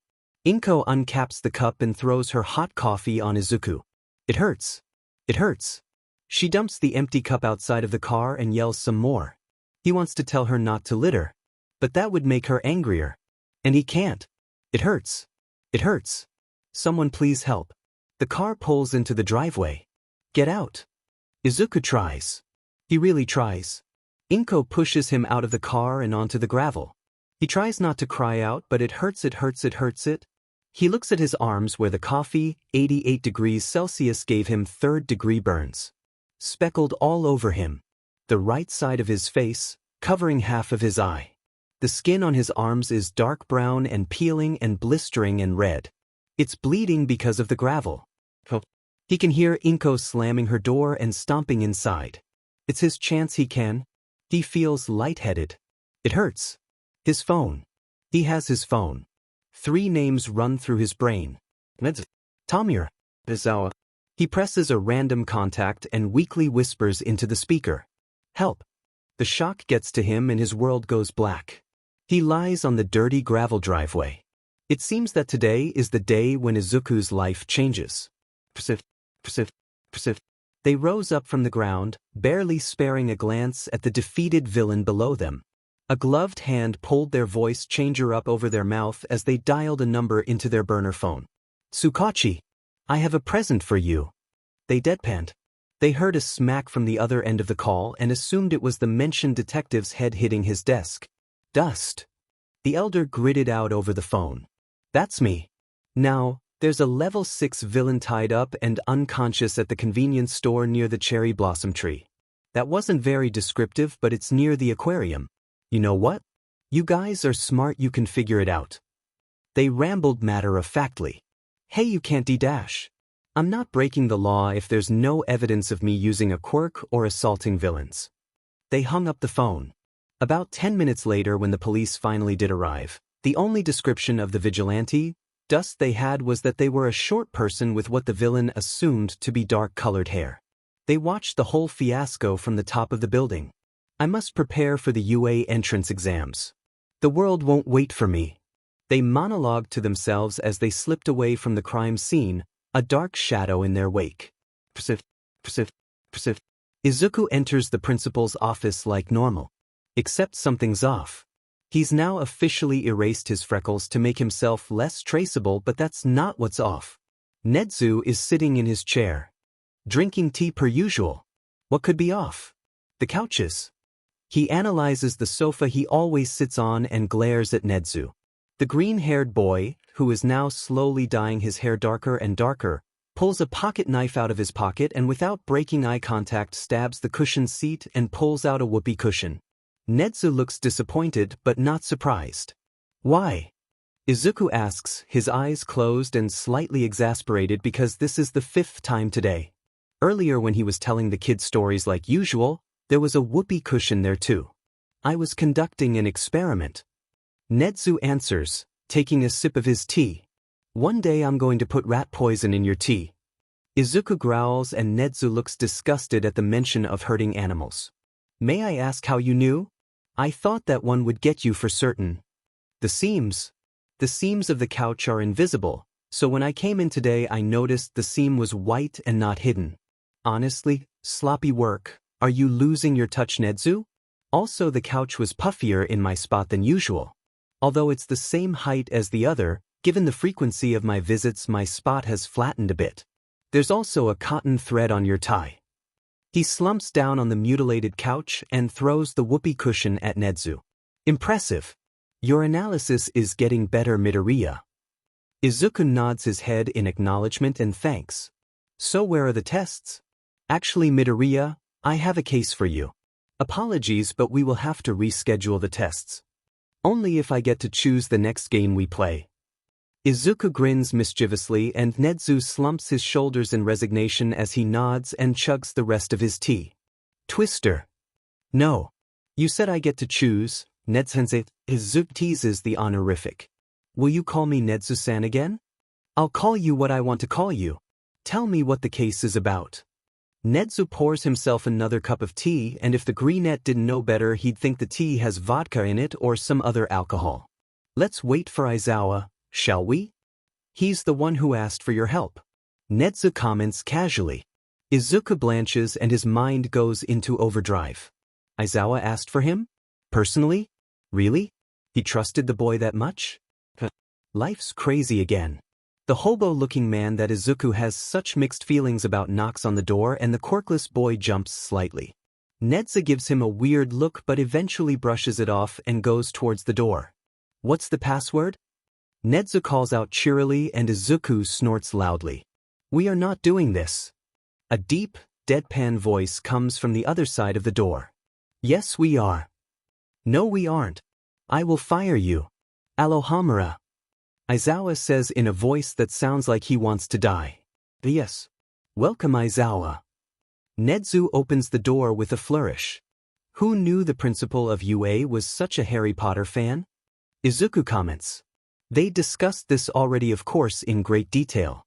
Nedzu had rambled on about animal abuse and he and Izuku had debated whether or not Hagrid was actually a good person to the animals. Aizawa ignores the Harry Potter situation and opens up a binder with 2 pages in it and sets them out in front of Izuku. Do what you do best. Aizawa pulls up a chair and leans forward, his hands clasped and his eyes observant. A vigilante, huh? The dark green-haired boy studies the case and he feels a bead of sweat running down his head. Is that a problem? Aizawa asks. He's eyeing Izuku. Honestly, the short boy is his prime suspect. Yeah. I like vigilantes. I'm not helping you track one down. Izuku turns his nose up at the case that he so desperately wants to analyze. What? Aizawa grits out and Izuku notes the fact that he sounds extremely annoyed and suspicious. I don't like heroes. Remember? Erase her head. Izuku says smoothly in reply. The referenced underground hero buries his head in his hands. They're a kid. The adult says to the child, clearly trying to get any sort of reaction out of him. So, Izuku's eyes are challenging now. They're telling him to say the wrong thing. To be a daredevil. Aizawa doesn't take the bait. Nedzu looks in between them and tells Aizawa to shoo. The door slams behind him. He leaves the files. Lighter. Izuku holds out a cheap blue lighter from a convenience store with an orange discount sticker still on it in the direction of the albino stoat. Yes, please. Nedzu groans in a rare display of whatever this is. He pulls out a cigarette and the younger opens a window and sits next to it, breathing in the fresh, summer air. For someone so smart, you have such an awfully dumb habit. Izuku comments with absolutely no judgment. Okay, maybe just a little bit, lacing his tone. When I was experimented on, they wanted to see if a more refined brain in an animal could develop an addiction. The answer is yes. Yes, I can. Nedzu sighs and looks at the poison stick in distaste. Ha! Izuku says half-heartedly, making a point of facing away from the cigarette smoke. Since the vigilante situation with Aizawa is clearly not going to work out, would you like to take the tests? Nedzu asks, putting out his cigarette and writing something down on his notepad. The human genius nods and opens all the windows to get the smoke out. Nedzu thanks him with a slight, albeit a bit creepy given his anatomy, smile. Which one would you like to take first? Nedzu lays out all the packets of written tests. The hero course one stares at him tauntingly, as if challenging him to do his best this time and become the hero he used to dream of. The hero he needs. Izuku points to the general education packet, and while Nedzu is preparing the test he looks around, analyzing anything within sight to distract himself from the slight nervousness you always get before a test. Unfortunately for the young boy, the first thing in sight is the binder with the 2 sheets of information on the vigilante. He's curious, oh so curious about what they could have figured out. It's not like the police are the brightest in society. They couldn't have figured it out yet, right? Izuku reasons to himself as he studies the case. He can feel the UA principal's watchful gaze as he oh so slowly prepares the test. He truly wants Izuku to figure it out. Although Nedzu would never admit it, the younger is leagues ahead of him in terms of analysis. 2 pieces of paper and the vigilante's been active for 5 years. It's almost pitiful how little the police force has on him. Truth be told, Izuku's not going to tell anyone anything he analyzes or if he figures out the identity of said vigilante, dust. He studies the first piece of paper. Quirk, unknown. Age, estimated to be about 12 to 18. Dress, unknown. Gender, unknown. Height, approximately 145 to 180 centimeters. Weight, unknown. Name, unknown, goes by Dust. Appearance, short, wears dark clothing, dark hair, head. Izuku scowls at the fact that the quirk is listed before anything else on the vigilante's file as if it's the most important thing about him. He reads the second page of paper, which details some reports from citizens saved and times Eraserhead has run into him, as well as his fighting technique. Eraserhead said he had a large head and spiky or unruly hair. He also said they seemed to be younger and weren't trained very well in combat. They ran fast and he didn't see the fight between the villains. This guy is good, he's unseen, always in the shadows, and disappears like dust. Probably doesn't have a very flashy quirk, I'm assuming. He's reported to be short, but it's possible he's tall and they just saw him from far away. Izuku pauses his thinking and sits up straight with his hair on end. Nedzu thinks he looks like an alarmed cat. I know who it is. Izuku mumbles and Nedzu widens his eyes, because how could Midoriya know who it is just from 2 pieces of paper unless... The stoat sits down in his seat and places a pencil and the test in front of the tiny genius in front of him cautiously. Unless he knows them personally. Nedzu wishes Izuku wasn't so good at evading and destroying cameras, as well as losing the people Nedzu has trailing him. I'm not going to ask who because it's clear you won't tell me. But Midoriya, Nedzu narrows his eyes. If you help Dust at all, you will be an accessory and that is illegal. Izuku swallows and nods. He looks at the test in front of him and all nervousness dissipates. He picks up a pencil and looks at Nedzu with an incredulous look on his face. The principal shrugs and Izuku laughs. Oh, this is going to be so easy. Persif. Nedzu looks a bit concerned when the 14-year-old slams his pencil down with a triumphant grin on his face and places the management course packet on top of his other finished tests. Each packet was about 10 pages long and 100 multiple choice with 3 essays. Hero, General Education, Support, and Management. All different tests entirely. It had taken Izuku 2 hours to complete all of them. Well, that's a new record. They've got about an hour and a half left until their session is over. If you would like Nedzu starts. Yes. I'll take your test. Izuku says cheerfully. I'm assuming you'd like to know the highest score and how long it takes. The stoat says, handing the dark green-haired boy a mechanical pencil. For the last 4 tests he got wooden ones, and a large stack of papers. Yes, please. Izuku replies. He gave me a mechanical pencil. That means the wooden pencil wouldn't be sharp by the end, or it would break, or it wouldn't last the whole thing. He's underestimating me. Highest score ever is at 80% and the shortest time ever is 3 sessions, each 5 hours, so 15 hours in total with studying in between. Nedzu says in a happy tone.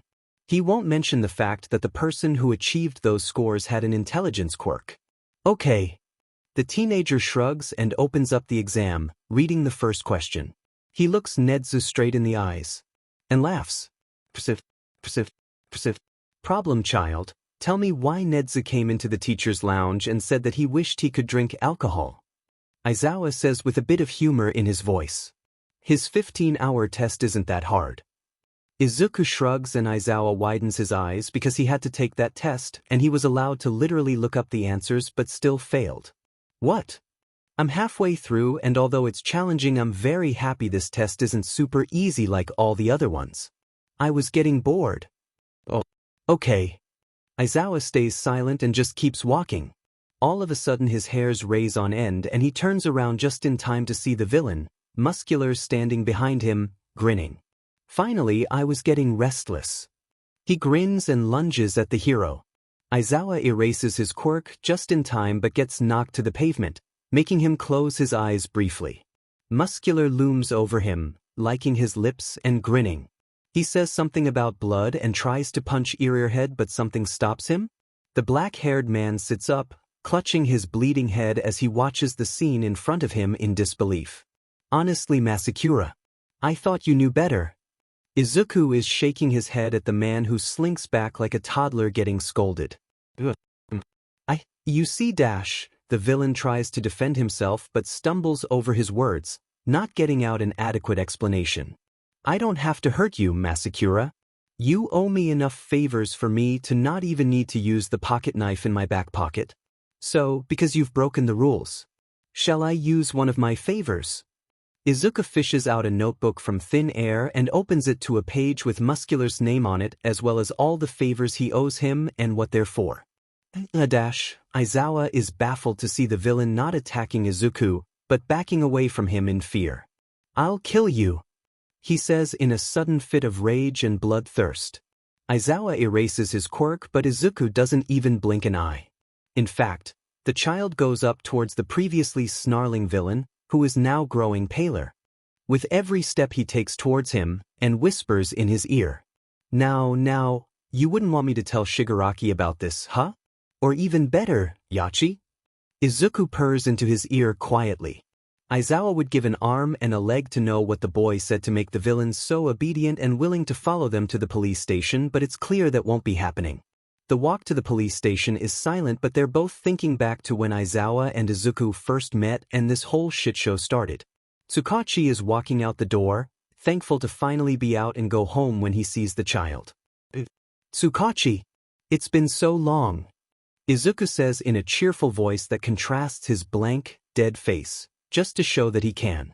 Come in, the detective says in a tired voice as he turns around to take off his coat because it's clearly going to be a long night. Izuku still remembers where all the cameras are and later, Tsukachi will be baffled when the security footage has no trace of the boy recorded. He walks up to the back door. I'll get the detective starts as he walks to the door. 68349. Excuse me? That's the code, right? Izuku asks innocently. What the F-? I'll take that as a yes. The teen enters in the code and strolls into the back rooms like he owns the place. Tsukachi prepares himself for another exhausting interview with the boy. The interrogation room is lit up by a fluorescent light that hurts Izuku's eyes. He focuses on the light rather than the fact that Aizawa is staring at him with worried, but curious eyes. Tsukachi takes a seat in front of them. What's your name? Izuku Midoriya. The boy answers and Tsukachi is briefly surprised that the boy told him his name as his quirk registers it as true. What's your quirk? I can shoot pencils from my eyes. Izuku deadpans and for a moment, Aizawa believes him. Not yet knowing the boy is quirkless. Tsukachi glares at the boy, bags under his eyes somehow growing a bit darker as his quirk registers the lie. That's a lie. Please, Midoriya, let's make this as quick as possible. I don't see why my quirk is important in this situation. The villain wasn't after me for my quirk. The boy objects truthfully. Fine. Eraserhead here tells me you knew the villain's name. How? Tsukachi moves on, knowing a lost battle when he sees one. I don't know what you're talking about, Tsukachi. Izuku lies. That's a lie. Even if it was a lie, how would you prove that? After all, I'm just an innocent teenager. The underground hero Eraserhead was with me when I was attacked. Isn't it more believable for me to say Eraserhead apprehended the villain rather than you two claiming somehow a little kid knew a powerful villain's name? Furthermore, don't you think it's a bit humiliating for a pro-hero and the police force to admit they couldn't capture Muscular but a little kid could without even using violence? Also, you should replace your security cameras. They are suddenly malfunctioning and I've heard they're expensive. Izuku rambles on, completely picking apart the situation without truly answering the question. The detective bangs his head on the table before him and Aizawa tries to look annoyed but a bit of amusement is detectable in his eyes. It's going to be a long night. Izuku watches in amusement as Tsukachi stumbles out of the interrogation room muttering about coffee. Aizawa glares at the smirking boy and opens his mouth. You don't have to be so mean to him, you know. He's just trying to do his job. I know. Izuku smiles and stands up from his chair, the metal screeching against the tile. He winces at the noise. Let's go. The underground hero sighs and follows the teen who walks through the station with purpose and pushes open the door with a large sigh and heavy breathing. He didn't notice. Izuku's been suffering. Aizawa forgot about the adult situation. Breathe, just breathe. It'll be okay. He placates the boy and puts a hand on his shoulder. Izuku flinches away violently and looks at the pro-hero with fear in his eyes. Aizawa wants to cry because it's so easy to forget this is a child. A terrifyingly smart child, yes, but is still a child. You can trust me, Midoriya. I promise I won't hurt you. He says in a soothing voice while the boy walks towards his house, breathing heavily. How do I know that you're not lying? Izuku says, his voice is low and his defense is weak. His emotions leak through his mask. You just trust one won't. I'm never going to leave you and I'm never going to hurt you. Please. Trust me. Aizawa is begging now. He's so tired and the instinct to protect this boy is stronger than it's ever been. He's seen him joking around with Nedzu, seen him analyze dangerous villains, seen him enthusiastically talk about music, seen him cry and latch onto Aizawa because he's just so scared.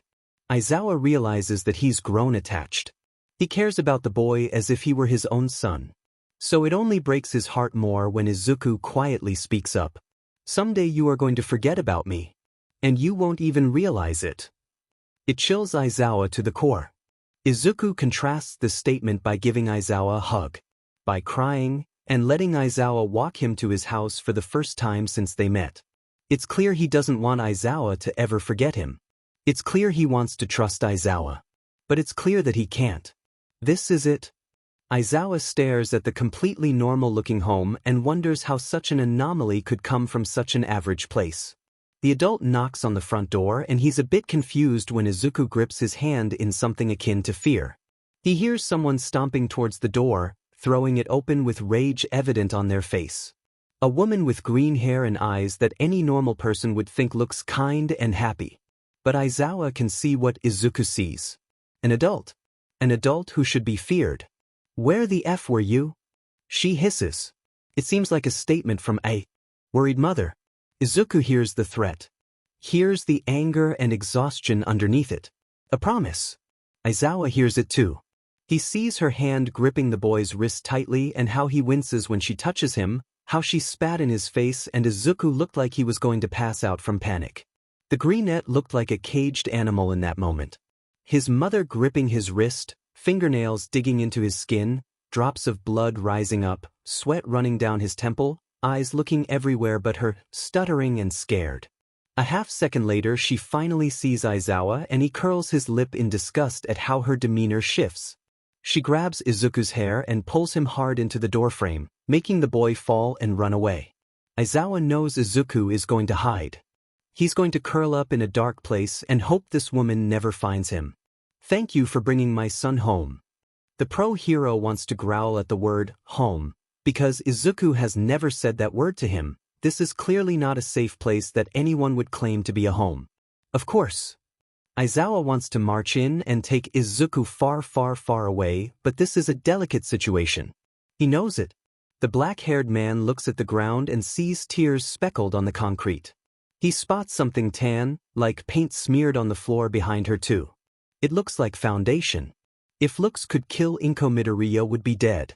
Actually, could I talk to Midoriya for a second? Aizawa asks politely.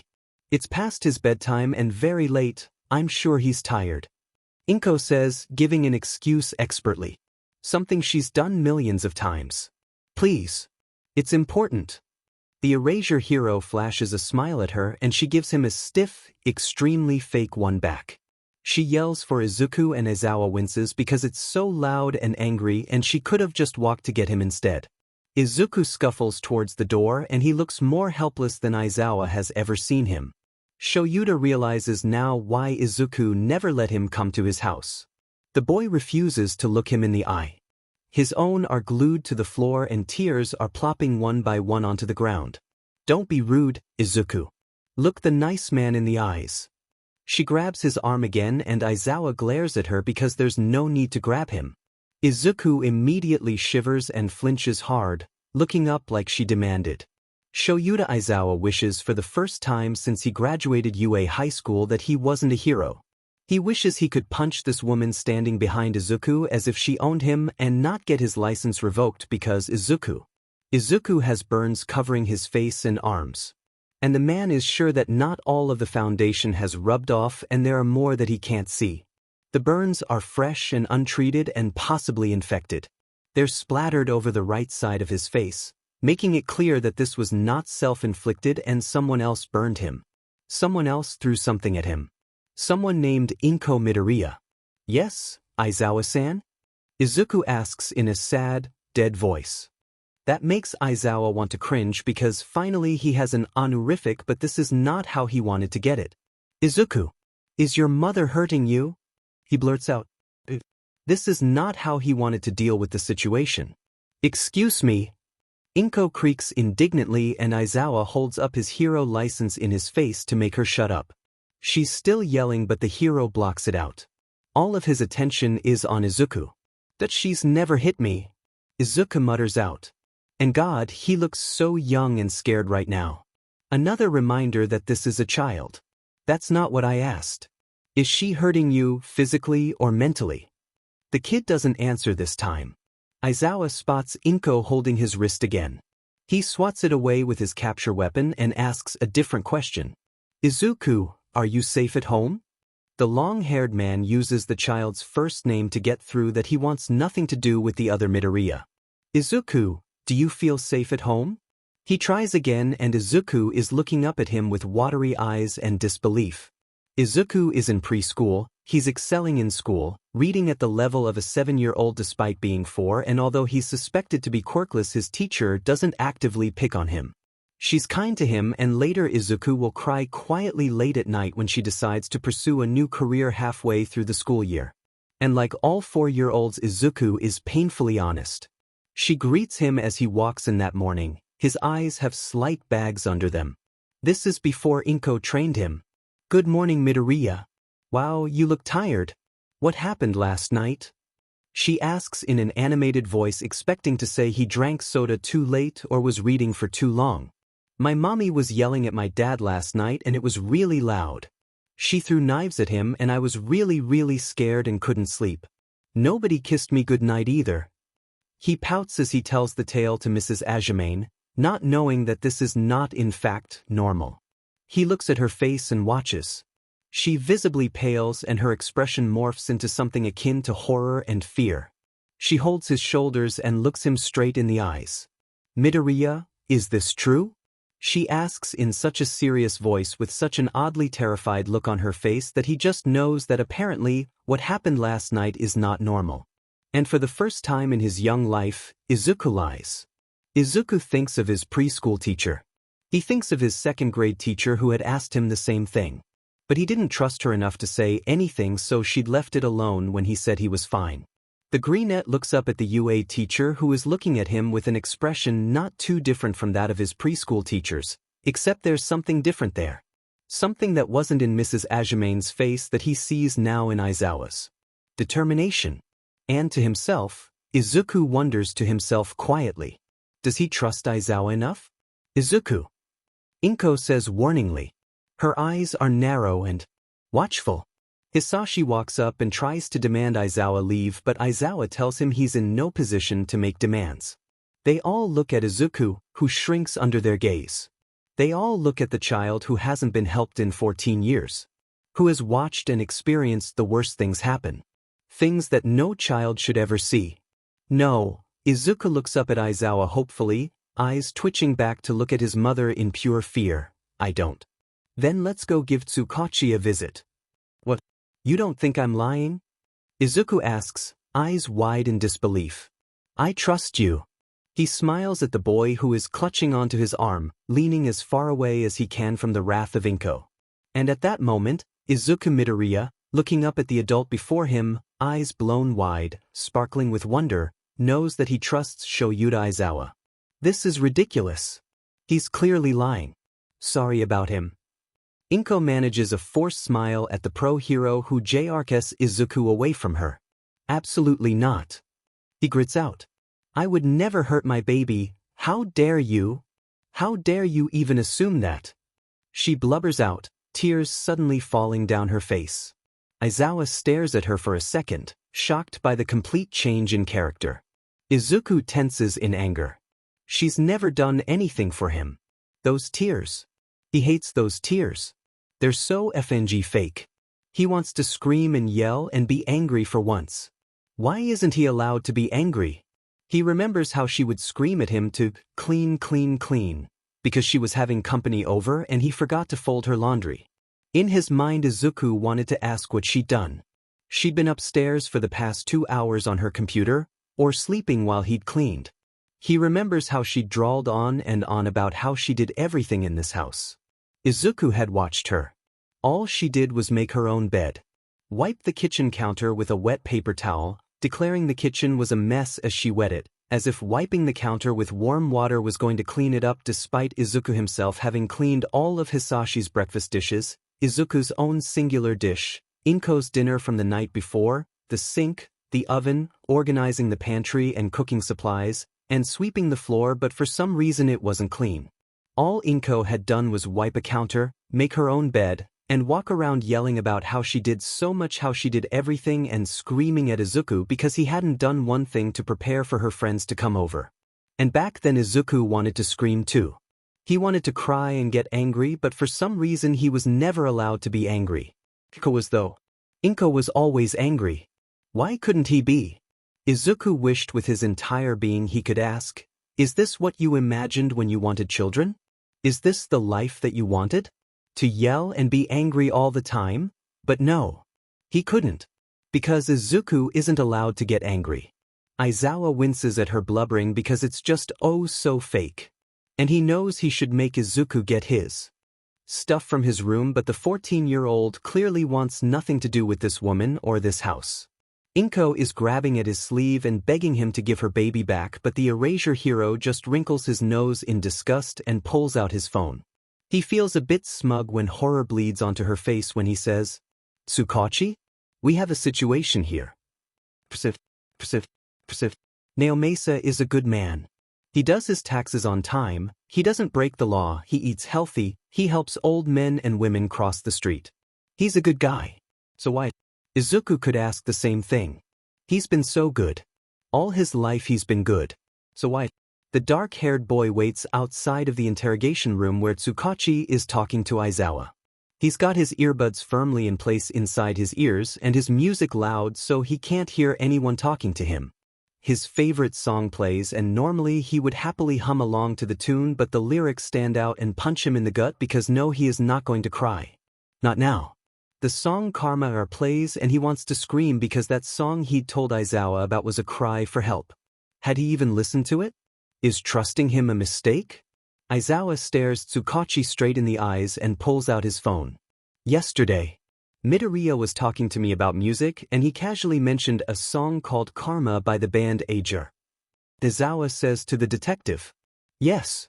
He prompts, "It's in English, however I want you to read the translation." The pro-hero pulls up the lyrics to the song solemnly. Tsukachi swallows nervously. He's not dumb. He took a course in psychology to help him when he did interrogations. We have favorite songs due to their emotional impact or how much we relate to them. Music is one of the only things Midoriya will talk about without a filter. You've spoken to him.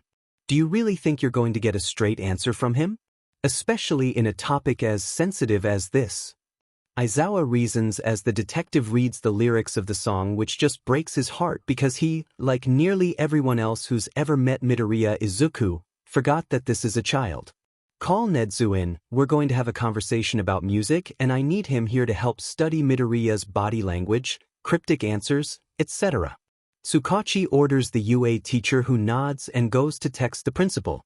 The interrogation will most likely be a cross between a mental health checkup and an actual interrogation. While we wait for Nedzu, shall I explain what happened and why I called you? Aizawa asks, putting his phone back into his pocket. Please do. Tsukachi makes sure the camera is recording and listens to Aizawa's version of Izuku's story. Izuku keeps listening to his playlist. The songs are almost all in other languages. It's not like he doesn't understand them though. What do you think he does in his spare time? The song keeps playing and Izuku doesn't really know how to feel about it. He wants it to stop, but he doesn't at the same time because he so rarely feels emotions and the music lets him feel for once. He's not numb when he listens to it, he's alive. But this time it's not a good emotion. Not right now, not right now. He whispers to himself. This can't be happening. He won't have a flashback. Not right now. Per usual though, his brain doesn't listen. The lyrics of the song blast in the background and Izuku remembers the things he never wants to remember. Inko holds Izuku and he wonders how he used to think her arms were warm. He can't find it in himself to care. He just cries and cries. She shushes him and tells him she understands. The 9-year-old just told her that he feels sad. So sad. How he's so tired and unmotivated and numb. She doesn't tell him it's depression. She doesn't tell him there's medication to help. She doesn't tell him that therapy will help. She just tells him to ignore it. Everyone gets sad sometimes. Izuku knows this is different but he'll do anything to stop feeling like this, so he does what she tells him to. Izuku is 11 and they're in the car. He's crying again because she asked him why she got a call from his math teacher saying his grade was AB and he's not turning in assignments. He tells her about how he wants to die. He tells her he's suicidal and it's all he can think about and it uses all of his might to not do it because it scares him. Inko doesn't hug him or comfort him. She asks what it has to do with his grades and yells at him for lying. A little girl is sitting with him on the swings. She's quirkless too. They talk. Her name is Yachi. Her dad is a villain. Izuku listens when she tells him how her mom yells at her sometimes when she's bad and nobody sits near her because she's the daughter of Muscular. He asks if anyone ever hurts her. She tells him no. Izuku starts to tell her. He really tries to tell her the truth. But he lies. He makes it seem like it's not a big deal. He tells her sometimes his mother yells at him and his dad doesn't help. He doesn't tell her about Kaken, doesn't tell her about how Inko grabs him or throws knives at Hisashi, doesn't tell her about the times Inko throws him out of the car or threatens to kill him. Because it makes him feel ashamed for some reason. It must be his fault. Even talking about it makes him sick to the stomach. Izuku sits in the shower, his eyes blank as he stares at the blade he foraged from a pencil sharpener. He wants to feel he needs to feel something. Anything. Please. Water rushes over his skin numbly. Nothing. He feels nothing. He needs to feel something. Anything at all. The 7-year-old is thinking about mommy. He thinks too hard. Suddenly it's hard to breathe and he feels like throwing up and there's a pit of fear and disgust that sits heavy in his stomach. He raises his hand but the teacher is busy. He tells the boy sitting next to him that he has to go to the bathroom. Tears are pooling in his eyes. The boy is shocked and nods because Deku doesn't even cry when Bakuga burns his face. Izuku sprints to the bathroom and throws up in the toilet. He spits out the remaining vomit in his mouth and flushes. Tears are streaming freely down his face. Suddenly the mirror is mocking him and he looks so ugly and useless and nobody would miss him if he died. Nobody actually likes him. They're just pretending. And wouldn't it be so much easier to die than live at this point? He doesn't realize he's clogged the drain with a large wad of paper towels until his face is submerged in the water and his eyes are open, looking around wildly. He needs to do it, finish the job. But the idea of killing himself makes himself feel sick again, and he just can't do it. Someone walks in and he pulls his head out of the water quickly. He gives the excuse that he's just tired and needs to wake up. It's not the last time Izuku tries to kill himself at school. When the quirkless boy snaps out of it, he's not crying. Not this time. Aizawa is holding both of his shoulders and looking him straight in the eyes, a worried expression on his face. There's a circle of police officers a polite distance away from him, but he still feels crowded and embarrassed because he's so FNG weak. He really did that right here. Right now. Problem child, is it okay that I'm touching you? Aizawa asks softly, referencing to his hands on Izuku's shoulders. He nods once and glances at Tsukachi, who is pale. The detective wonders how he missed all these signs when he's met the kid twice already. He's a police officer for FS Safe. He's supposed to arrest the bad people. Aizawa feels just that much worse. He must have walked home with Izuku more than 1,000 times. Talked with him 1,000 times. He'd even vowed to himself to protect the kid. And right now all he wants to do is give him a hug, but it's not the time nor place. Oh my! A high-pitched voice says, breaking the tension in the room. Izuku keeps his face blank, the mask back in place. Nedzu parts the sea of police officers and snaps his fingers. They all disperse. How did you get in? Tsukachi starts, because they really need to change the password and this is one of the smartest people on earth. Midoriya? Are you okay with us asking you a few questions about your mother? Nedzu asks and Izuku is glad he's here. Because yes, he's vulnerable right now, but he's not a fragile child. He wants to be treated like someone his age. He's a genius for God's sake. However, the boy does slip his hand into Aizawa's and when the adult looks down at him in surprise he tenses nervously as if he's done something wrong or gone too far or made a mistake. But Aizawa just squeezes his hand reassuringly. Nedzu nods his head, not even sparing a glance at the pair's clasped hands. There is a hint of a smile on his face as he walks towards the interrogation room. They enter the interrogation room and Izuku squints a bit at the bright fluorescent lights like he did last time he was in here. Aizawa's brain is going a mile an hour because he's not about to let go of this child's hand unless Izuku lets go first. However, he does need to sit down in the chair on the other side of the table. Izuku slips his hand out from Aizawa's and quietly mutters a question, looking at him with hopeful eyes, and then the ground. "HM? What was that, Midoriya?" Aizawa asks the boy who is slowly making his way to his metal chair at the end of the table. "Can you sit with me?" The little genius asks in a small voice, prepared for rejection, but hopeful and shaky and scared. The underground hero looks at Tsukachi and Nedzu who are already sitting in their seats, the former looking perplexed and the latter looking quite pleased with himself. The detective nods hesitantly, and the long-haired man sighs with relief. He pulls up a chair beside Izuku and crosses his arms and legs to appear aloof despite absolutely dreading this interrogation. If the erasure hero notices the 14-year-old shifting his seat slightly closer to him, he doesn't say anything. Tsukachi opens a file and looks straight at the boy, a bit put off by the clear masking of his expressions after looking so vulnerable. "Let's get started, shall we?" Nedzu pipes up cheerfully. He crosses his paws and leans forward, studying Izuku who just remains still, expressionless, and, a new development, calm. "Is your name Midoriya, Izuku?" The human lie detector starts off. The plan is to ask some normal, straightforward questions and see if he answers them or skates around them like usual. If he's being difficult, they'll take Aizawa's advice. "Yes." His quirks rings like a bell, the word truth in front of his eyes. "Is Midoriya Inko abusing you?" He gets straight to the point. Nedzu is surprised by Izuku yet again when there is no lapse in the boy's emotionless expression. "What do you mean by that? Is Midoriya Inko hurting you physically or mentally?" Tsukachi elaborates. Izuku clamps his mouth shut into a thin line and Aizawa looks at the right side of the boy's face. Tsukachi wants to sigh frustratedly, but he knows this is sensitive and not so much Izuku being a little sheet rather than not wanting to talk about it. The foundation covering the burns is partially wiped off. Nedzu notices freckles on the boy's cheeks and it clicks. That's why it felt so off the other day. "Midoriya, how did you get that burn?" Aizawa asks.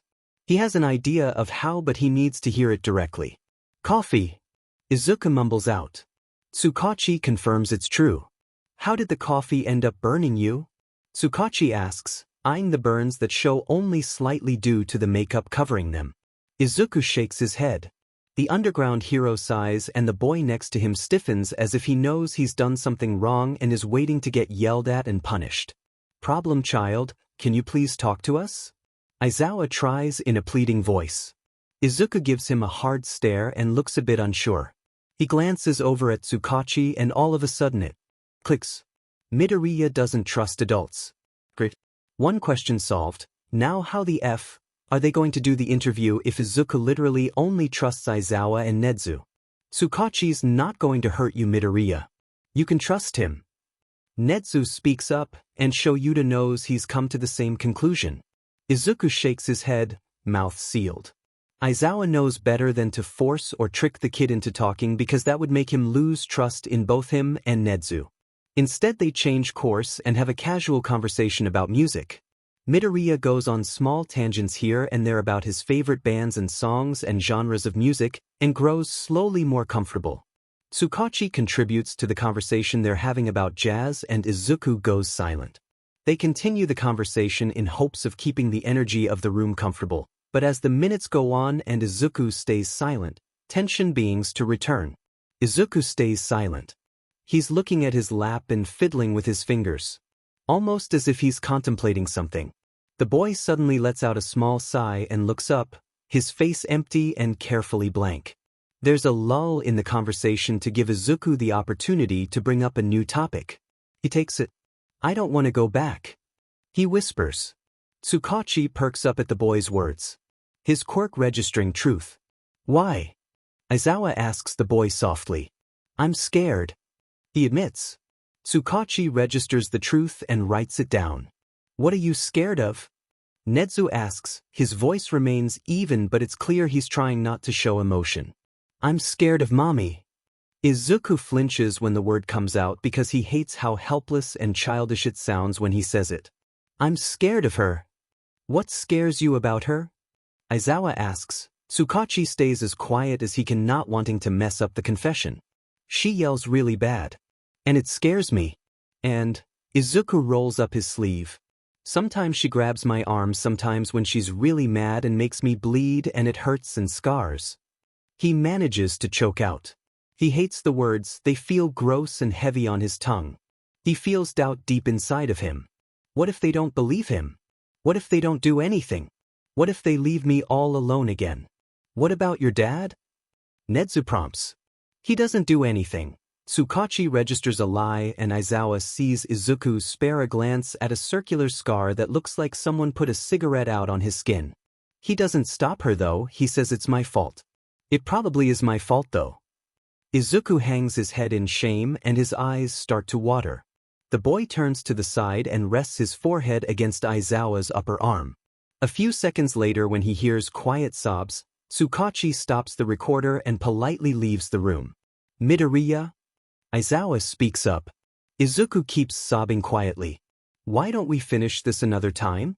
He continues, waiting for a sign of acknowledgement from the boy, but he gets none. Midoriya, would you like to go to UA for a bit? Nedzu asks. The boy goes quiet for a second then nods. He stands up and immediately wipes his tears despite the fact that they keep slipping out. He wipes his nose once and looks up at Aizawa, who is staring at the boy in shock. He doesn't even look like he's been crying. His face isn't flushed or puffy or anything. In fact, his face is blank again. He's walking alone and Aizawa feels a bit sad that the boy hadn't needed his hand this time. They walk out of the interrogation room and the first thing Izuku sees is his mother's purse. He looks up slightly and there his mother is. Her face angry and distraught. Izuku knows she's not distraught about losing him though. He'd like to think she is, maybe realize how much he does around the house and how she might still forgive him and it'll all work out. Maybe she won't yell at him and they'll forget about this. But there's still a little bit of him that longs to go with Aizawa, where it's comfortable and safe. Aizawa, the adult who he can trust. But Inko is his mother. He still wants her to love him. He still wants to hug her and feel that warmth he used to feel. He wants to believe she'll get better. She'll stop yelling and hurting him. Maybe this was a mistake. He shouldn't have said that about her. The guilt overwhelms him. He went too far. She doesn't deserve this. What if they put her in jail? He doesn't want her to go to jail. It's not like she ever hit him. She's never hit him, so it's not abuse. He walks towards her, a bit of hope in his eyes. Maybe they can all just forget about.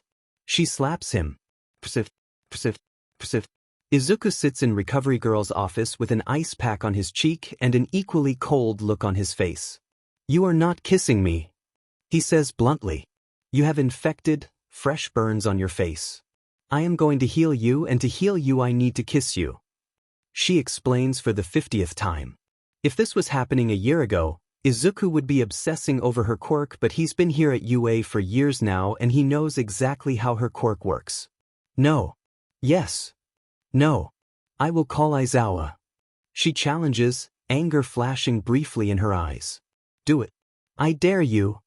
He leans forward and she takes the opportunity, using her syringe cane to hook his neck and bring him closer before kissing his cheek and arm. Izuku immediately jumps back and the youthful hero is surprised he isn't passed out considering how late it is and how severe the burns were. If only he'd come earlier. Then she would have been able to heal him without the scarring. Go on now, she says, shooing him out of her office. Izuku stumbles out gracefully into the hallway. Rude, he mumbles out, walking up the stairs while yawning. He opens the door to Nedzu's office and sees the school counselor, Hound Dog. Ah, Midoriya. Welcome, Nedzu starts. No, Izuku interrupts and sits in his spot, staring down the pro hero. Hello Midoriya, I'm Hound Izuku interrupts again. Hound God, Ryo Inui, guidance counselor of you, quirk, dog. Increased sense of smell to an impressive extent, increased reflexes and strength, 32 years old. Based on your appearance right now, you just got back from patrol, you have 2 cats, ironic much? One is a ginger and the other is Calico. You adopted them 2 weeks ago. You have 4 sisters, and this might be a reach but your roommate is a college student. Isn't that right? Ryo Inui stares at Izuku in shock. Nedzu looks a bit impressed with the amount of information Izuku gave the man. Midoriya, we'd like you to receive therapy from Hound Dog. Nedzu says, not very put off by the thorough analysis of his employee. No. If you refuse, we will simply have to pull you out of class to receive therapy rather than after school. Nedzu says with a grin on his face. Okay. Izuku shrugs and turns to the pro hero. Good luck with that. He smiles deviously and Hound Dog shivers. Nedzu gives him a sympathetic look and he begins to contemplate his life choices. I bid you adieu. Izuku gives the 2 a dramatic bow and slams the door. He jumps down the stairs, skipping all 25 and aiming to land right in front of Aizawa, who wraps his capture weapon around him midair. Izuku gives him a sheet-eating grin. Problem child. Aizawa. The pro hero puts him down and just looks at him for a second. Izuku looks right back at him. So I'm staying with you tonight? Izuku pipes up. Aizawa's eyes widen a bit because how the F did he know, but go right back to his typical apathetic glare. Yes. He sighs out, unscrewing the lid of his eye drops. How long am I actually staying with you? The greenette narrows his eyes because clearly there is something more going on here. At least until we try your parents. Aizawa blinks his eyes and pockets the eye drops. Izuku nods. Okay. The 14-year-old says, suddenly going quiet. A sure sign that he's thinking hard about something. Spit it out. The hero sighs as he starts the short walk to his apartment. Am I going to be put in foster care? Aizawa pauses in his tracks and looks down at Izuku, grabbing his shoulders and looking into his eyes. They're carefully blank, but Aizawa heard the wavering in his voice. Not if I can help it. He says, and he means it. It's a promise. To himself or Izuku? He's not quite sure. Green eyes study his own and Izuku says nothing more. He just walks. It's the shock. Aizawa reasons to himself. There's no other reason Izuku would be so quiet. Right? Persif. Izuku-chan. You're here. Toga yells happily as she pries open the door. Her face goes from a bright smile to a serious frown when she sees the boy. Toga-chan. I can't stay for too long. Izuku says tiredly. He's never slept well in new places. Last night was a bit uncomfortable. Sure, he trusts Aizawa and relies on him sometime, but it's not as if he's his dad or something. It just feels like living with him is a bit too much and it's a bit too early. What, why? She whines, latching onto his leg, looking at. Bit ridiculous considering she's only an inch shorter than the boy. Long story short, I'm living with a hero now. He sighs, limping over to the bar where Kurogiri is already making him a Shirley Temple. A hero or a hero? She asks, using quotation marks with her hands. A hero. He's really nice, but I'm just not super comfortable living with him. Izuku sighs as she unlatches from his leg and instead hugs him from behind. You know, you're probably the first person I've ever met who doesn't look pretty in red. Toga comments, changing the subject. Leave your blood fetish out of this. The greenette laughs, pushing her off. She giggles then pouts, crossing her arms. It's not a FTH. She screeches. Dabi walks in yawning, wearing pajamas and looks at her drearily. Yeah, Izuku, it's not a FD. He rubs at his eyes and grabs a mug, pouring coffee into it. Thank you, Toga says in a triumphant voice. I wasn't done. It's not a FTSH, it's a KNKU uncultured swine. He snickers into his coffee and retreats to his room, groaning about how it's too early for this sheet, despite the fact that it's nearly 2 in the afternoon. Hey! She protests, throwing a knife at him. He catches it though and throws it back. The blonde scowls in the direction the fire user left in. Hello, Izuku. Tamura greets, sitting at the bar where a hot cup of coffee is waiting for him, courtesy of Kurogyari. Hello, Tamura. Izuku greets back. Happy to be on first-name basis with all of them except the TV dude. It wasn't that much of a big deal considering that they're not really adults. Where's Twice? The vice leader of the villains asks. He's arguing with himself outside. Don't bother, it's a mess. Izuku speaks up. What's this about you living with a hero, Izuku-san? Kurogyari asks, not quite used to the familiar name. Don't wanna talk about it? He mumbles as he eats the cherry from his glass. Tamura looks at him weirdly and looks like he wants to say something but Toga butts in holding a box. Zuko-chan, do this puzzle with me. Tamura won't let us leave, 'cause there's a hero patrolling this area lately. She pouts and looks up at him with puppy eyes. Okay, Tamura, you wanna help? The greenette asks. The elder nods and uses 3 fingers to hand the younger a roll of washi tape. Izuku carefully wraps tape around his pinky and pointer finger so he doesn't accidentally disintegrate a puzzle piece. Feel okay? He asks after tearing off the piece. Yep. Tamura answers, flexing his fingers. He doesn't know why, but it feels a bit NTMT when Izuku does that. It's not as if he couldn't do it himself. He just likes to think Izuku enjoys doing it. Come on. Toga whines, pulling Izuku towards the puzzle that's dumped out on the ground. I literally told you I only have a little time today. This is a 5,000-piece puzzle. Izuku groans out. Come on, Izuku-chan. It's no fun if you finish it in 5 minutes. She protests and the freckled boy knows she's right. He's probably got about an hour. And not to brag, but he's pretty good at puzzles. Okay. Izuku laughs out as he starts building the border of the puzzle with ease, completing it in less time than it takes for Tamura or Toga to connect at least 2 pieces. When they're about halfway through, Dabi emerges from his room and sits down to help but ends up getting frustrated and shoving pieces that clearly don't fit into the wrong spots. Shitty effing puzzle. He grunts out as he tries to find a piece with a pink corner and blue stripes. Don't disintegrate the box, Tamura. We need that as a reference. Izuku screams out. Everyone F up Izuku's side. He's doing it too quickly and it's pissing me off. Dabi scowls at the smooth, perfect half of the puzzle Izuku is finished with. I don't like this piece, it's not cute. Toga comments, deciding to fix the problem by stabbing the innocent puzzle piece with her knife. This is just a side quest. It's okay if an NPC messes it up.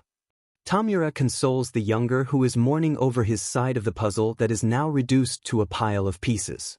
Kurogyari, would you be so kind as to warp Dabi into a FNG volcano? Izuku grits out when Dabi sets a piece on fire, reducing it to ash because he can't find the FING match. I'm bored. Me too. Same. Why did we even decide to do this? Dabi whines. It's all Toga's fault. Tamura speaks up. You didn't have to help. Toga replies, sticking her tongue out at the 2 of them. We could have been done if someone didn't burn all of the pieces. Izuku groans out, giving Dabi a look. Look, Dabi starts defensively. Sheet, I have to go. Izuku yells out when he checks the time on Kurogyari's pocket watch which he borrowed. See ya in a few days, Zukyun. Don't die. Fuff. Izuku laughs quietly to himself as he runs down the stairs and into the street. The boy spares a glance back at the bar that's always so fun and colorful and something similar to his safe place.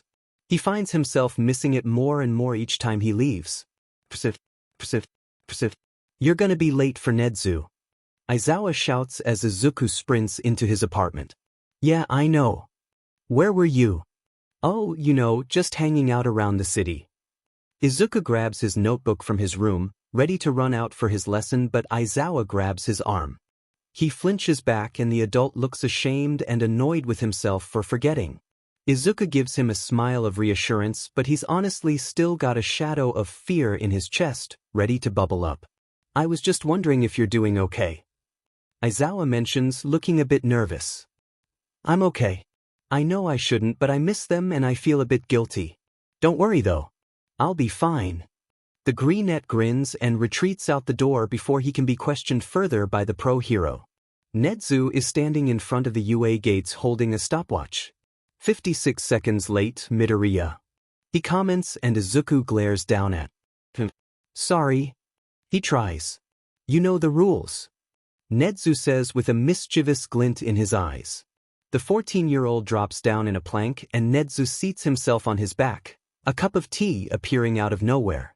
56 push-ups, if you would, Midoriya. Nedzu says, taking a sip. The freckled genius sighs and does them all impressively fast, and he stares at his arms in wonder. He supposes lifting all that trash and doing all those runs paid off. Now, would you like to continue my exam? The stoat asks excitedly. I believe you meant, finish your exam. Izuku grins with a determined look in his eyes. We will see. Nedzu says with a shrug. Izuku finishes the exam 4 hours and 34 minutes later. I would say I'm impressed, but I suppose we will have to see if the results speak for themselves. Nedzu takes the hefty stack of papers from Izuku and plops them down onto his desk. What did I score on the other tests? Izuku takes a sip of his own tea. Nedzu rolls his eyes because the boy knows exactly what he got on those tests. 100% on all 3. I must say those are not scores to scoff at. Nedzu admits.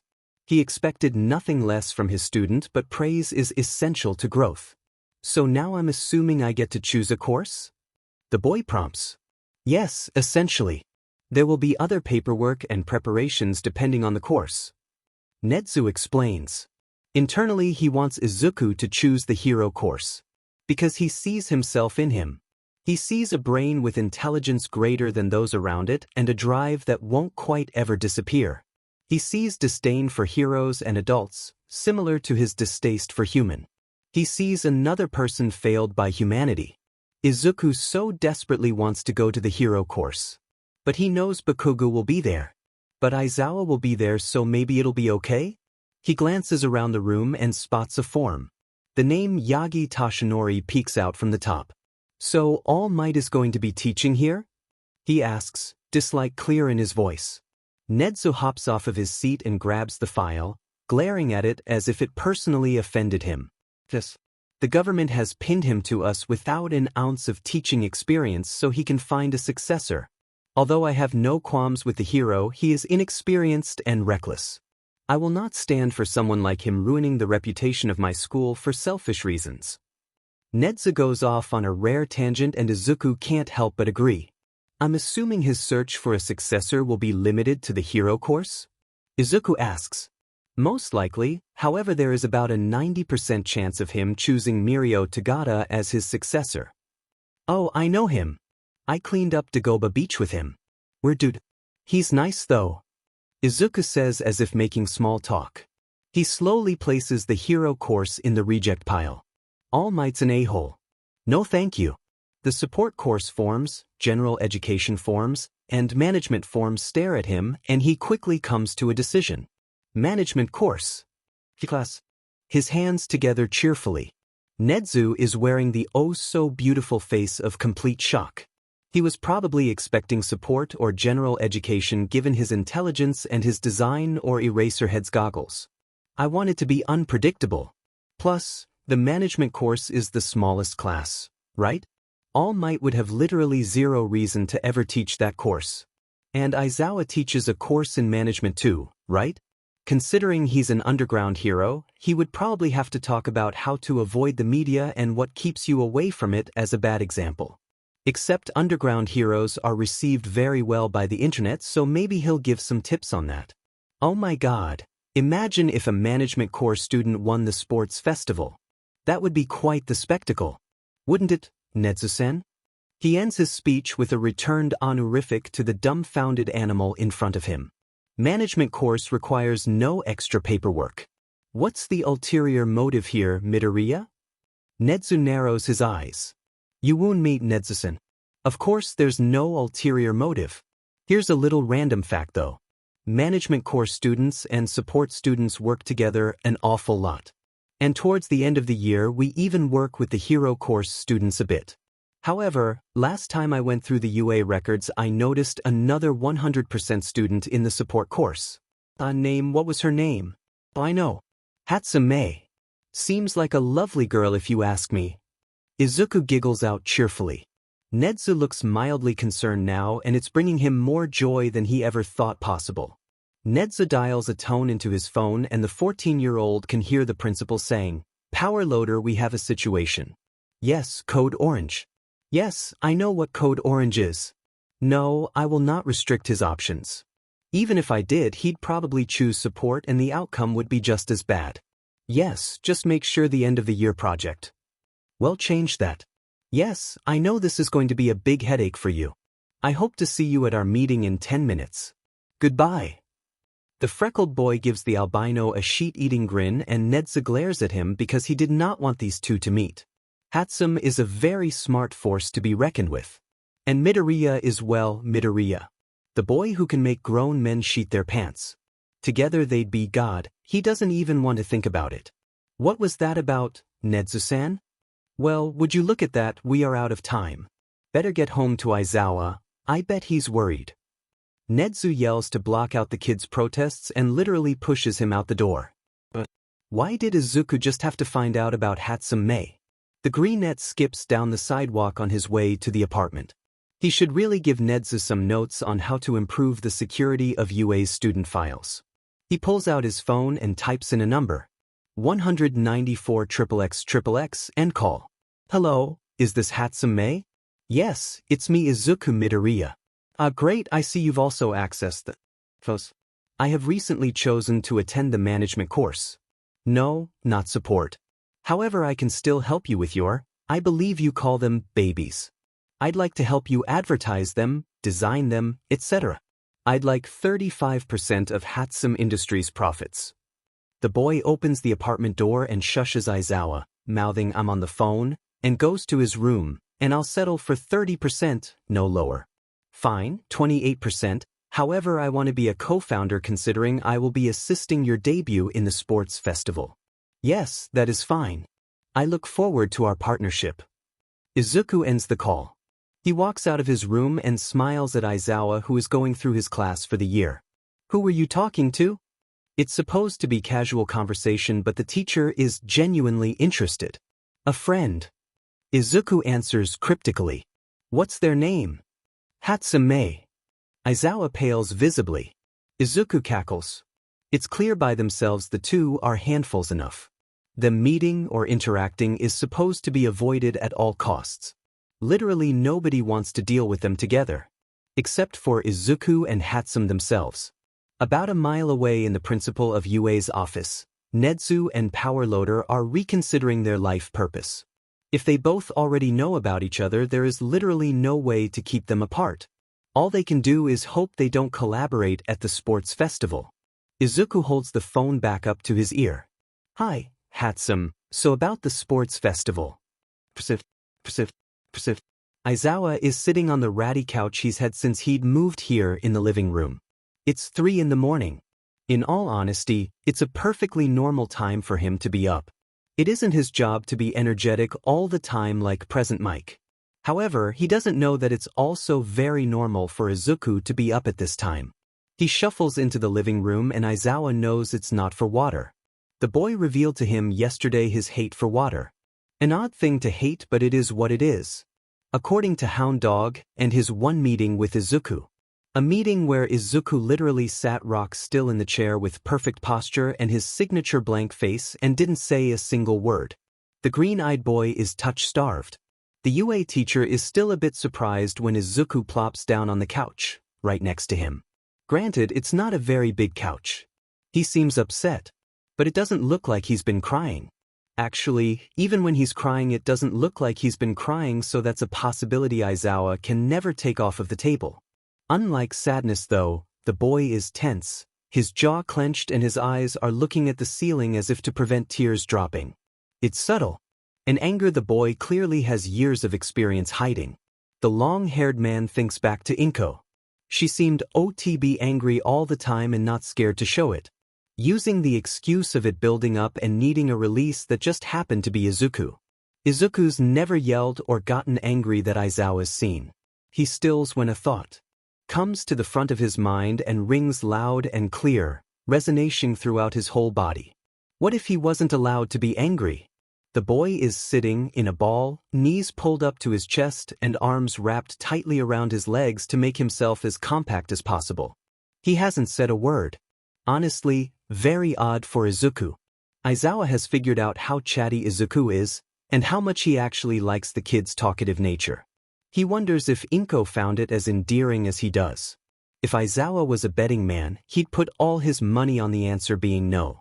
What if wasn't allowed to be angry? Shoyuta can only imagine how frustrating that would be. How much anger and resentment is stored, bottled up in that little body. Midoriya? He calls out. The boy grunts in acknowledgement. You're allowed to be angry. You know that, right? You're allowed to be angry and sad and scared and happy and frustrated and yourself. You don't have to be pleasant or emotionless all the time. He says, keeping his eyes trained dutifully on his paper to keep the pressure off of the poor kid. Really? Do you really mean that? It's a weak, raspy, tired voice. It cracks in the middle and it's so vulnerable and weak. This is a child. Let it all out, kid. Aizawa ruffles his hair, still not taking his eyes off of the profiles on his lap.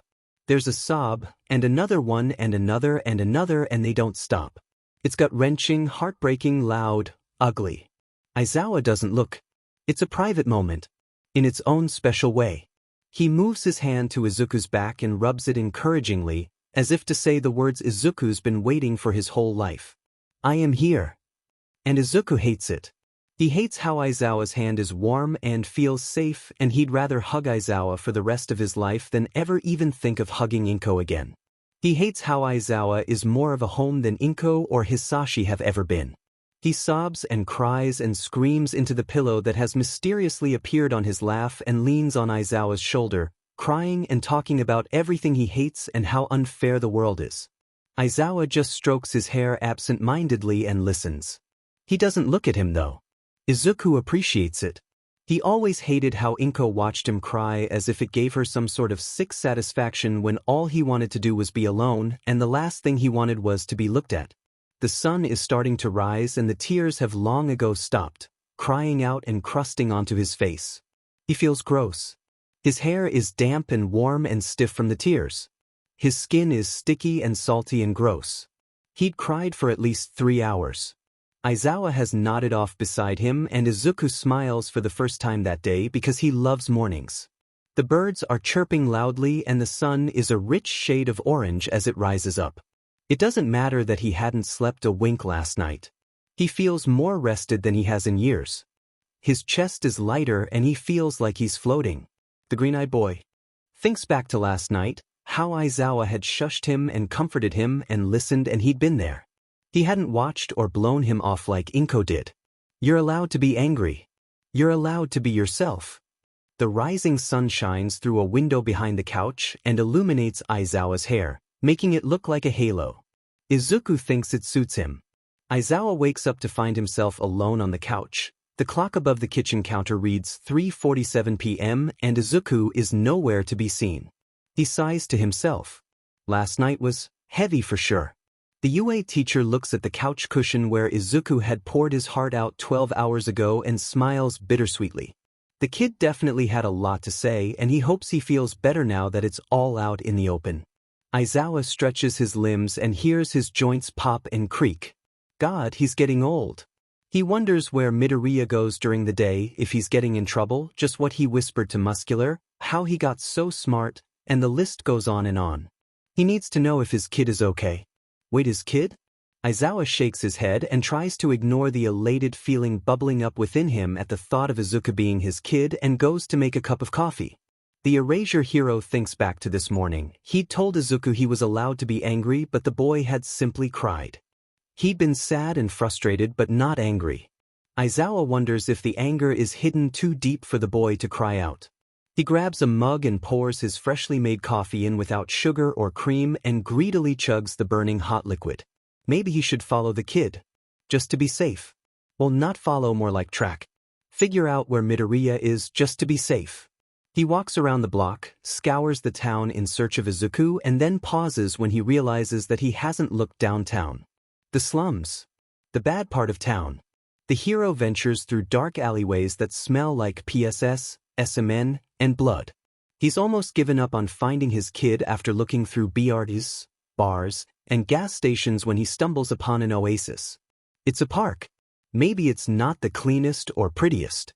There are piles of dog shit around the bushes and the trees are rotting from the inside out. There's a wasp nest inside a street lamp and the grass is overgrown and dry. But it's got a bench in the middle and there are daffodils sprouting wherever there's spare space. And in the middle of this park is his kid, surrounded by at least 100 children. They're wearing clothes much too large for them, and shoes undoubtedly stolen from drunkards that passed out behind bars. Aizawa suspects half of them have lice and live in internet cafes. But they're happy and they look like they wouldn't want to be anywhere else except here, sitting in a horde in front of Izuku. And maybe the boy doesn't notice it, but they're huddled in formation. A circle around him, not a single way to get past them to the teenager in the middle. Aizawa realizes what they're doing. Maybe it's unconscious. Maybe it's completely intentional. But they're doing it nonetheless. They're protecting Izuku. They're protecting the boy who tells them stories.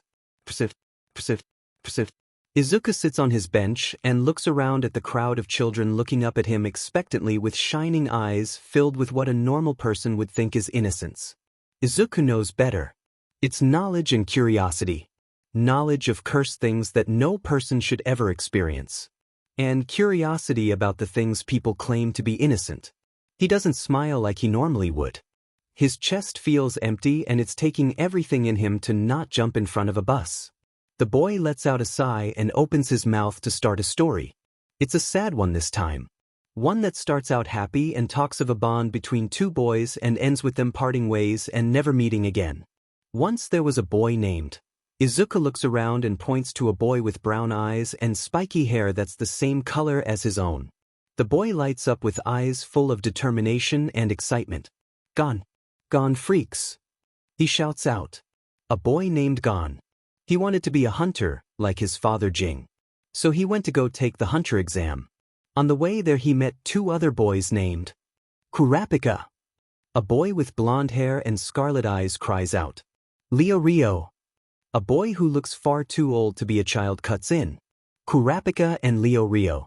The three became friends immediately. They work through many tests to even get to the hunter exam, but when they arrive an adult named Tampa tries to give them a laxative and sabotage their chances. However, Gon is able to detect the laxative and save both him and his friends. The kids all cheer and Gon sits up straight with a proud huff. The first phase of the hunter exam is simply to follow the examiner to the second phase. However, the examiner walks extremely quickly and the path to the second phase is over 60 kilometers long. While Gon is running, he meets another boy. He's the same age as Gon, and when he finds this out he jumps off of his skateboard and runs beside him. His name is... Izuku looks around at all of the eager kids holding their hands up. Killua Zoldyck. A boy with white hair and sharp blue eyes murmurs out. Gon scooches beside him and the boy's eyes light up happily. Killua Zoldyck. Izuku finishes his sentence. He goes through an elaborate story about the challenging hunter exam and starts to wrap up the first part of the season with a heartbreaking line. Illumi asks Killua what he could possibly want, because he raised him and Killua could never want anything except to kill. Killua clenches his jaw and averts his eyes, keeping them trained on the ground. And he says quietly, I want to be friends with Gon. All of the kids are silent as Izuku finishes up the story and tells them to come back later for part 2. Aizawa slinks into the shadows and watches in wonder as they shuffle away from their spots and create a path for Izuku. The greenette hands both a little girl and a scrawny but tall boy a daffodil and waves at the rest of his fan club as he walks away. The hero wants to punch himself. Why was he so suspicious? Why was he worried? All Izuku is doing is telling poor children stories and making people happy. He walks towards his apartment and spots Izuku staring at him directly in the eyes. When Aizawa returns eye contact, the kid looks away and walks in the other direction. Shoyuta sees him knock on a door with a sign above it that reads, Mizudafu Soup Kitchen, and smiles. Izuku doesn't need the hero course to become a hero. He already is one. The no longer freckled boy greets Tokoyami with a nod of his head and gets to work. He feels a pit of guilt building in his stomach. He rarely tells the kids sad stories, normally opting for happy ones filled with action, like that one about volleyball. He grabs a pitcher and goes around to pour lemonade for the people sitting down to eat what is most likely their first meal of the day. Izuku makes idle chit-chat with a war veteran who tells him stories named Akaguro. Eventually the stories evolve into a lecture about true heroes. He tells the curly-haired boy to call him Stain and Izuku complies. When he gets up to put his dishes away, he ruffles the smaller's hair and tells him he's a true hero. And Izuku should have given up on his dream a long time ago, but he can't help but feel pride bubbling up as he smiles for the first time that day to thank the man. Tokoyami comes up behind the quirkless boy and taps his shoulder. Izuku jumps at the touch but turns around to face the bird-headed boy and his dark shadow. Midoriya. Our shift is over. Thanks, Tokoyami. Izuku starts to take off his gloves, mask, and apron, but the slightly shorter, yes, Izuku will continue to hold this over he puns Tokoyami's head until the other grows taller. Boy tugs on his shirt and his quirk gestures to the door. Midoriya, would you like to get lunch? And maybe if birds could blush he would be. Dark Shadow giggles into his ear and Tokoyami wishes for a second Midoriya wasn't there so he could shine a flashlight onto them. Oh, Izuku starts. Tokoyami's mind is going crazy because this was a mistake and he shouldn't have asked. God, he's such a nitwit. Midoriya would never want to be friends with a creature of darkness like himself, nevertheless more than free, sure. I'd love to Tokoyami, but you're paying. Izuku says with a smile on his face. Tokoyami doesn't know him well enough yet to know it's fake. The slightly older greenette excuses himself to the restroom and Tokoyami waves him off until he's out of sight and slumps into his chair. Dark Shadow is singing happily into his ear and Tokoyami smiles slightly. Izuku stares at himself in the mirror, droplets of water stuck in his hair and his face shiny with it too. It's been so long since he's had a friend. He supposes Kaken was his friend 10 years ago, but that's no longer true. He dries his face off with a brown paper towel and jogs out to meet Tokoyami, who looks a bit giddy. Izuku analyzes the bird-headed boy for a minute. His body language says he wants to be near him. He doesn't really understand. Tokoyami looks happy whenever Izuku is near him. The quirkless boy reaches down to the depths of his gut. Does he feel happy when he's with Tokoyami? The answer is no. He feels nothing when he's with Tokoyami. Sure, he doesn't mind his presence and the guy seems nice, but he doesn't feel happy when he's with him. That's right. When he's with Tokoyami, he doesn't feel happy at all. He feels nothing. Is this what friendship is supposed to feel like? Izuku kicks open the heavy wooden door and reflexively juts out his elbow. His instincts are rewarded when Toga stops running towards him with a pout on her face. Yo! He holds up a hand in greeting and turns to Dabi, who salutes him, Shigaraki, who grins behind his father's hand, Kurogiri, who nods at him, and Twice, who smiles then glares at him. Zuko-chan. It's been so long. Toga sings out. She tries to stab him with a knife, but Izuku deftly blocks it and twists it out of her grip, then presses it against her neck. His fighting has greatly improved since meeting Tamura, most likely thanks to Toga, who constantly charges at him not with intent to kill, but the resolve that if he can't evade her, he doesn't really deserve to live. Toga-chan. He sings back and envelopes her in a hug. She goes stiff but then melts against him and returns the embrace. I can't stay long. First day of school is tomorrow at 6. He sighs out after the blonde wriggles out of his arms. The boy slumps onto the bar stool next to Tamura. Kurogiri slides him a Shirley Temple without the cherry and he sips on it gratefully. What can we do that doesn't take up much time? Toga wonders aloud. The puzzle was too much hassle and they didn't even finish it because Tamura disintegrated so many pieces. How about a video game? The blue-haired man pipes up and Dabi glares at him. Yes, that sounds like fun. Absolutely not. Twice yells out, before Kurogiri warps him to his room. Come on Tamura, nobody can beat you at video games. Izuku whines out, banging his head on the bar. Yeah. You're dry but will probably cheat too. The fire-corked man grunts out. I'm not cheating. I'm just really good at them. He protests. Probably 'cause you have no life. Dabi sighs out. Izuku tries to suppress a snort and fails. Tamura gives him the stink eye. At least I'm not an NPC. Tamura says, crossing his arms as if it's the worst insult anyone could ever get. Me? An NPC? I didn't know you knew how to crack a joke, Tamura. Dabi deadpants. I wouldn't mind playing Mario Kart. Izuku remarks nonchalantly. F-. Tamura curses out quietly. Sensei. Tomachan said a bad word. Toga tattles. No, I didn't. Wait, why can Dabi curse but not me? Tamura protests loudly. Tamura, if you curse again, I'll have Kurogiri warp you into timeout. Distorted static voice speaks out sternly from the television. Ah, I get it. USCK at Mario Kart. Don't you? The black-haired fire user taunts. No, I don't. Prove it. The two engage in a tense staring contest while Izuku shuffles through the video games Tamura has stacked near the Wii. He finally pulls out a copy of the faded game and turns to the television. Oi, Donyoku, can we use your TV for Mario Kart? The greenette asks as if he isn't talking to one of the most powerful quirk users in the world. Sure. All for one answers in a baffled voice at the boy's bold request. I want to be Peach. She's so cute. Toga sings out with stars in her eyes as she selects her character and cart. I wanted to be Bowser. Dabi glares at Tamura who is holding his controller with 3 fingers while rummaging through his pockets for tape. Too bad, NPC. He sticks out his tongue and tosses the washi tape to Izuku who has Toad selected as his character. Tape my fingers? The antihero asks the younger with a pout on his face. Izuku smiles a bit at the sight and begins wrapping the tape around Tamura's ring and pinky fingers. The blue-haired man stares down at the small boy who is probably smarter than every single person in the room, his face warm as a slight smile creeps its way onto his face. The greenette has his tongue sticking out and his eyebrows furrowed in concentration as he wraps the tape around Tamura's fingers.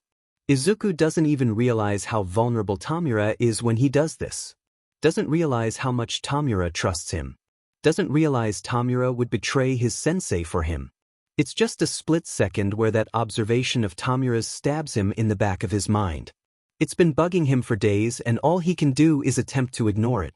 Izuku uses his teeth to tear off a long piece of tape for his left hand, takes the villain's ring and pinky fingers closer and gingerly wraps them in the washi tape he gave the older for his birthday.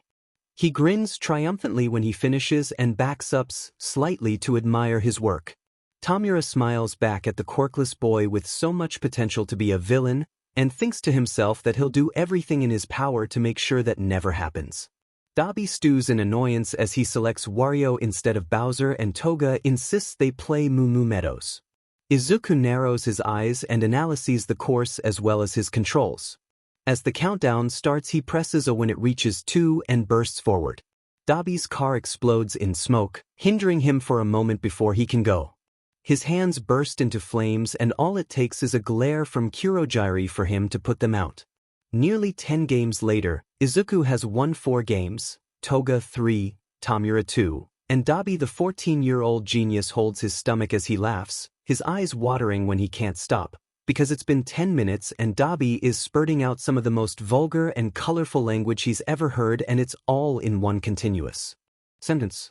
When Izuku finally waves goodbye to his friends and receives a wet kiss on his cheek from Toga, His cheeks ache from smiling so much and he can't find it in himself to feel guilty for hiding this from Aizawa. He looks back at the League of Villain hideout and an ugly feeling blooms in his chest. It's regret. He regrets leaving the bar. He wants to go back. And never leave. Persif. Aizawa wants to pull his hair out because this is the most insufferable conversation he's ever had. The kid's been ignoring him since he got home. Eraserhead wonders if it's because of the subsequent awkwardness lurking from the emotional night they had or betrayal, maybe annoyance at the hero for following him while he was doing nothing wrong. Sure, he hung out with villains when he'd lost him, but Aizawa doesn't need to know that. So, the first day of school is tomorrow. You excited? Aizawa tries to encourage small talk. Izuku pokes at his dinner for a second, his head hanging low. After a second his head snaps up as if he'd been broken out of a train of thought. Oh yeah, I guess. It's an answer, that's for sure. But it doesn't do anything to help Aizawa with his dilemma. Izuku looks back down at his plate, it's lasagna. Aizawa used some of the frozen Italian food to make a quick dinner after getting home late as a result of a last-minute meeting at UA about the handsome Izuku dilemma.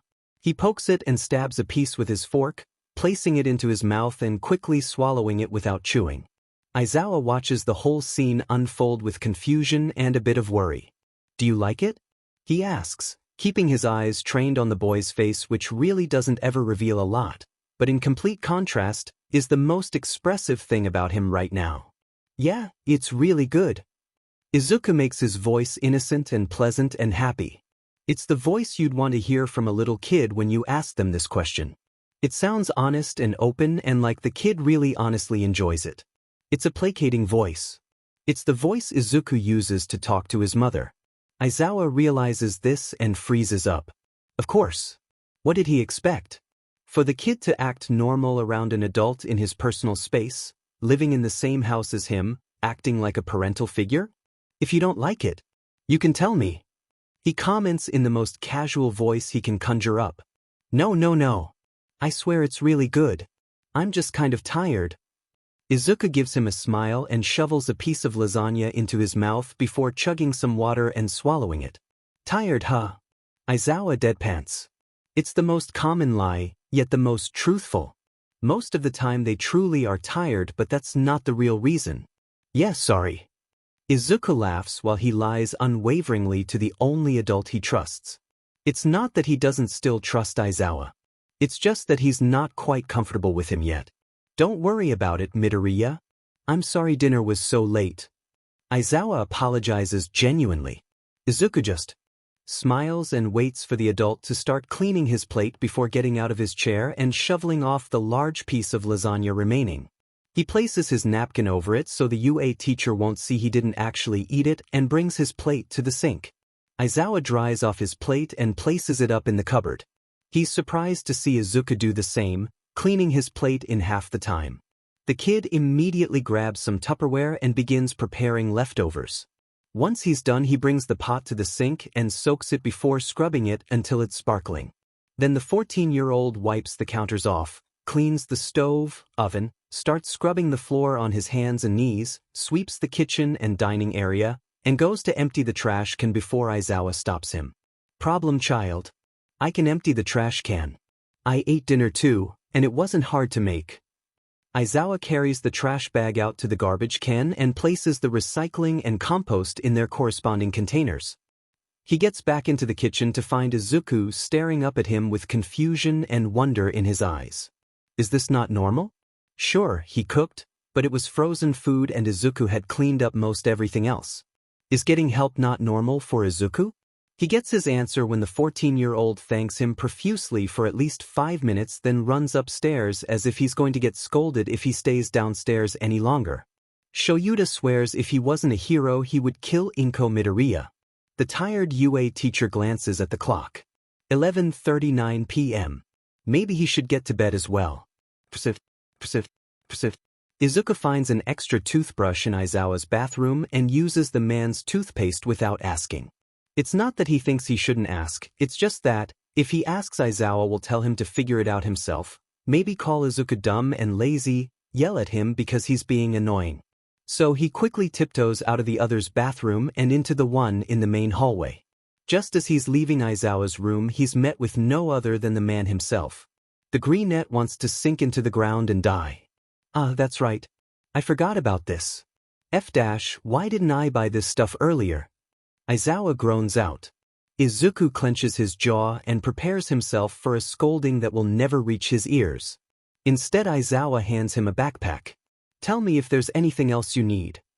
Aizawa says, and ruffles the boy's hair before walking into his room and leaving Izuku stunned in the hallway. The underground hero seriously doubts Izuku will actually ask him for anything he needs. The little genius opens the yellow backpack and finds it neatly filled with almost everything he could possibly need. He stands there dumbstruck for a second, recovering shortly and spitting out his toothpaste, then retreating to the room Aizawa had told him he'd be staying in for a bit. He sits cross-legged on the carpet below him and pulls out one item after another out of the backpack, carefully placing them in a toothbrush, toothpaste. Izuku winces a bit when he realizes Aizawa already had these ready for him. Mouthwash, a brush, a comb, shampoo and conditioner for curly hair, soap, face wash, socks, and to Izuku's mortification, underwear, his UA uniform, an empty water bottle, a watch, a pack of hair ties, a journal, a National Geographic magazine, a fictional book about time travel, earbuds, foundation and concealer to cover up the burns, textbooks for the management course, and last of all, the phone. Izuku holds the new phone in his hand with wide eyes. Aizawa shouldn't spend money on him. Why did he spend money on him? He already has a phone, why does he need a new one? He starts crying because it's so thoughtful of Aizawa to do this, and because he's so worried. Doesn't this cost a lot of money? Does he owe Aizawa now? He's never owed someone. They've always owed him. It's okay, kid, you don't need to pay me back. Aizawa says when he sees Izuku sitting with all of the stuff lined up in front of him, phone in hand, tears streaming down his cheeks. He's surprised. The 14-year-old didn't even close his door. But isn't this expensive? You're gonna run out of money and it'll be my fault. Why did you get me a phone? Mine works fine. Not that I'm not thankful, it's just that you shouldn't spend money. Oh my god, I shouldn't tell you how to manage your money. I'm sorry, do whatever you want with your money, please don't yell at me. I'm sorry, ignore him. Izuku rambles, his breathing getting quicker and shallower. Hey, problem child, it's okay. I'm not mad. I got you a new phone because you left your old one at your parents' house. Aizawa explains. Izuku reaches into his back pocket and realizes he's right. And don't worry about money, I'm a hero and a teacher, it'll be fine. He reassures. Izuku pretends to release the tension in his shoulders as if he's relieved or convinced, but he's not. It's a survival tactic. I didn't think you'd want to go back there, but I did pick up most of the stuff from your room and put it in this one. Aizawa continues, pointing to the desk near the bed with his notebooks stacked up on it. There's a pillow and a laptop from the house too. Thank you. Izuku says, bowing his head a bit. A habit he'd earned from his lesson about respect with Inko. Aizawa notes the habit in his mind. Overly adaptive behavior. I don't know if you want to hear about this, but your mother is currently being held at the police station, she's going to be tried in a month, we're going to need to interview you one more time, and talk to Child Protective Services before then. The adult tells him carefully. Izuku just nods. He doesn't mention his father. Doesn't tell Aizawa how much he hates CPS for getting his hopes up and then crushing them all those years ago. Doesn't tell him he probably won't be able to sleep until 2 a.m., doesn't tell him about anything. Aizawa hands him a shirt and some shorts. They're big on Izuku's small frame, but he thanks the man nonetheless. He doesn't tell Aizawa he probably won't be able to wear the shirt. The black-haired man eventually leaves the room and tells Izuku he's allowed to close his door. The 14-year-old is surprised and interprets it as an order but keeps his door open a crack open as a habit. If he closes his door, mommy will storm in and yell at him. If he locks his door, they'll remove it completely. Izuku doesn't ever take his eyes off of the door. It's illogical, but the moment he stops watching the door, stops being careful, if the moment Inko storms in and screams at him because she feels so betrayed that Izuku would do this, even though Izuku didn't do anything. He slips on the shirt and looks in the mirror. His foundation is cakey, and though it covers the color of the burn, you can see where the skin is raised. Izuku wipes it off with a tissue. His freckles shine through again. He takes out his dark contacts and throws them away. This was dumb. Why was he concealing his face again? A nasty voice in the back of his head tells him he's giving up too easily, he needs to commit and make himself untraceable. He ignores it. He trusts Aizawa. It takes 30 seconds for Izuku to start tugging at the collar of the shirt. It's too close to his neck. It's not even touching, but it's just too close. He feels a phantom pressure around his windpipe. It's uncomfortable and he can't do it anymore. He feels like he's choking. Izuku pulls on the shorts and rips off the shirt. When he crawls into bed, he wraps himself in a blanket. He feels exposed. Like he's being watched. He knows he's not, but still. He switches off his bedside lamp and curls up into a ball, whispering to himself a reminder. Don't get attached, Izuku. Don't get attached. Don't feel, Izuku. If you feel again, you'll just get hurt. Over and over. Until the dark blue sky fades into a grayish purple and a beam of rich orange shines through the window. Izuku presses his back against the wall and watches the door.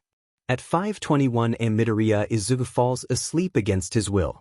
It's only 39 minutes until he has to wake up, so it's not really beneficial at this point. Izuku hates sleeping. He hates dreaming. He hates remembering. But time moves slowly in dreams. Memories feel real. They feel like a lifetime. Izuku opens the front door and is greeted with his mother's smile. He's 7 years old. He knows how to anticipate and diffuse the event. That doesn't mean it always works. Sometimes he fails. He knows how to read micro-expressions. The smile on Inko's face feigns safety, a smile only present for the purpose of hiding anger behind it. It's a smile waiting to transform into a scowl, waiting for even the smallest reason to explode. Someday it won't wait for a reason, it will just do what it knows best. Each time Izuku sees that smile and relaxes, only to slip up and say the wrong thing and go to school with bandages around his wrists the next day, his new skill of reading. Expression evolves. Like his life depends on it. And in a way it does. He knows how to walk into a room with his mother and know whether or not she's looking for a fight, know if she needs to blow off steam, know if she's upset, angry, scared, happy, disgusted.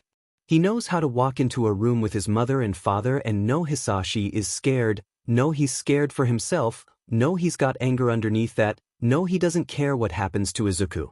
Izuku could walk into a room and tell you exactly what everyone is feeling and anticipate the atmosphere. He learned the hidden rules, the secret ones. The ones they never told him but he learned, or just knew because they had the most severe punishments. He adapted. He survived. Inko could scream and yell and cry and grab and scratch him. And he'd be so scared. She'd be driving and he'd be crying, and to save his life, to survive, he learned to cope. So he'd detach himself from the situation. It only made her more angry at his lack of response, but it wasn't like he could do anything about that. His mind would just wander further and further, his thoughts empty, his mind and body one, detached from the pain, physical and emotional. He'd detach during violent outbursts at first, but soon it all just blended together. He was constantly detached, he just wanted to feel. He just wants to feel. Every day was the same, like clockwork, reflexively going through the actions he needed to do. Izuku couldn't afford to have fun, couldn't afford to feel, couldn't afford to be interested or motivated, couldn't afford to have an opinion. Izuku's life is more important than such trivial things like feelings or friends. Eventually he lost himself. His personality became non-existent. Being present? Stopping the detachment? Don't be ridiculous, that would only mean pain. Izuku's life is about survival. Izuku's life is about enduring. Izuku stayed in the classroom, curled up in a ball, shivering. All he'd wanted was help on his project. Why did he draw the bad hand? What did he do to deserve this? He brought his hand down in between his thighs and wiped it across the skin, wincing as he did so. He brought the hand up to his face. Blood. The 8-year-old glances around the room. It's nearly sunset. He's late. He's run out of tears. His face is sticky and salty. His eyes are blank. His mouth set into a grimace. He's in a sort of daze. Nothing feels real. Izuku gingerly sits up and cries out when he puts weight on his lower half. He carefully bends over and looks around behind him just one more time to be sure. He feels so exposed. So humiliated. So stupid. He crawls over to the pile of clothes next to Sir's desk and grabs them in his fist. He pulls them towards his chest tightly and as quickly as possible pulls on the shirt. The child stands up and feels something rush out of him. He doesn't want to look. But he has to clean it up. Clean up the evidence. Nobody can ever know. He grimaces at. The feeling of dried comes splattered over his thighs and pulls on his underwear and shorts, sighing in relief at the feeling of being covered at last. He limps to the bathroom to get paper towels and then back to clean up the mess. The 8-year-old child goes home that night only to meet his mother, who screams at him and questions the tears on his cheeks, the brown stains of dried blood on his thighs. She's only angrier when he doesn't tell her. But he doesn't trust her to say. He just feels dirty. He feels gross and used. He doesn't want to talk about it to anyone because it makes his stomach toss and turn. Inko screams till she's hoarse and all Izuku wants is to take a shower, but she tells him he doesn't deserve it. Tells him he's worthless. Tells him he should be thankful he has her. Screams at him for being ungrateful, disrespectful. And he wants to tell her, somewhere deep within him. To explain, to make it better. But deep inside he knows it will make it worse. Izuku wants to cry but he can't. His throat hurts. It's sore and it stings with a stabbing pain he never wants to experience again. His knees are scraped up and his voice is hoarse. Tomorrow he'll be grateful it's winter as he covers up bruises on his neck that are shaped like hands. One of his teachers asks him to remove his scarf, and although he knows he's imagining it, he can see Sir standing there, smirking with a threatening glint in his eyes, daring him to take it off and tell them all. Izuku wants to tell, he really does, but he looks up at his teacher again and doesn't make an effort to take off the scarf. He's too scared to. The green-haired boy wakes up with tears falling down the side of his face into his hair, making it wet and his eyes crusty with sleep. He's scared and he's sweating. His breathing is quick and shallow. Izuku puts a hand to his chest and slows his breathing. His clock reads 6:02 a.m. Izuku quickly gets up and pulls on his uniform in record time. He hesitates before putting on his tie. He has the shirt buttoned up loosely enough to prevent him from feeling the phantom pressure on his neck, but it will all be for naught if he uses a tie. The boy mentally prepares himself to talk to Aizawa as he brushes his teeth and attempts to tame his hair before giving up. And when he raises a fist to knock on Aizawa's bedroom door, he hesitates, before saying F it and knocking. When his hand touches the wood his whole body tenses up and fear shoots through him. It's a reflex. When he was younger and didn't know better he'd knock on their door at 4 a.m. and tell them he had a nightmare or couldn't sleep, or that he'd peed in his bed. After he'd suffered the consequences 2 times he'd learned better, learned how to creep down the stairs quietly to clean his sheets, or watch television until morning.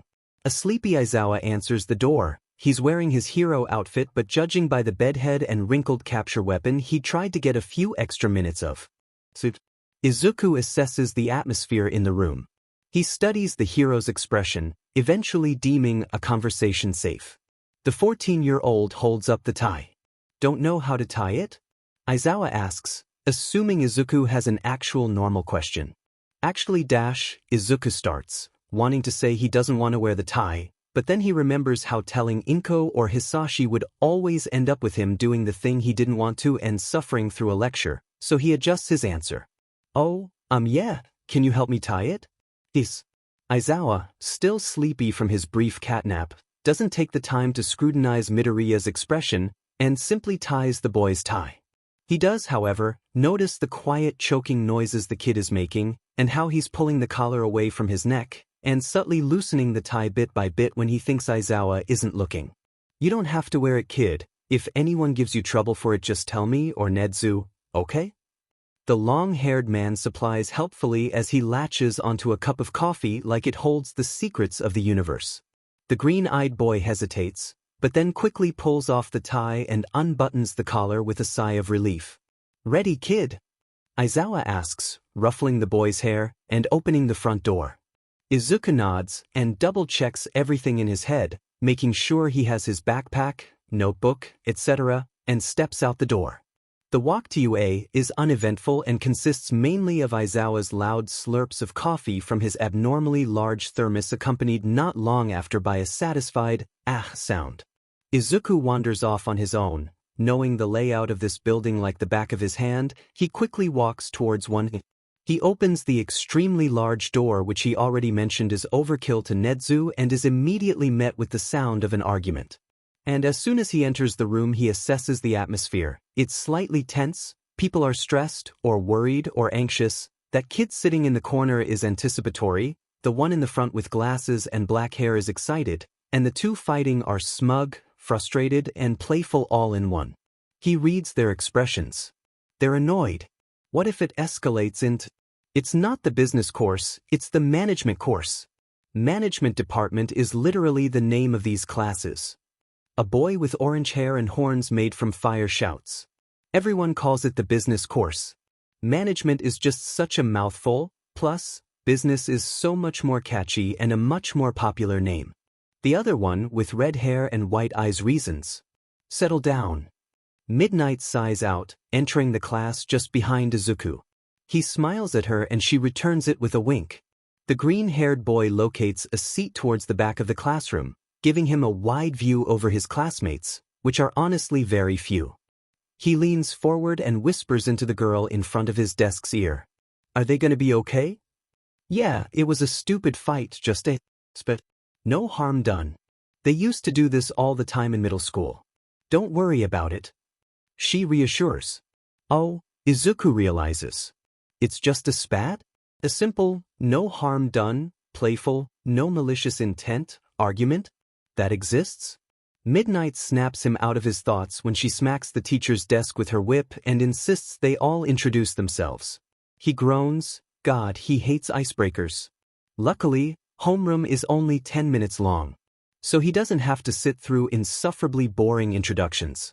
However, she did offer a piece of information that was rather interesting. Apparently Class 1I is the only management course class this year as a result of the lack of applicants combined with the extensive requirements to get in. The basic classes go by in a flash, along with the orientation, which was just a 2-hour-long speech from Principal Nedzu, although it was obviously just meant to take up time because the stoat started speaking in gibberish towards the end. Izuku checks the schedule, 2 class PRDS left. English and Introduction to Business. Nedzu had hinted that Izuku wouldn't be taking English and instead would be having his usual sessions with him as a replacement given the fact that Izuku is fluent in English. Midnight strolls back into the room and Izuku curls his lip in disgust at the groans of appreciation that roll through the room. The boy sitting next to the window with blue hair wolf whistles. The freckled boy wants more than anything to dislocate his jaw because in this house we respect women. He saw almost nobody with true potential in the class honestly. They were all mediocre at best at the basic subjects and their behavior right now is honestly repulsive. Izuku had wilted a bit inside when he found out there were only 15 students qualified for the management course who applied. This is the course that will literally control the hero course students for the first half of the year, teaching them how to improve their image and how to manage their own hero agencies as well as how to defeat villains efficiently in the most showy way possible. Even if the hero student wants to be an underground hero, the business course helps them figure out to tone down attacks and hide their presence from the media as well as conceal their quirk, while still maintaining a generally good opinion from those who know about them. On top of that, they get to collaborate with the support course, or more specifically in Izuku's case, insert confetti hatsum may insert gay sound effect, and they have opportunities to do last-minute changes to the second and third year costumes, and possibly intern at hero agencies to help with their appearance to the media. Honestly, the hero course is flashy and impressive and Izuku still has a part of him that wants more than anything to be in that classroom, but the management course has so many more opportunities and benefits. Midnight snaps her whip and scans the small classroom, an evil glint in her eyes as she licks her lips. Izuku shivers slightly. He wonders if he'll ever be comfortable around middle-aged women again. Maybe it's not possible when everyone reminds him of Inko. We're going to analyze the hero course's costumes. She shouts out, waiting for a reaction, but Izuku realizes with a sinking feeling of disappointment as he smiles that his class is boring and they're all whining about how much they resent the hero course. Midnight watches her class with furrowed brows, her mouth twisted up in uncertainty and disappointment. Hey, watch what you say about the hero course students. You're going to be colleagues in a few years without them. You serve no purpose as a management course student. She says, her voice low, threatening and slightly stuck. In a few minutes we will be analyzing the hero course's costumes that they designed themselves. She sings out cheerfully. The whole class feels a shiver go through their bodies as the unspoken threat of acting out of line hangs in the air. Now, I'm going to hand out a packet of information about each of the 1A Hero Course students' quirks and personalities, as observed by Principal Nedzu, and a worksheet that corresponds to the student you were assigned. You will grade the costume of the student assigned to you in several categories: effectiveness, attractiveness, popularity potential, and room for improvement. You will also write at least a paragraph for each category about how to improve the grade you have given them. She explains, while handing out a packet and worksheet to each student. Midnight, I have a question. Izuku calls out. His classmates look surprised at the lack of honorific, but Midnight just gestures at him to continue. Is there a word limit? The entire classroom is visibly taken aback by the question, because who the F would want to do extra work? Yes, you're Nedzu's personal student, aren't you? There's no word limit this time. But please do at least try to do less than 10 pages, please Midoriya? She sighs out. Aizawa has expelled 2 students today, meaning there are 18 Hero Course students left and 15 of us. Who would be willing to do 2 worksheets, or maybe 3? She calls out hopefully. Immediately Izuku raises his hand, and to his disdain the sleazy boy with blue hair raises his hand too. Midnight tosses 2 extra packets and worksheets to Izuku, and 1 to the wolf whistle boy. The perverted boy gets hit in the face with his, while Izuku catches his in the nick of time. Serves him right, Izuku thinks to himself. He checks the profiles of the 1A students he's assigned to. Hagakure Toru, Todoroki Shuto, and Ashido Mina. He checks their quirks, personalities, and finally, their costume designs. He lets out a sigh when he sees them. He has a lot of work to do. Izuku, much to Midnight's chagrin, has both finished in 50 minutes of the designated 1.5-hour time limit, and placed a stack of papers that must weigh at least 4 pounds in front of her. I'm done. I can see that. A sigh. Exactly how many pages is this, Midoriya? Only 92. I want you to summarize this in 20 pages or less. Typed, size 11 font, Times New Roman, single-spaced. 30 pages. Midoriya, I don't think you understand, we are not negotiating how long dash. 25 pages. Fine. Midnight pulls out a flask and chugs it when the curly-haired kid struts up to her desk with 65 pages of paper in hand, not even 10 minutes later. I thought I said 25 pages. Right, however you did not specify if that was per person or overall. Fine. You win. Izuku knows he probably shouldn't test his limits, and his undiagnosed PTSD is giving him an internal panic attack right now, but he really just wants to PSS off Nedzu. What should I do while I'm waiting for everyone else to finish? He asks, hoping she takes the bait. You get a free PRD. She waves him off and starts reading his paper. Izuku has never been more thankful he memorized the UA rulebook. According to Section 4, line 51, students may go to another classroom during a free PRD as long they have finished all work due within the next week and are not disrupting the class they are visiting. Disruption, disturbance, or problems which interrupt an event, activity, or process. He won't be interrupting as long as he doesn't stop the continuous progressing of the activity they are focusing on. Izuku wears an evil grin as he quickly makes his way up the hall to the classroom he's been wanting to see for the longest time. He makes direct eye contact with a security camera and sticks his tongue out at it. Even if there was a fire alarm pulled right now, according to UA's rulebook, Izuku cannot be stopped from reaching his destination. Midoriya, I'm actually going to assign you homework right now. Present Mike yells out, sprinting towards the boy, hoping to hinder his journey by assigning work due within the next week. Izuku smirks. Because present Mike is the only teacher not teaching class right now. AKA, he's the only teacher who can try to stop him. Emphasis on the try. Didn't Nedzu tell you? I'm not taking English this year, I'm fluent. Instead, I have private lessons with him. Now, if you'll excuse me, I have somewhere to be.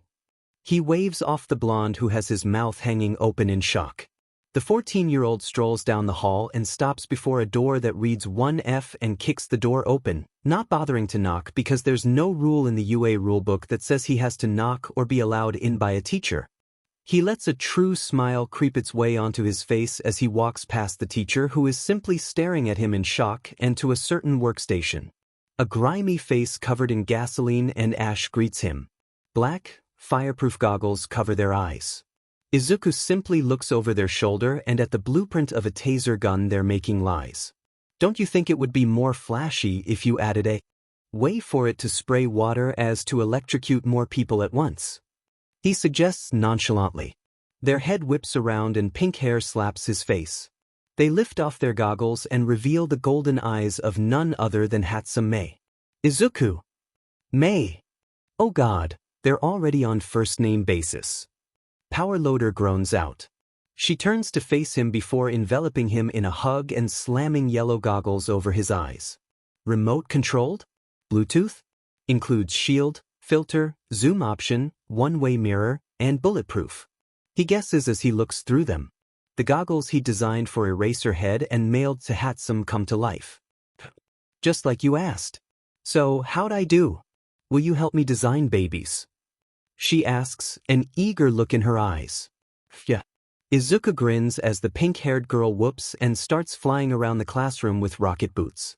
Mei, come back. He shouts out, and she flies back over, nearly whacking off his head in the process. Yes, Your Highness? She says in a voice that should be teasing but is completely serious. Did you get him? The greenette asks, nearly bouncing up and down because he needs this kid and there is no way he is going to attempt to use social skills to get him. You bet but I did. She gives him finger guns and winks happily. Mei, you are a god. He deadpants. The golden-eyed girl simply snaps back on her goggles and gets back to her work. Why'd you want that one anyways? I'm pretty sure he wants to be a hero but didn't get in. She asks, switching on a flamethrower. Izuku casually picks up the fire extinguisher conveniently located right next to her station. Have you heard about his quirk? Imagine all the support items you could make for it. And I like his hair. He deadpants. You like his hair? She stops melting her taser gun and turns to him, flamethrower still spitting fire. Have you seen his hair? It looks so soft and it's like, so spiky. I know he wants to be an underground hero but there's so much potential in there for advertising.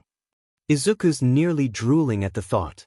I mean, true, but don't tell him that or else he'll run off and I spent too much time convincing him to even talk to us for you to throw it all away. She turns back to her gun. I know all of the Hero Corps students' quirks and I want you to make support items to combat them. He mentions. Her head snaps up. Are we going to use him at the sports festival? She asks in a quiet voice. Imagine how good it will look when the winner of the sports festival is wearing support items all branded with the soon-to-be iconic name of Hatsum Industries. Izuku throws his arm over her shoulder and looks up at the ceiling. His quirk combined with the flashy support items will be unbeatable. She observes, shrugging off the management student's arm. Yep, he'll be an instant sensation, his snarky personality and dry humor. The people will love him. They sit in deep thought, calculating the success rate of the operation and how they're going to pull it off. Hatsum is the first to snap out of it, her face a bit more determined now. Now, Izuku, I love you, but if you stay here any longer, I'm pretty sure Power Loader is gonna burst a blood vessel and if that happens he'll never let me stay here over time. The support student dismisses the boy with a wave. Izuku gives her a dramatic bow and strolls out of the classroom and back to his own. The best part about the support department is that it's so loud, microphones can't pick up any noises other than drilling, or screeching, or beeping. And even better, the cameras are dysfunctional as a result of being electrocuted, burned, or shot at. Izuku walks back into his classroom, smiles at midnight, and sits in his seat innocently. Nedzu is going to be said. Nedzu is said. Izuku knows this to be a fact the moment he bounds through the doors to the principal of UA's office and takes a seat on the couch directly across from him. I'm giving you detention. He deadpans, it's too early for this. His eyes are ablaze, suit wrinkled, tea nowhere to be seen. Why? Izuku decides to bait the angry animal. He knows he'll come out triumphant. You broke school rules. Nedzu sighs, knowing he's fighting a losing battle. No, I didn't. The Freckles genius retaliates, having memorized the UA rulebook weeks ago. Yes, you did. The stoat holds his head in his paws, muffling his defeated, extremely annoyed voice. Prove it. A smug smile spreads across the green-eyed boy's face. Nedzu swears the kid knows just how much of a little sheet he is. The albino's eye twitches and a menacing aura gathers around him because he has no proof. The conversation is undecipherable due to blurry, compromised camera footage due to support course incidents, non-existent audio, and a slightly traumatized power loader. There's no proof Midoriya is planning to rig or use loopholes to win the school festival like Nedzu knows he's doing.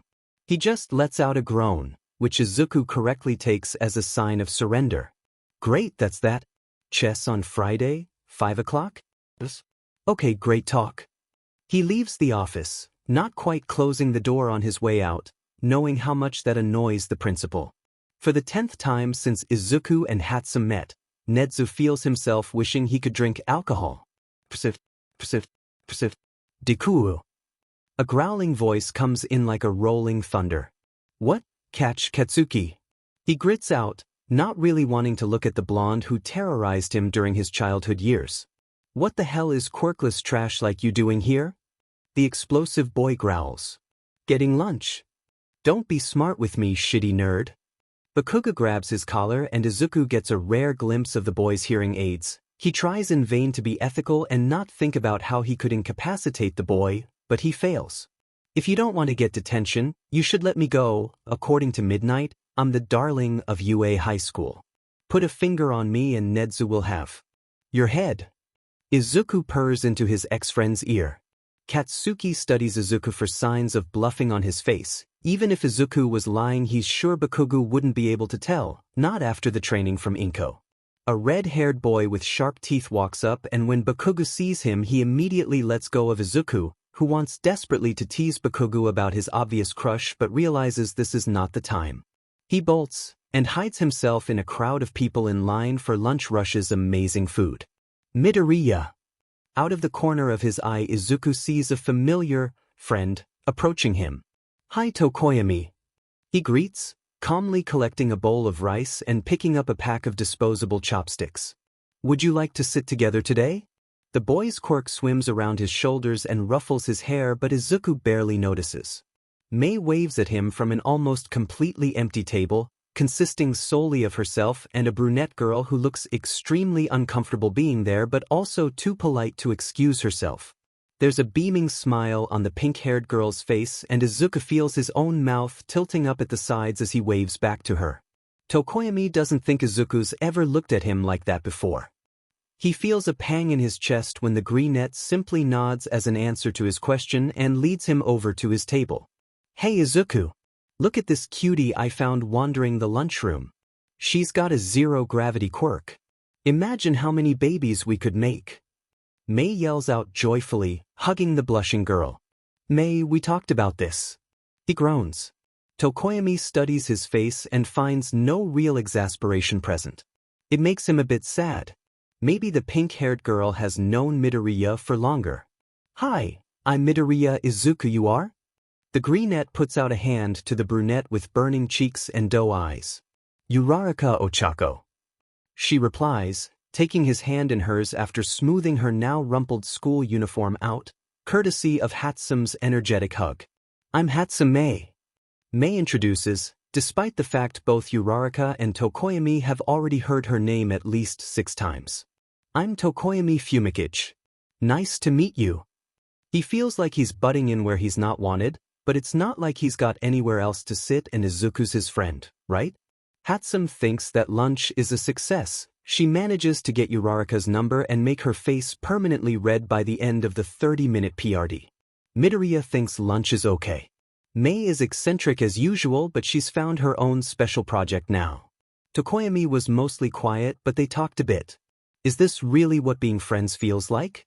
He personally prefers Mei's presence. Uraraka thinks lunch is a complete disaster.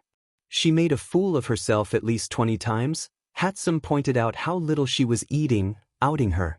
And it's plain unfair how cute the pink-haired girl is when she talks about her babies.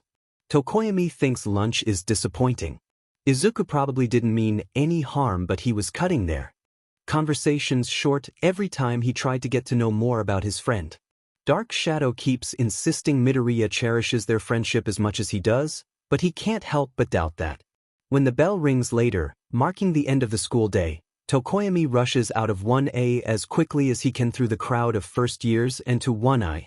Midoriya is talking to Hatsum excitedly. Tokoyami pretends to not notice his friend deflating slightly at the sight of him. "Hi Tokoyami." Izuku greets. "Please, call me Fumikage." The green-haired boy looks uncomfortable at this declaration of closeness from his friend but nods and replies. "Okay, then call me Izuku." "Would you like to walk to the train together?" He asks hopefully, because honestly he hasn't been able to hang out with his friend lately. Sorry. I'm actually hanging out with Mei today. Maybe another time?" "Oh, that's okay. You're volunteering on Thursday, right?" "Yes, I am." "See you then, Fumikage." "Goodbye, Izuku." Mei nudges Izuku on the way to her house and gives him a judging look. "Well, that wasn't awkward at all. Don't lead him on if you don't like him." "What do you mean? Fumikage is my friend." "It doesn't really seem like you consider him one in the same way he does." "I don't understand, he called us friends, doesn't that mean we are?" "God, you're hopeless. Do you think I could make babies for Dark Shadow? Maybe armor? There are so many possibilities." Izuku doesn't even think about Fumikage later that night when he has the time. It's almost as if the boy doesn't matter to him. Being with the bird-headed boy doesn't feel the same as hanging out with Tamura, Toga, Dabi, and Hatsum. But they've never actually called him their friend. If this is what friendship feels like, Izuku's not sure he wants to have friends anymore.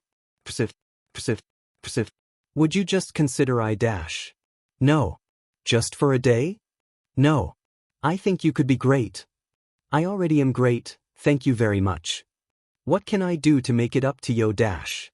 "Nothing, please leave me alone, Yagi." "Young Midoriya, if you would on'll dash." "Nedzu." The principal of UA seems to pop out of nowhere and give the freckled boy a polite smile and the number one hero an acknowledging nod. That greeting is a demonstration of hierarchy. Izuku is on a higher level than All Might to Nedzu. He fed up. "You called?" The stoat prompts Midoriya, who gives him a gleeful smile. "He's bothering me." Izuku points, his face changing to a pout, at a baffled All Might. Nedzu gives him a considering look and sighs before waving off the quirkless boy and scolding him. Izuku walks with a pep in his step to his second class of his second day at UA High School. He sits in his assigned seat at the back of the abnormally small classroom. At least this time nobody's fighting and the air feels lethargic. Midnight cracks her whip on her desk with glee and tells them they did an amazing job with criticizing and fixing up the hero class. Costumes. It turns out Ectoplasm got injured in a villain fight last night during his patrol and can't teach math class today, so they get to have an extra business management block. She tells them to make a slideshow with the 1A students' original costume designs and their finished design complete with notes on how they improved it to benefit the rising hero's quirks and popularity. Izuku lights up and begins writing a short, 30-page analysis on Hagakure, Todoroki, and Ishido's quirks for his presentation, but Midnight finishes up her instructions, making him wilt slightly.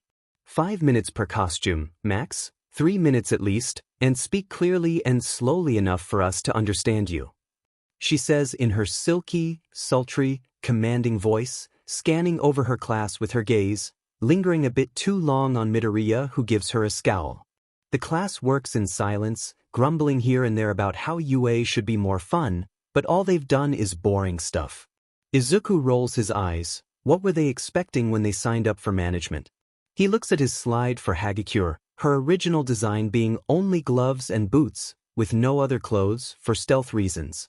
When he'd seen her design on the first day, he immediately approached her after school and told her she didn't have to be practically naked while fighting. He supposes she didn't know any better, but eventually he went to Mei and Power Loader with samples of Hagakure's DNA to replicate and weave into a fabric that would become invisible when she touched it. He'd even figured out that her quirk wasn't actually invisibility, it's camouflage, meaning she can blend in with her surroundings, rendering her invisible, which explains why she wasn't born invisible. It's not a mutant quirk after all. The fabric is flame-resistant, non-stick, as to prevent villains from spray painting her to see her or something of the sort, puncture-proof, noise-canceling, and shock-absorbent. It had taken many hours to incorporate all these elements into her costume, but Izuku is sure it's worth it. His slide for Todoroki shows a completely new design. He tried to run it by the heterochromatic boy, but had been brushed off and told he didn't really care. Which the Greenette had, naturally, taken complete advantage of. Instead of that cursed block of ice with a red eye, the boy now has a fire-resistant, temperature-regulating suit that could survive extreme hot and cold. He'd added a spray bottle-type feature for Todoroki to be able to freeze and use to attack villains when he was in a hot room. And because the boy had informed Izuku he would never use his fire, Izuku decided to include some hand warmers for when the guy inevitably gets too cold from using only his ice, along with rescue victims that are too cold from his ice. It came out looking like a navy jumpsuit with a silver, white trim that looked like frost creeping up a window. There were fingerless grip gloves, with a yin and yang symbol on it, except it's red and blue, with a snowflake and a flame respectively in the middle of each part. There's a BRST pocket that holds the hand warmers and a chunky, black belt, because white looked too patriotic and reminded Izuku of a BSTRD named Yagi, that holds the spray bottle, a compressed blanket for rescuing victims, salt, HNDCFFS, and extra holsters for anything else the guy might need. There are knee pads, elbow pads, and a bulletproof vest sewed into the costume without looking too chunky. And big, non-slip, chunky, black boots that will be good for running on ice, and anything else that he may encounter. This costume took much longer than Hagakure's, but honestly, who is so confident that all they want as their costume is a block of ice? His slide for Ashido was much shorter. He'd done a short analysis on her quirk and honestly, her costume worked pretty well. He added some more protection on her joints, a bulletproof vest, and shoes that are immune to her acid. Mainly his improvements just made her costume more attractive and in turn, would help her gain popularity. The costume didn't complement her coloring and made her look a bit scary. So he made her horrid purple boots black with pink accents, her costume, purple, pink, and gold. He personally wouldn't have chosen those colors, but they were the only ones she would allow, and got rid of the offensive fur. If she needed to be warm, she could ask Todoroki for a hand warmer. Midnight begins calling them up by seat number, and to Izuku's chagrin, he's seat number 13, almost dead last. He doesn't bother learning anyone's name, they're all a waste of his time. They don't seem like they want to be here, and only one or two of them seem intelligent enough to know what they're doing. Seat numbers 1 to 5 have Ida, Azui, Satu, Jiraiya, and Kuda. They do a decent job keeping the original style in place and making the costumes flashy and attractive enough. But only Azui's costume seems to assist and suit her quirk. Though, Jiraiya's costume doesn't assist her quirk much and can be improved greatly, it really suits her style and is clearly respectful of the notes she made. Ida's is definitely a copycat of Ingenium, so he thinks it is probably the most functional, however unoriginal. The person designing it really should have changed that. Besides Azui's, despite how clunky, large, and inconvenient it is.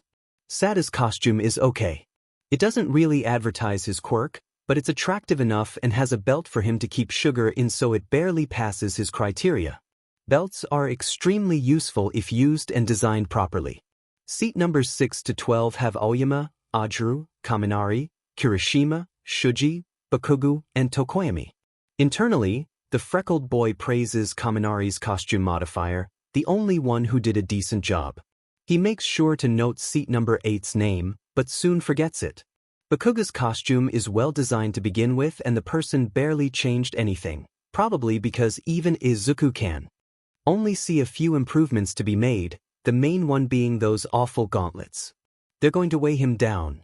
Kaminari's is also a copycat costume, though less noticeable due to adjustments. It really suits his quirk well, giving exposed skin so his costume doesn't tear when he uses his quirk, but there should be extra reinforcement in case he exhausts his quirk.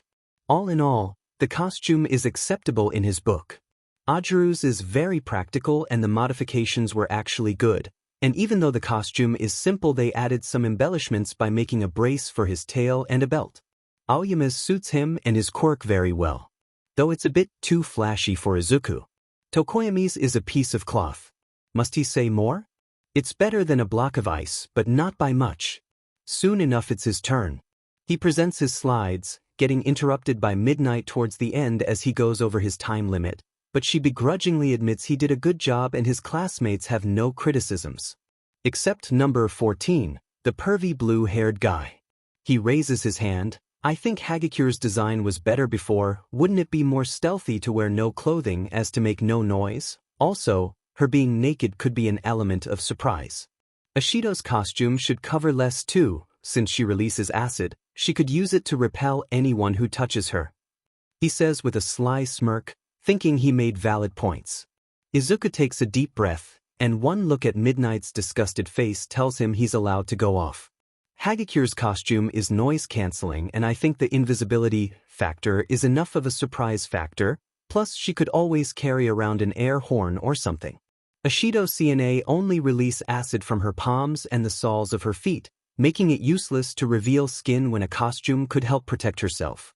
And before you argue about popularity, by showing more skin, why didn't you say anything about Todoroki's costume which covers him completely?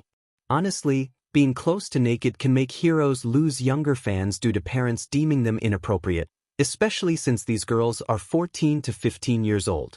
Any other criticisms? Number 14. He grits out at the end. Everyone give a warm round of applause to Midoriya for his wonderful presentation. Midnight calls out and the girls in the class clap enthusiastically, while a few boys look a bit sheepish or annoyed that he was being decent with the costumes. Ahem. The sleaze is up to present now. He puts up his first slide, Uraraka. Her original design was a space-themed, slightly bumpy, chunky, but still cute, inspired by 13 costume. His improved design is skin-tight and doesn't have the holster she had for small objects for her to use as an attack strategy when fighting in a barren area. The second slide shows Yaoyorozu's costume.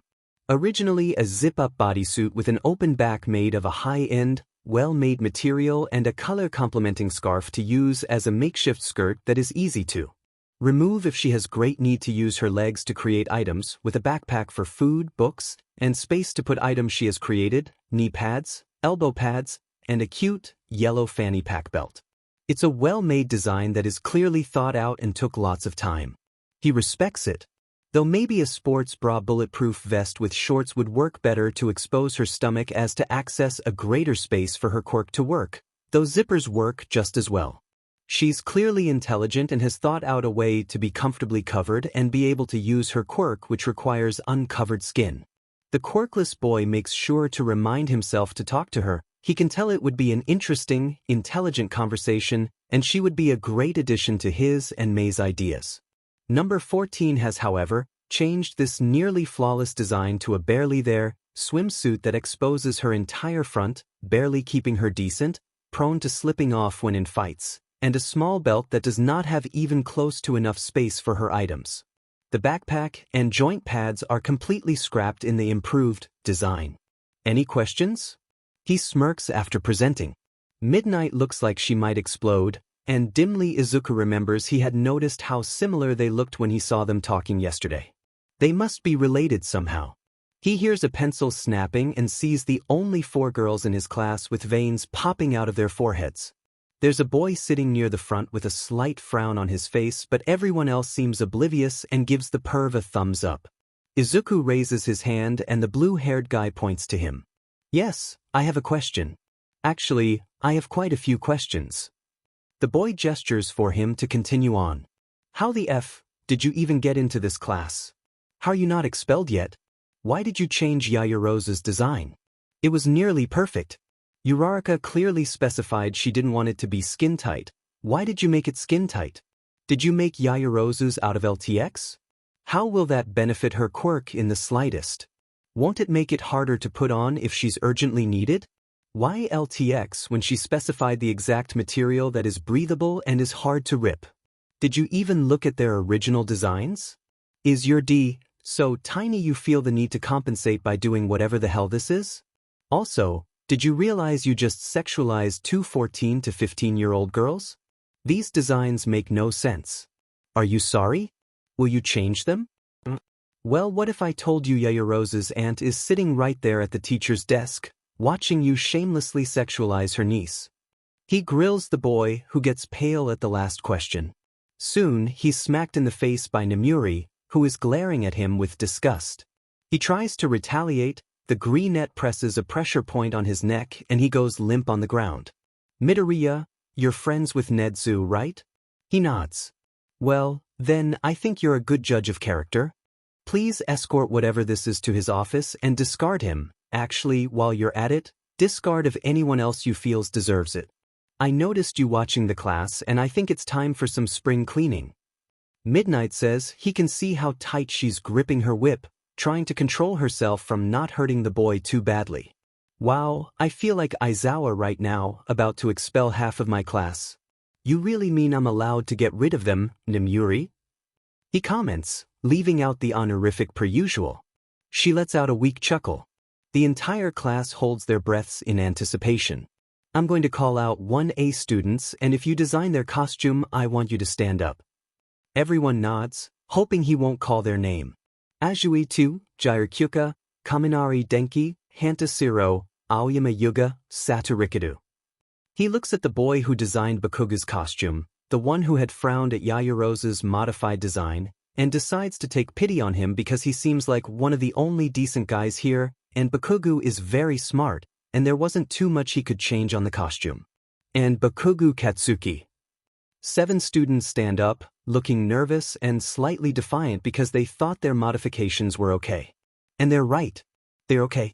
Definitely not the best, but still good. If you are still sitting down, please follow me to Nedzu's office. 5 people cry out angrily, but Midnight shoots them a glare and most of them quiet down. One brave, arrogant, dumb as dirt soul, however, grabs Izuku's collar and makes the motion to punch him. Before anyone can even blink, Izuku has him pinned to the ground, hand bent awkwardly. If you try anything, I will break your arm in self-defense and get away with a clean record. He says in a bored tone. The dumb boy with long black hair nods quickly and sighs when the freckled genius lets him go. Izuku bends down to pick up the blue-haired perv and walks towards the principal of UA's office, 5 people trailing behind him. They arrive at the reinforced door. His little line of trash watches in shock when the greenette scans his eye, fingerprints, and enters in a passcode before entering the office. Why, Midoriya, I wasn't expecting you so early. I thought it unusual for you to be entering the preferred, normal way instead of breaking in like usual, but now I understand.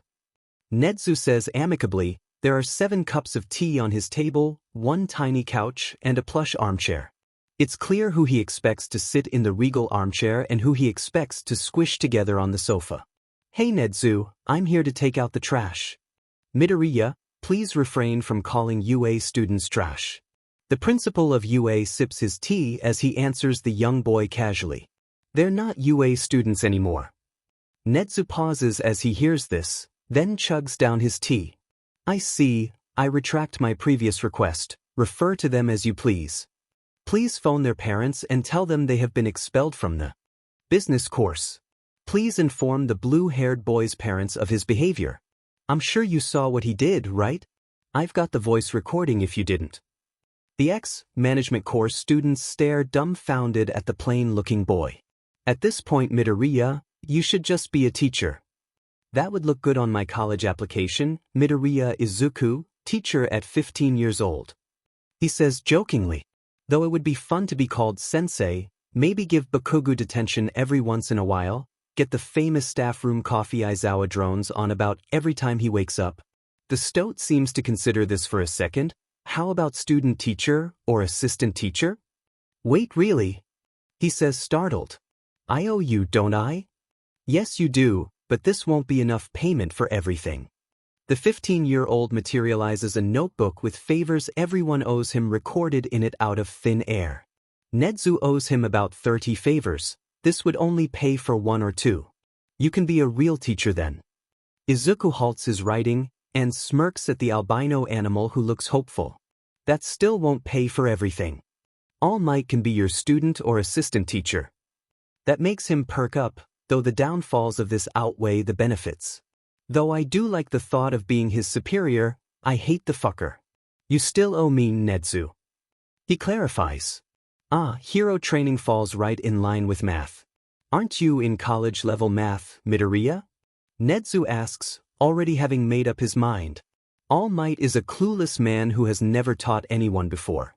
Izuku is a child genius who is well trained in hand-to-hand combat and could probably defeat anyone in the hero class despite being quirkless because he has the muscles from picking up trash, the analysis he and Nedzu tirelessly trained for the past 5 years, and the fact that everyone in that class relies too heavily on their quirk to even think of matching him in hand-to-hand combat that he's picked up from being bullied, sparring with the league and watching hero fights for his whole childhood.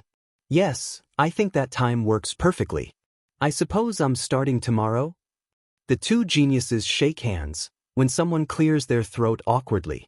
No, we didn't forget you. You're still expelled. Midoriya faces the 4 boys and 1 girl sitting uncomfortably close on the couch, drinking their cold tea. When Izuku returns to his second block class, he's greeted with his remaining 7 classmates that all look slightly scared of him. Midnight gives him a smile and a packet of work. They're the costume designs for all the expelled students. Before lunch, Midoriya, she says gleefully. He grants her a wide grin and gets to work on the 1A students' costumes. It's a bit ridiculous, he thinks. She's a nice lady. Why does his stomach coil up when he talks to her? Why does he hold his breath whenever she makes sudden noises? Hasn't he already learned his lesson? Didn't Aizawa already show him adults are trustworthy? Didn't Aizawa show him heroes aren't all bad? He wonders why he's still broken if Aizawa already fixed him. He hands the now 3 times as thick packet with perfected costume designs to Midnight just 1 hour later, who schemes over it before handing it back and telling him to give it to Power Loader so he might be able to finish the costumes before 5th PRD. They're almost making it too easy for him. He nearly sprints down the hall but then remembers if he does, that will be one favor he owes Nedzu, and he's never owed anyone. He owes nobody, and everybody owes him. It's how it goes. Everyone owes him. Except maybe Tokoyami. The quirkless boy walks an acceptable pace down the hall and restrains himself from slamming open the door to 1F. Proud of his restraint, he takes out his phone, deciding not to take any risks, and disables the newly installed bulletproof camera that is conveniently stationed right next to May's station, as well as all the cameras in the room. He hands the cowering Power Loader the 5-pound packet of paper. He stands there for a second as the teacher looks over his designs and the blueprints he drew up last moment. For a moment Izuku thinks the man looks impressed and a bit disappointed at the same time. His suspicions are confirmed when the pro-hero calls over Hatsum, who lights up at being addressed, and proceeds to beam proudly when she looks over Izuku's blueprints and notes for hero costumes. That's my Izuku. He's amazing, isn't he, my Jima-sensei? She declares proudly, her eyes shining like stars as she reads the detailed analysis and support item ideas. You would have done amazing things if you were in support, Midoriya. He says earnestly, a longing look in his hard gaze, as if he regrets not getting the boy to join his course. I'm already doing great things, my Jima. Sorry to disappoint. He says in dry voice, annoyed at the implications of the statement. Come on, Izuku, look at the baby I'm making for the sports festival. She whispers loudly in his ear, but Power Loader looks too forlorn to have heard. Speaking of the sports festival, have you captured the target? He asks as she drags him over to her station. Not yet, I'm planning on sneaking up at him during lunch. Remember the plan? She confirms. Yep. So, I know we're going to make him win, but what about us? Should we place second or third or no? The short boy asks curiously. Izuku, I know you. Maybe it's only been like a week, and I'm nowhere near as good at analysis as you are, but I can already tell that you can beat any person in this school, quirk or no, support item or no, without blinking an eye. I want you to win. Shinso should be able to help himself between his quirk and our babies. Let him prove how effective out-support items are. Don't go easy on him. I know my stuff is good, but you know how it's made. Show them how strong you are. Show them a quirkless person can win the sports festival. Show them you earned your place in UA. She says seriously for once, though she doesn't take her eyes off of her baby.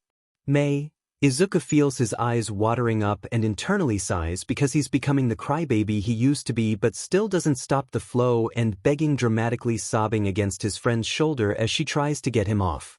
I love you, you're the best, you're amazing, the best thing that ever happened to me, you're so smart, I love you, we stan, a whole Queen May, you're so nice.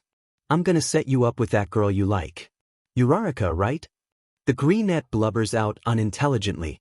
I don't like her. She objects, accidentally connecting the red wire she's holding to the blue wire instead of the yellow wire. A mistake May would never even think of making. Your effed up wiring begs to differ. He points out. Let's just focus on capturing our target for now, lunch is in an hour, right? She redirects the conversation, covering up her flushed face. Yes, Shinso Hitoshi, right? Izuku clarifies. Operation Unwilling Test Subject. Commence, the pink-haired girl announces cheerfully. Persif. The bell for lunch rings and Shinso closes his eyes, feeling the sting that comes with being awake for too long as he blinks. As he's pushing back his chair to stand up, a girl hits him in the head with a book. Oh, sorry, I thought I saw a villain for a second there. She snickers obnoxiously.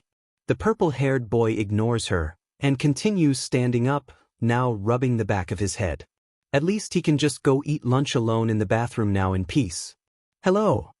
A wild-eyed girl jumps in front of him with a mad expression on her face, yells.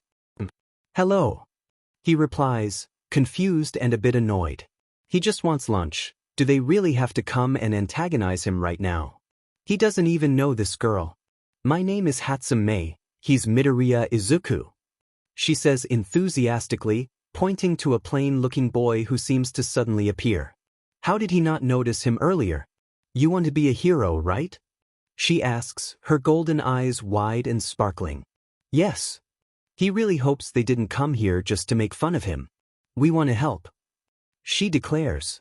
For a moment he stands there dumbstruck, then glares and tries to take control of her because they're having a conversation. She must have replied to him, or answered a question at least once. There's nothing. She's just been making declarations. I don't need your help. I don't need your pity. Why are you even doing this? He tries, maybe she'll reply and he can make her move. Suddenly the plain-looking boy speaks up and he jumps. Damn it. How does this short kid mask his presence so well? I hate heroes. We want you to win because I run on spite and she wants to advertise her support items. Midoriya declares. Absolutely not dash. Suddenly the boy who's 6 inches shorter than him hauls him over his shoulder and carries him towards the lunchroom with purpose. What do you want from lunch rush? Hatsumes. And Shinso resigns to his fate. Tonkatsu ramen. Soon enough Izuku drops Shinso off at a round table towards the back of the cafeteria and tells him to stay. Shortly after a hero course boy named Tokoyami sits down awkwardly. The purplet feels that familiar feeling of disdain for hero course students die down when Tokoyami starts to make stiff conversation while Izuku and Mei are who knows where. I see you are also one of the darkness. What the man? Ah yes, you too revel in darkness. Welcome fellow shadow brother. The conversation ends there but Shinso discovers he feels slightly comforted by the short talk and begins up a new topic, asking how 1A is without ulterior motives for once.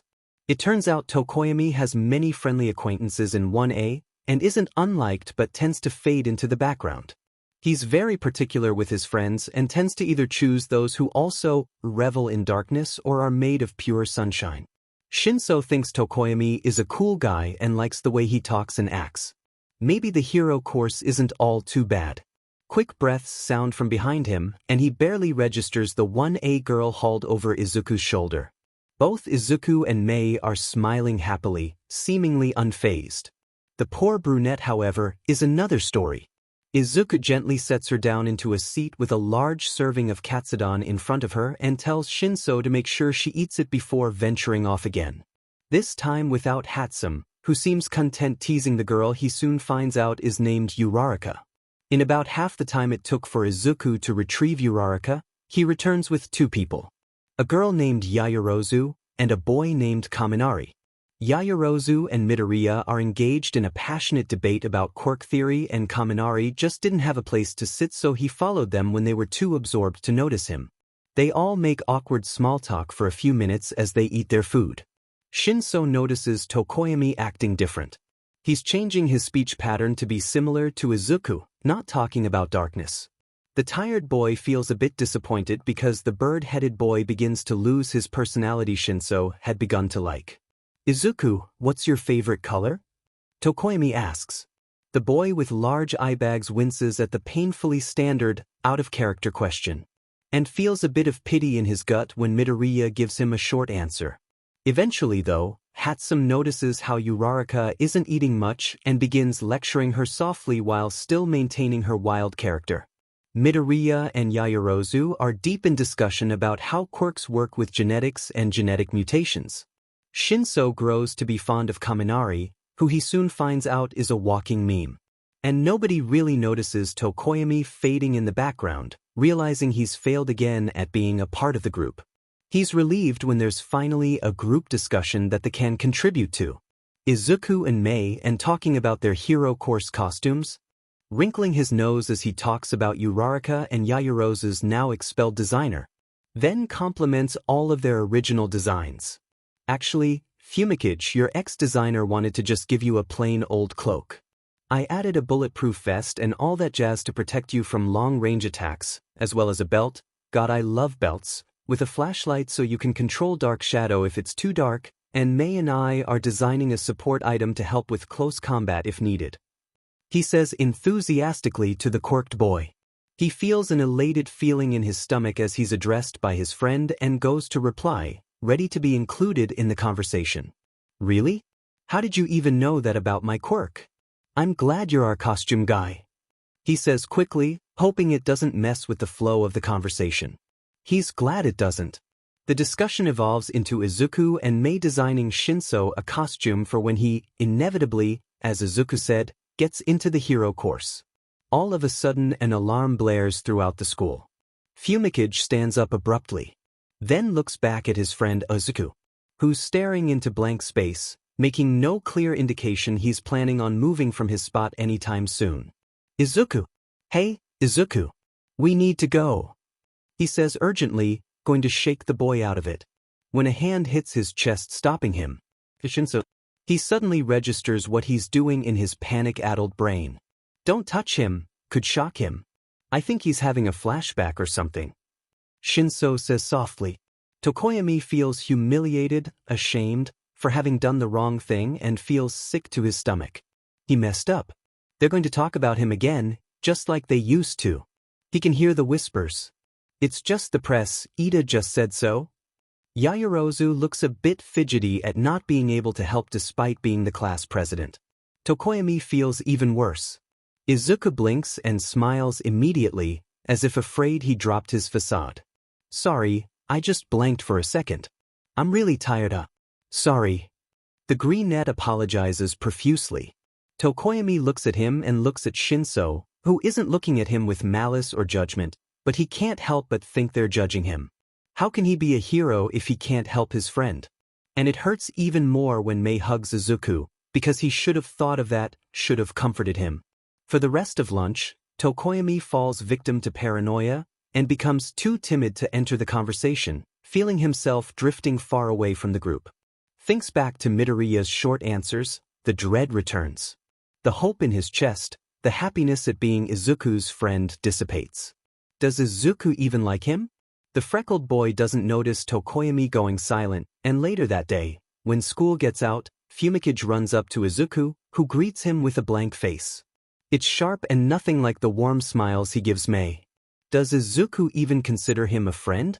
Do you want to walk to the train together? Sorry. Fumikage, I have something to do with me. Maybe next time? Okay. See you tomorrow. Bye. Does Izuku even care? Psif.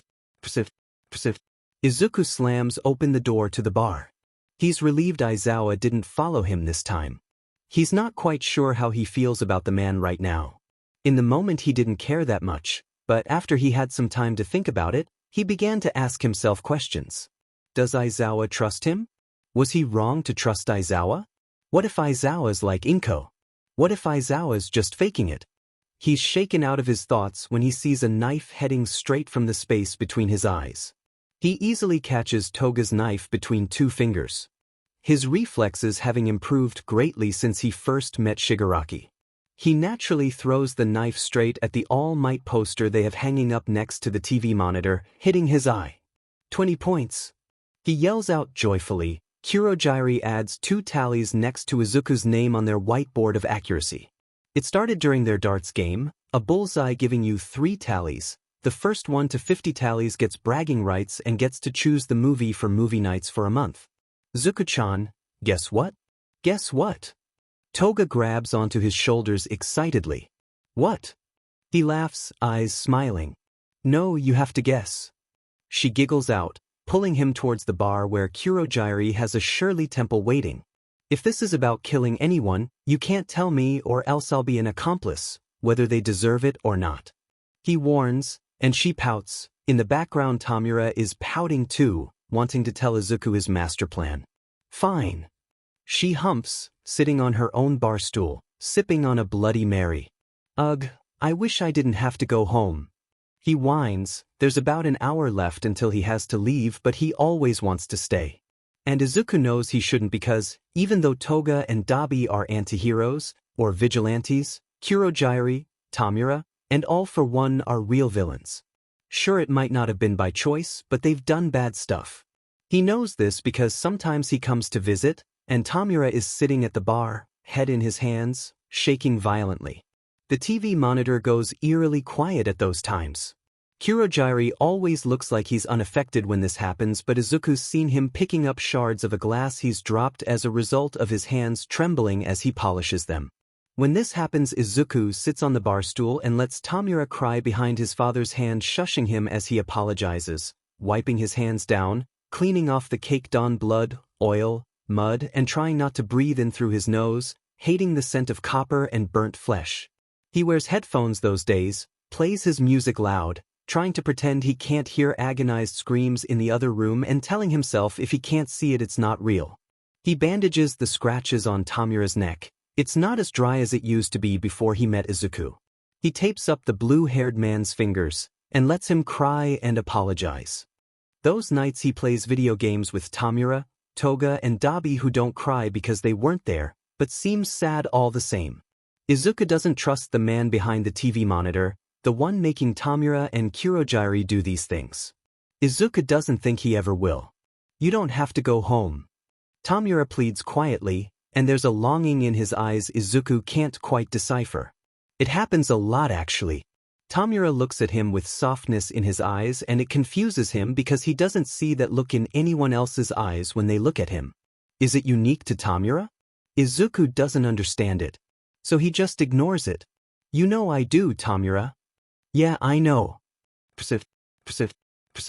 Izuku lies in his bed. It feels too scratchy, too hot. The pillow is touching his neck. He can't breathe. He can't sleep. The clock next to his bed reads 4:12 a.m., and he can feel it. Something's going to happen tomorrow. Eventually the 15-year-old gives up and walks into the living room. He prays to any gods that might exist that Aizawa isn't in there and that he's sleeping. The wooden floorboards creak beneath his feet, and he flinches when one makes a particularly loud noise. It's clear the universe hates Izuku when he immediately sees Aizawa sitting on the couch, his head in his hands, legal documents spread out in front of him, a large mug that has been empty of coffee for a long time next to his foot. Aizawa? He calls out timidly. He knows Aizawa would never hurt him. But he can't help but remember his father sitting at the coffee table until the wee hours of morning, Taxes spread out in front of him as he grumbled angrily about how they had no money. Taxes always lead to fights, arguments where she would scream and throw knives at him because what did he mean they didn't have enough money? He would yell back and defend himself and be more and more angry and would defend himself from her with whatever it took. Izuku thinks it's ironic. His father never defended him. Midoriya? A tired voice calls out. It doesn't sound angry, but Izuku knows from experience tired can mean angry. Tired is dangerous. This is a new person, he can't predict him as easily as he could Inko or Hisashi. He doesn't reply. Tired is dangerous. Tired is a game of roulette and he doesn't want to play. I know you're there, come out. Izuku doesn't reply. Does he still trust Aizawa? Why should he trust Aizawa if Aizawa doesn't trust him? Look, problem child.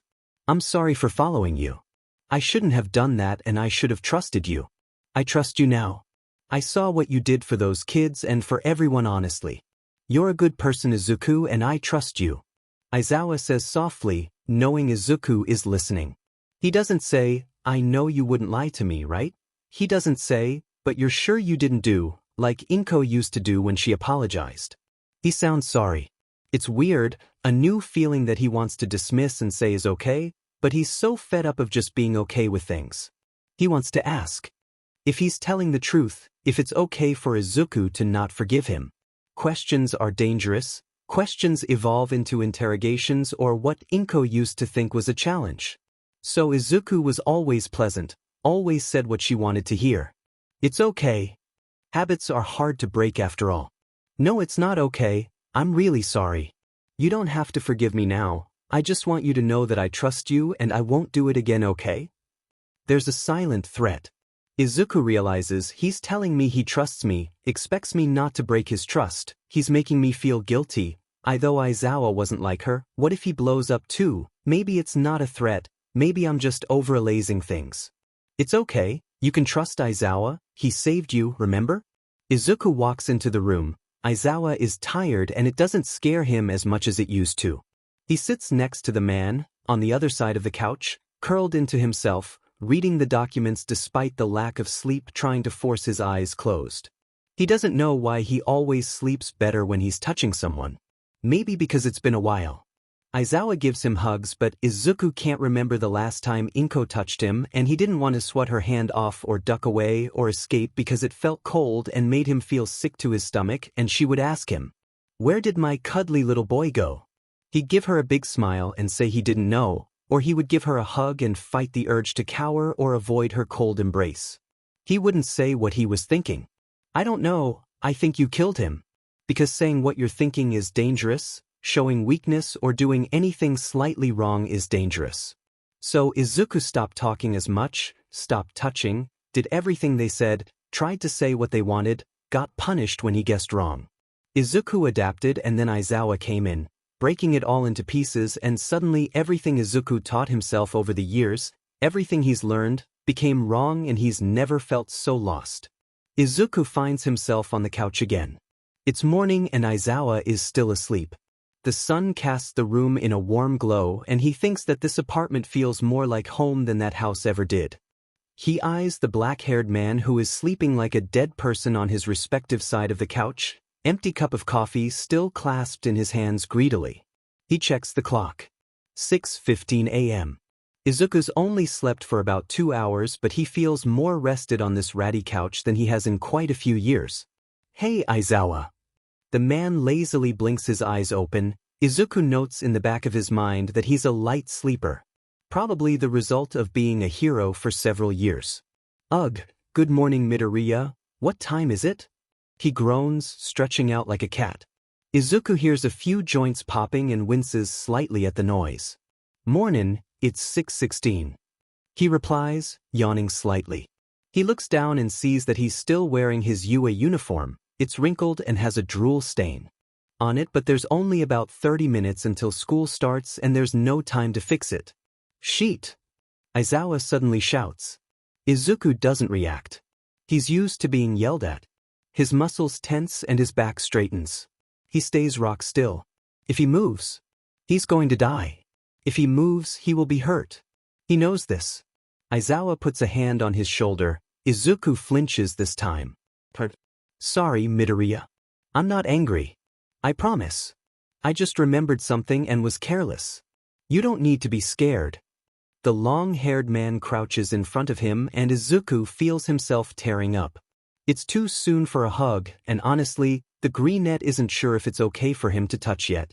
But regardless of how awkward it may be, Izuku leans his head on Aizawa's shoulder. He might like to give him a hug, but he's not ready. It's too soon. What if this is too personal? It's okay for him to do this, right? He lets a tear fall onto the other's shoulder.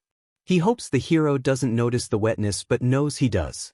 A few minutes of awkward silence later, Izuku raises his head. Not freaked out anymore. Aizawa knows the walk to UA is going to take too long and grabs his car keys as the freckled genius grabs his backpack. They run out the door, quickly locking all 5 of the apartment locks and arming the security system.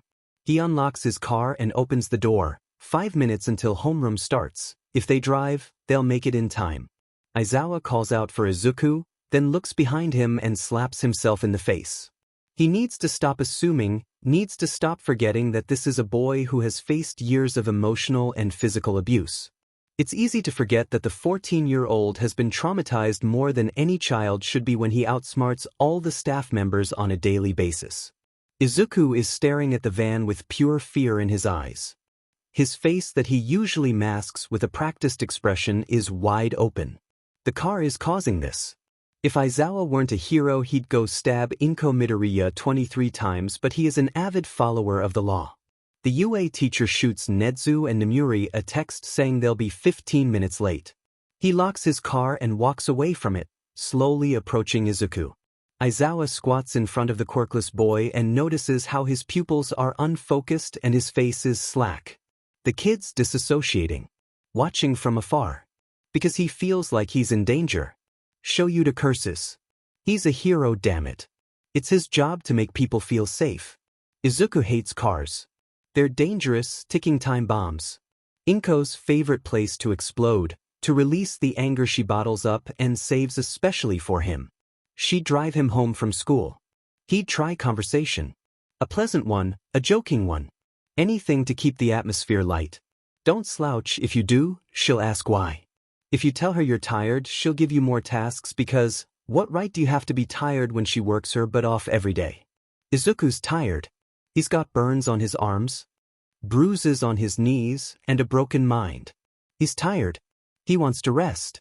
Would it be easier to just die at this point? He wishes he wasn't alone, wishes he had a sibling. There's an absence by him. He tried to fill it with close friends. Just one, attached to him at the hip. Kaken was his best friend, the way to fill the void that mocked him every time she screamed at him. Someone he could trust, someone he could talk to. Some way for him to know he wasn't all alone. Every time he entered that cursed van of hers with the tinted windows and the loud engine so nobody could hear her screaming, nobody could see him crying, his stomach ticked in fear. Aizawa opening his car door made that tickle of fear in his stomach return. The stiffness enters into his body again, the burn on his face lighting up with a stabbing pain. Relief floods through his soul when Aizawa closes the door and locks the car.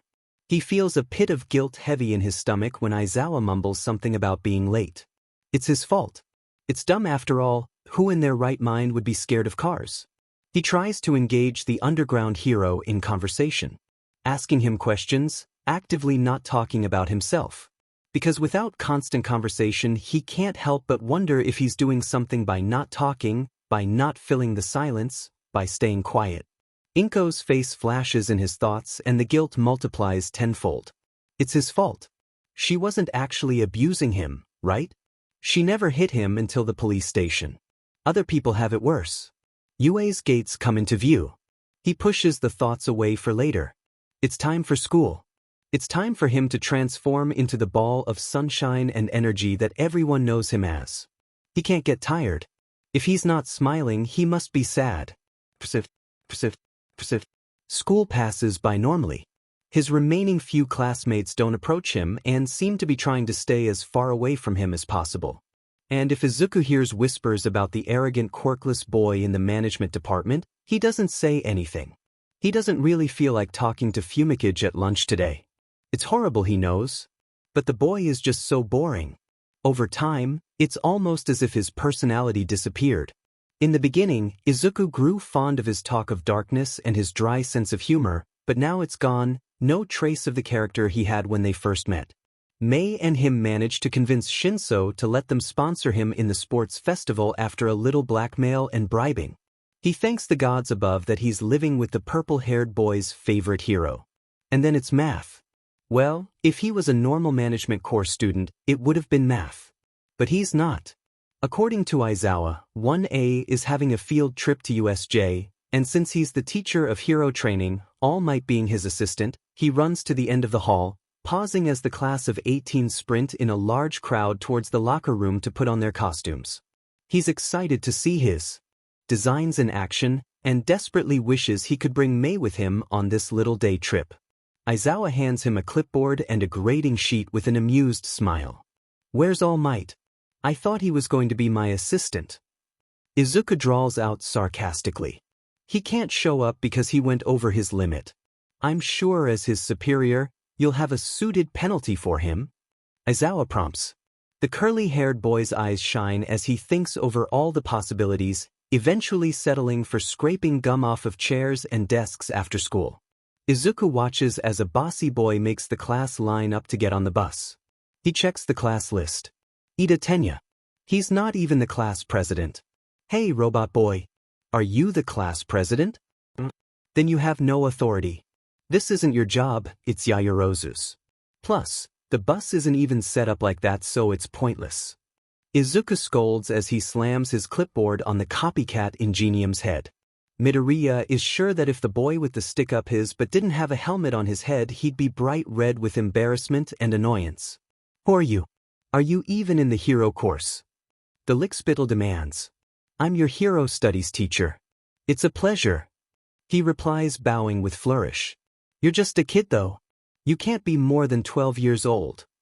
The Mumpsimus exclaims in horror. "Hey, don't talk like that to your teacher, you chucklefuck." Izuku snaps, annoyed that the boy thought he was a 12-year-old. This is Midoriya Izuku. He is 15 years old and in the business or management course. He will be your hero studies teacher. He made almost all of your costumes. Treat him with respect. Aizawa announces, glaring at Izuku for cursing. The green-eyed boy doesn't see the glare as he's too preoccupied slapping away Ida's air-chopping hand. "Sensei, why is he teaching us?" "No offense, dude, but shouldn't we be taught by someone with actual experience?" Siro asks, looking slightly confused. Izuku tones out, skipping happily into the crowd of hero students after locating Yaoyorozu, who he immediately engages in a complex conversation about biology. If you think he isn't suited for the job, just know he has more hand-to-hand combat experience than all of you combined, except for maybe Audru. Don't underestimate him. You're looking at the boy who consistently beats Nedzu at chess every month. Aizawa explains, looking exasperated. The class immediately looks taken aback because Nedzu is the smartest living creature and this kid beat him? Oidikeyu. What's a useless little shitty nerd like you doing her dash? Bakugu starts, hand sparking. Shoyuta sees the look of fear pass over Izuku's guarded expression and erases the explosive boy's quirk. "Bakugu, if you attack Midoriya, I will not hesitate to expel you. Likewise, also, Kaken if you say a word about," Izuku whispers the rest into the blonde boy's ear. The entire class looks on in amazement as the red-eyed boy blanches and nods submissively, looking frightened. "Now, shall we get on the bus?" "Persif. Get back. Those are real villains." 13 yells out, their arms spread out in front of the first years protectively. "Those dumbass." Izuku curses underneath his breath. He stomps forward, only to be stopped by a fight-ready Eraserhead. "You're a student too, I'll be okay." The underground hero reassures.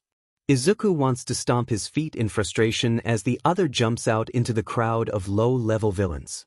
The greenette quickly stomps out into the crowd, villains start to attack him, but before any of them can land a blow they all halt and look at him with surprise. Aizawa, 13, and the entirety of Class 1A watch in awe and horror as they begin giving him friendly hugs and engaging him in friendly conversation. "Hey, guys, stop, it's Midoriya," one villain with a voice enhancer quirk calls out. Like a chain reaction, villains emerge from the rescue zones running towards the boy with welcoming looks on their faces. "Hey, it's been so long. I remember you. Remember what I said though, no committing crimes in my presence. Oi, didn't you say you were studying for law school? What are you doing here? Go home now, all of you." Izuku shoos them off.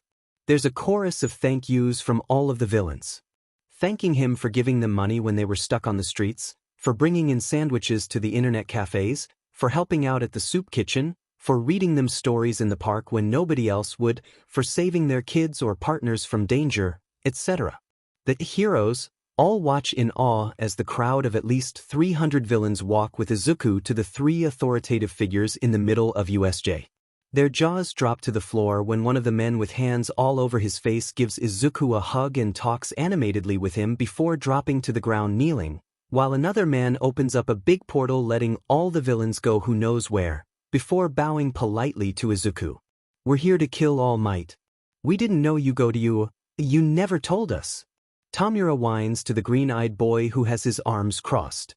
"Come on, Tamura, you know how much I hate All Might, but there's no reason to do it with all these kids around. I actually like a few of them and the tired-looking man. Going to kill All Might later.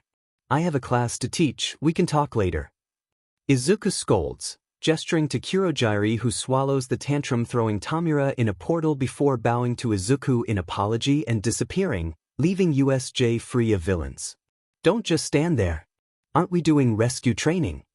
The quirkless boy yells while walking back to the entrance where everyone stands frozen in shock. "Midoriya, how through when Aizawa stumbles over his words, wanting to scold the problem child but being both too shocked and relieved to do so. "Dude, that was so manly. Is your quirk persuasion or something?" A red-haired boy named Kirishima asks with stars in his eyes. "Nope, I just happen to know them." Izuku explains calmly. "What is your quirk, Karo?" A frog-looking girl named Azui asks bluntly. Izuku just grins and claps his hands before conducting the rescue lesson with 13 and Aizawa.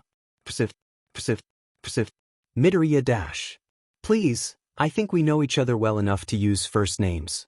Call me Izuku," he says in a pleasant, casual voice. Izuku, explanation. "Now." Nedzu demands, his eyes on fire. The greenette recognizes that expression. It's a hungry one. He needs to know, can't have any uncharted territory. Can't not know anything. A crazed, primal need to know everything he doesn't already. He sighs, what a cruel quirk. "I just happen to know them," he says. "Elaborate." Nedzu's beady black eyes bore into him. Izuku won't crack. "I'm afraid I don't get paid enough to even begin to explain. In fact, I don't get paid at all." Izuku picks at his nails, the picture of nonchalance. "That can be arranged." "Really?" The freckled boy raises an eyebrow, then leans forward. "Haven't I already told you this, Nedzu? Everyone owes me. Everyone knows me." He purrs out mockingly. "There must be more. That can't be it." The albino stoat's voice is frantic now. "Honestly, Nedzu, I'm just nice to everyone. Who knew it would pay off someday?" He laughs quietly. The principal of UA is so worked up he brings out the long-abandoned chessboard and demands they play a game. If Izuku loses he has to tell him everything. If Izuku wins he gets a salary. Izuku wins the first game, and the next 2 rematches demanded by Nedzu, gaining a respectable pay. "Did I ever tell you you had a twin?" She says it nonchalantly like it's not a big deal. Izuku is 13 years old. And when he tells Hisashi or Mitsuki, hell even Kaken, it's like it's a fact. Nobody comforts him or asks him how he feels. Everyone knows and he's left in the dark even though it was his twin? Izuku pretends he doesn't care, pretends it doesn't affect him. He begins to subconsciously notice how he always latched onto one person as if they were his sibling. Begins to notice how he feels lonely even though he's an only child. Notices how the void seems to be ever present, since he was a small child. Still, Izuku doesn't care, they're not here now. It doesn't affect him. Inko's upset he doesn't care. But isn't it not a big deal? Later that week she tells Izuku he was a mistake. He doesn't know how to feel about it. She often said random things. Just brought them up casually with no regard to how he'd feel. Expecting a certain emotion or reaction, growing angry when it wasn't the one she wanted. She looked over his shoulder as he wiped down the kitchen counter. Hisashi was sitting watching television. Inko was standing there talking to him in her threatening voice, lecturing him on how to clean up their mess better. The plump woman suddenly starts rubbing his back in a way that would have been comforting if it wasn't so cold and didn't send dread through his veins. Izuku doesn't jump when she touches him because he knows it's the wrong thing to do. He doesn't move away from her touch, he just tries to not react and continues cleaning up the dinner he didn't even eat. Izuku, you're like a dumb puppy, you're so loyal. Someone could be mean to you but the moment they're nice again you come running back. You just lie on your back and take it. She says suddenly, casually, as if discussing the weather. He wanted to be angry, wanted to tell her how offensive and dehumanizing it was. He even told her it wasn't very polite to compare him to an animal, but then she'd reply, confused, as if not knowing what she was doing by saying these things. But you love puppies, don't you, Izuku? She'd say, as if that fixed everything. Yes. He'd reply in a defeated, humiliated tone, not wanting to ruin her good mood, no matter how much he hated what she'd said to him. Yes, what? She prompted, giving him a wide, playful smile, as if she thinks what she's doing is funny. It's fake. The prompt a demand. The threat. He grits his teeth, because he feels pure hatred coursing through his veins at the demand she's making. Yes, mommy. He replies, like a good puppy. Following orders. He hates how he has to call her that. It's humiliating and he feels like a dumb, small child when he says it. He hates the way it sounds. He hates how he can see why she'd think he's like a puppy. He's trained to obey orders. Hisashi never said anything. Izuku finally made a friend. A transfer student named with a mutant quirk. It made him look like a lizard. Everyone thought he was weird and called his quirk useless. He was the first person to be nice to Izuku despite him being quirkless since he was 4. The only downside was that Spinner had strict parents who wouldn't let him hang out with anyone outside of school. But Izuku didn't care. And he had been so happy. A friend, one that wouldn't bully him. They would talk during lunch about quirks and heroes and music animatedly. And every night he'd come home, proud to talk about his new friend and tell his parents everything about them. He finally had a friend. Izuku, honey. Are you sure Spinner isn't imaginary? Inko had asked in a soft voice one night after dinner. What? He'd asked confused as to why she would even think that. Wondering if he'd maybe heard wrong, because who asks that? Is Spinner imaginary? She'd asked again. The question stayed with him. He couldn't rid himself of the knowledge that his own mother thought he was so incompetent and pathetic to make up an imaginary friend. That she didn't believe him. For months she would ask and try to make him doubt himself, never believing him. Hisashi never said anything. So why was he saying something now? Guilt slithers up Izuku's spine, making him shiver. He sobs into the blanket, trying to ignore the yelling from the other room. For the first time in 10 years, Hisashi was acting. Child Protective Services had been contacted. Izuku doesn't trust. He still remembers how they hadn't believed him. How they'd done nothing. How they'd called his mother to tell her that they'd gotten a report about her. He still remembers how they failed him. How they dropped his case after a month, leaving him worse off than he was before. What do you mean, there isn't any evidence of abuse? There are at least 10 witnesses and video footage of her slapping her child. He has scars all over his arms. Tsukachi has the report with pictures and the recording of the interrogation. He has a lie detector quirk. Of course it's not false. Aizawa yells into the phone. A pause in the noise from outside his room. Izuku turns his music up, trying to focus on the words of the song. Aizawa's voice continues to slip through, no matter how loud his music is. So you're going to give him custody? What if he's lying? You need to consult with Detective Tsukachi. That's your solution. The underground hero screams into the phone. Izuku jumps slightly. It's embarrassing almost to say he's been abused. He remembers the silent rule to not tell anyone. Inko and Hisashi had never threatened him to make sure he didn't tell. They just somehow knew he wouldn't. Izuku wonders if they had trained him to do that too. He said he wasn't aware of what Mrs. Midoriya was doing? Bullshit. He was watching her yell at him when I was there. I saw it happen. What does young Midoriya being quirkless have to do with this? That is not a reason. How are you going to punish or handle Inko Midoriya? That's not enough. Is there not going to be a court case? No restraining order? I will fight you on this in court. The tired-looking man continues to yell into the phone in an angry voice. No, I am not kidnapping a child. I have a license, like all heroes, to temporarily foster a child if needed. You will not be giving him to his father due to the fact that there has not been a court judging. Good night. The underground hero hangs up and holds his head in his hands. Izuku can't help but feel bad. He sits in his bed, knees to his chest, shivering. Aizawa is angry. And it's his fault. Is Aizawa going to yell at him? His muscles stay tense against his will. He tries to keep his breathing slow, can't seem to get cold. The picture of Inko crying, betrayal heavy in her heart, hurt, because of him, painted in his mind stays with him for hours. Izuku can't help but wonder if the tears she's crying because of him look different than the ones she used to cry to hurt him. If the real ones look different than the fakes. Soon morning arrives. The 14-year-old didn't sleep a wink last night. The realization that Aizawa wanted them to take him away from Inko hitting him like a truck. Because it's guilt, pure guilt. It racks through his body like a violent sob. He still loves her in a effed-up way. She didn't actually abuse him. He's overreacting, right? It's his fault anyways. It's not actually emotional abuse. He's okay. He still loves her. He shouldn't have said anything. It's all his fault. God, he doesn't know what he's doing. School is in an hour. So he does what he does best. He bottles it up.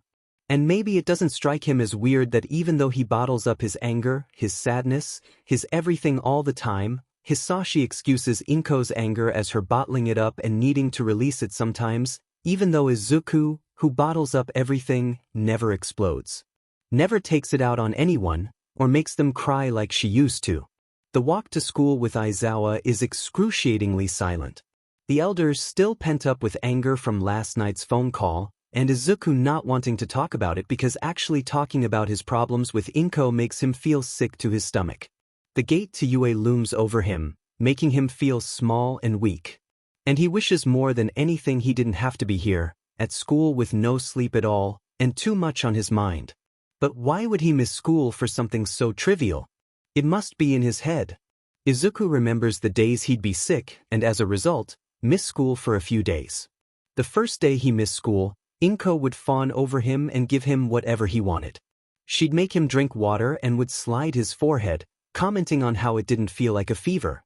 The second day was always the worst. No matter how sick he actually was, she'd accuse him of lying, making him do work, cleaning or reading or doing homework. The third day he'd go back to school no matter how sick he was. Aizawa shakes his shoulders slightly. He flinches a bit. The teacher offers a skip day. Izuku refuses. What if Aizawa thinks he's faking? Izuku's tired. He slips off his mask of energy and happiness that he's worn for the past week of school and lets himself be emotionless if only for a second. He quickly puts it back up, the guarded, smiling, carefree, full of energy expression people know him for. Because it's easy to hide at school. You just don't mention it, make it seem trivial, joke about it. Because that's not part of your personality. Because it's not important. Because you don't want to regret saying anything later. Izuku, why didn't you tell us about all of this? Kurojiri asks. The boy is sitting at the bar drinking his usual Shirley Temple. You never asked. He shrugs, keeping his face carefully blank and his voice steady.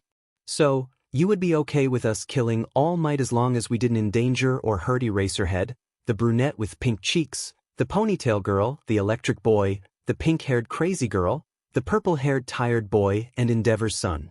Anyone else? Tamura clarifies with a question.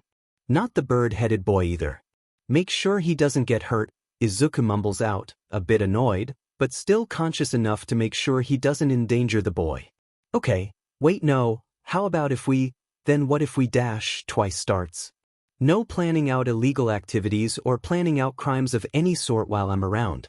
Or else I'll have been aware of your plans and be an accomplice and we won't be able to hang out anymore. He shouts in a slightly angry tone. Geez dude chill. We're not going to attack the sports festival or anything like that yet. Dabi says calmly. Good, 'cause I have a plan for the sports festival and if any of you mess it up I will kill you. He thunks his head on the wooden countertop, bringing it back up with a disgusted look on his face. Kurogyari, why is it sticky? He asks, gagging. The portal-quirked man frantically wets a cloth with warm water and wipes down the counter. Hey, Izuku, look here. A scratchy voice beckons from the seat to his left. Tamura is holding another wet cloth out for him. Is it on my forehead?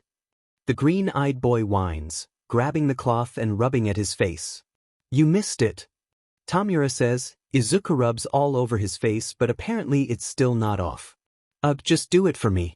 Please? He asks the blue-haired man, pouting. Tamura pats his pants with fur fingers, searching for his tape. Izuku watches as he fails to find a roll with slight amusement. It's fine, just use 4 fingers, Tamura. The freckled boy says, tossing the man the damp cloth, who catches it with 3 fingers. What if I hurt you? It's a whispered mumble, not meant for anyone's ears but his. Immediately Izuku's face softens. You won't. After a second of hesitation, Tamura gently rubs at Izuku's nose and forehead, wiping off the, according to Kurogyari who looked very apologetic and quite confused, maple syrup. Tamura uses 3 fingers to hold the cloth and tucks the other 2 in. 4 fingers is just too risky. He fears he might take away the boy who is like the sun. With just a touch he could tear him away from everyone. See? It was fine. Izuku shouts out. The anger that was in his voice almost completely gone, now replaced with pride and happiness. Shigaraki Tamura, we have a possible recruit. Kurogyari interrupts their little moment hesitantly, but with a bit of urgency in his voice. Let him in. Tamura grumbles, looking away from the ray of sunshine known as Midoriya Izuku, face slightly flushed. Stainy! Toga screeches out, her cheeks pink with excitement. Izuku chuckles fondly as he remembers how she told him the hero killer is her motivation, and why she became a villain. She believes she can be a villain who does good, or even a borderline vigilante. What is your goal? Stain ignores her fawning, immediately accusing Tamura of ill intentions. Izuku frowns, he doesn't need to be so impolite. Toga looks up to him so much and he can't even spare her a second glance?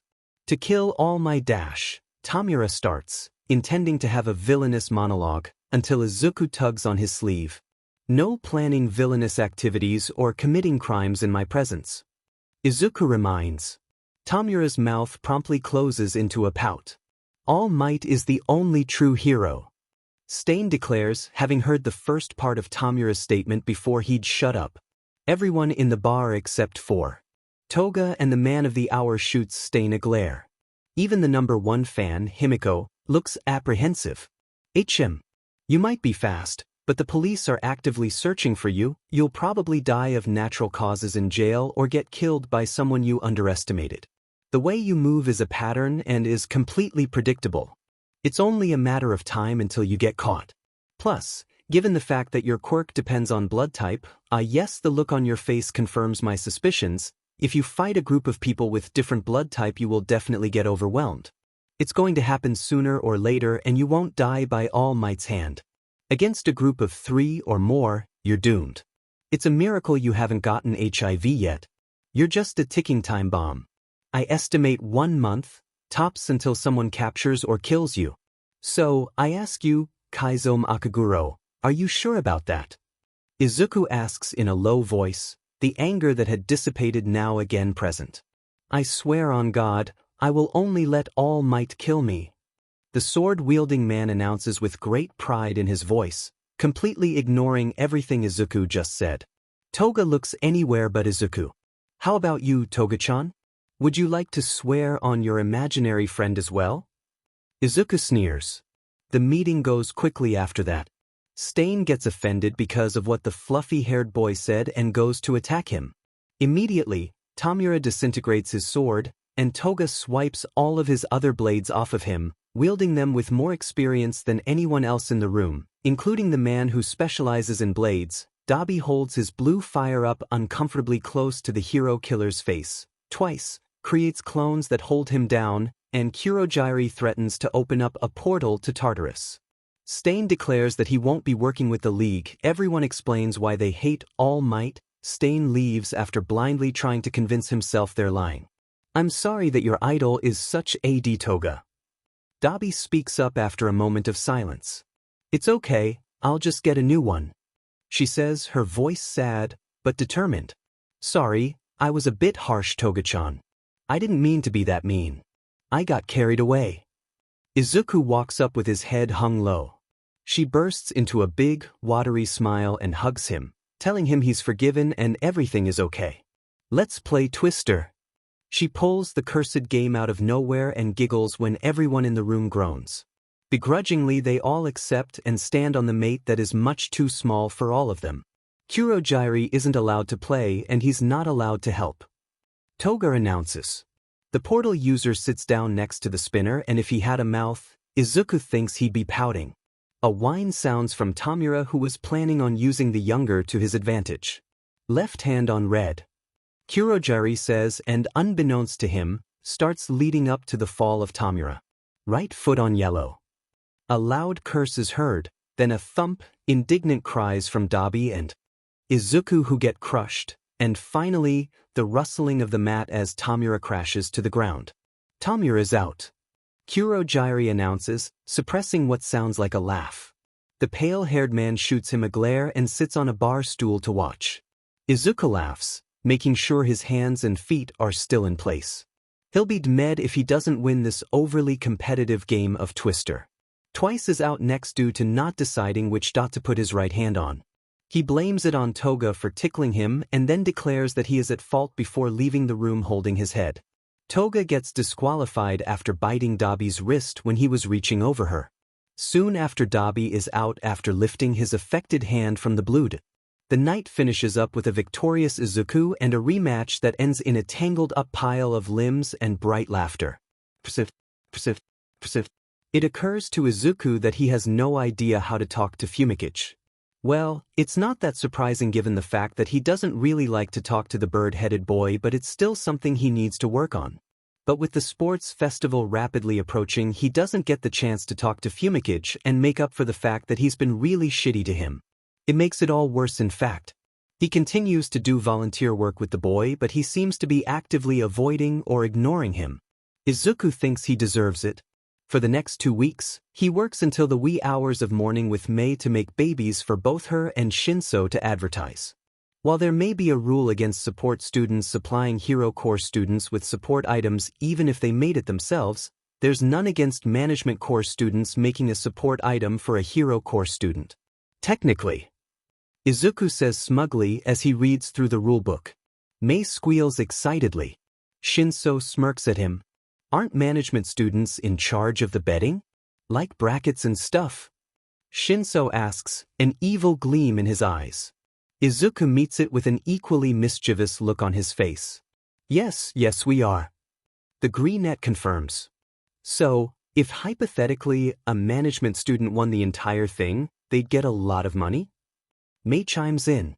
Actually, we're supposed to make our own brackets which we enter for a grade depending on how accurate it is. Basically, we're required to make bets. So yes, hypothetically, if a management student who specializes in analysis made a perfectly accurate bracket and won every bet, they'd make a lot of money. This is hypothetical, of course. He grins. Yes, completely hypothetical. Shinso and Mei agree.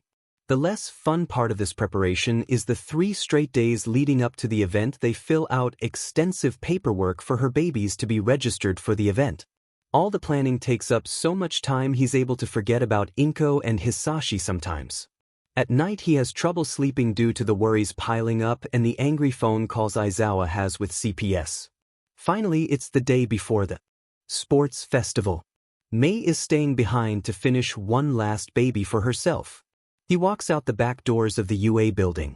This way is less crowded and it gives him a chance to be alone and miss the ending bell rush. He sighs. He's tired and stressed out. The court case is scheduled for next week and he hasn't really had time to think about it. God forbid he actually talk to anyone about it though. The green-haired boy walks slowly. He hears the quick footsteps approaching him and ignores them. What are the chances they would be chasing after him anyways? Tokoyami sees a familiar flash of green curly hair, bidding farewell to his homeroom teacher and walking with his hands resting on the straps of his yellow backpack at the gate entrance to UA. Hatsum is nowhere to be seen, an unusual occurrence he is going to take full advantage of. Izuku, can we talk? He pants out, a bit tired from having to catch up to his friend. I actually have to go somewhere fumigage, sorry. Maybe later? Izuku has an apologetic smile on his face and Fumigage can't help but notice how tired the boy looks. Please, Izuku, it will only take but a moment of your time. The slightly taller boy stops and turns around at this. Okay, hit me. The green-eyed boy has a blank expression on his face. It's so strikingly different that the ever-energetic and cheerful boy he thought he knew. Do you actually want to be my friend? Fumigage holds his breath. He said it. He asked the million-dollar question. Do I actually want to be your friend? Midoriya winces, rookie mistake. When someone repeats a question it's obvious they're lying and trying to make more time to think up an excuse. Of course I do, don't be silly. Really? Because every time I talk to you, you push me away or give me short answers and I can tell you like Hatsum more than me. Have you known each other longer? We've been volunteering together for a couple of years now but this friendship hasn't progressed at all. And I honestly love being your friend and being in your presence and keeping you company but I will not stay around if I'm not wanted, Izuku. He manages to say what's on his mind. Fumigage I dash. Izuku's blank expression melts into one of sadness, guilt, and regret as he reaches out to the other slightly shorter boy who ducks out of reach. Please call me Tokoyami, he says in an ice-cold voice. Midoriya feels a pain in his stomach because it feels like a kick in the gut to be demoted like that. Tokoyami, May and I just have spent more time together. I'm sorry you felt like that. I realize I was being a sheet. I'm so sorry. Here, I'll cancel my thing I had to do and we can go get some din dash. Midoriya, he winces at the formal addressing. Please stop. What? Izuku asks, heavy regret seeping into his voice. Tokoyami walks ahead of the green-haired boy and looks back at him with downcast eyes. They're filled with pain and Izuku realizes dimly that the boy is about to cry. Pity doesn't suit you.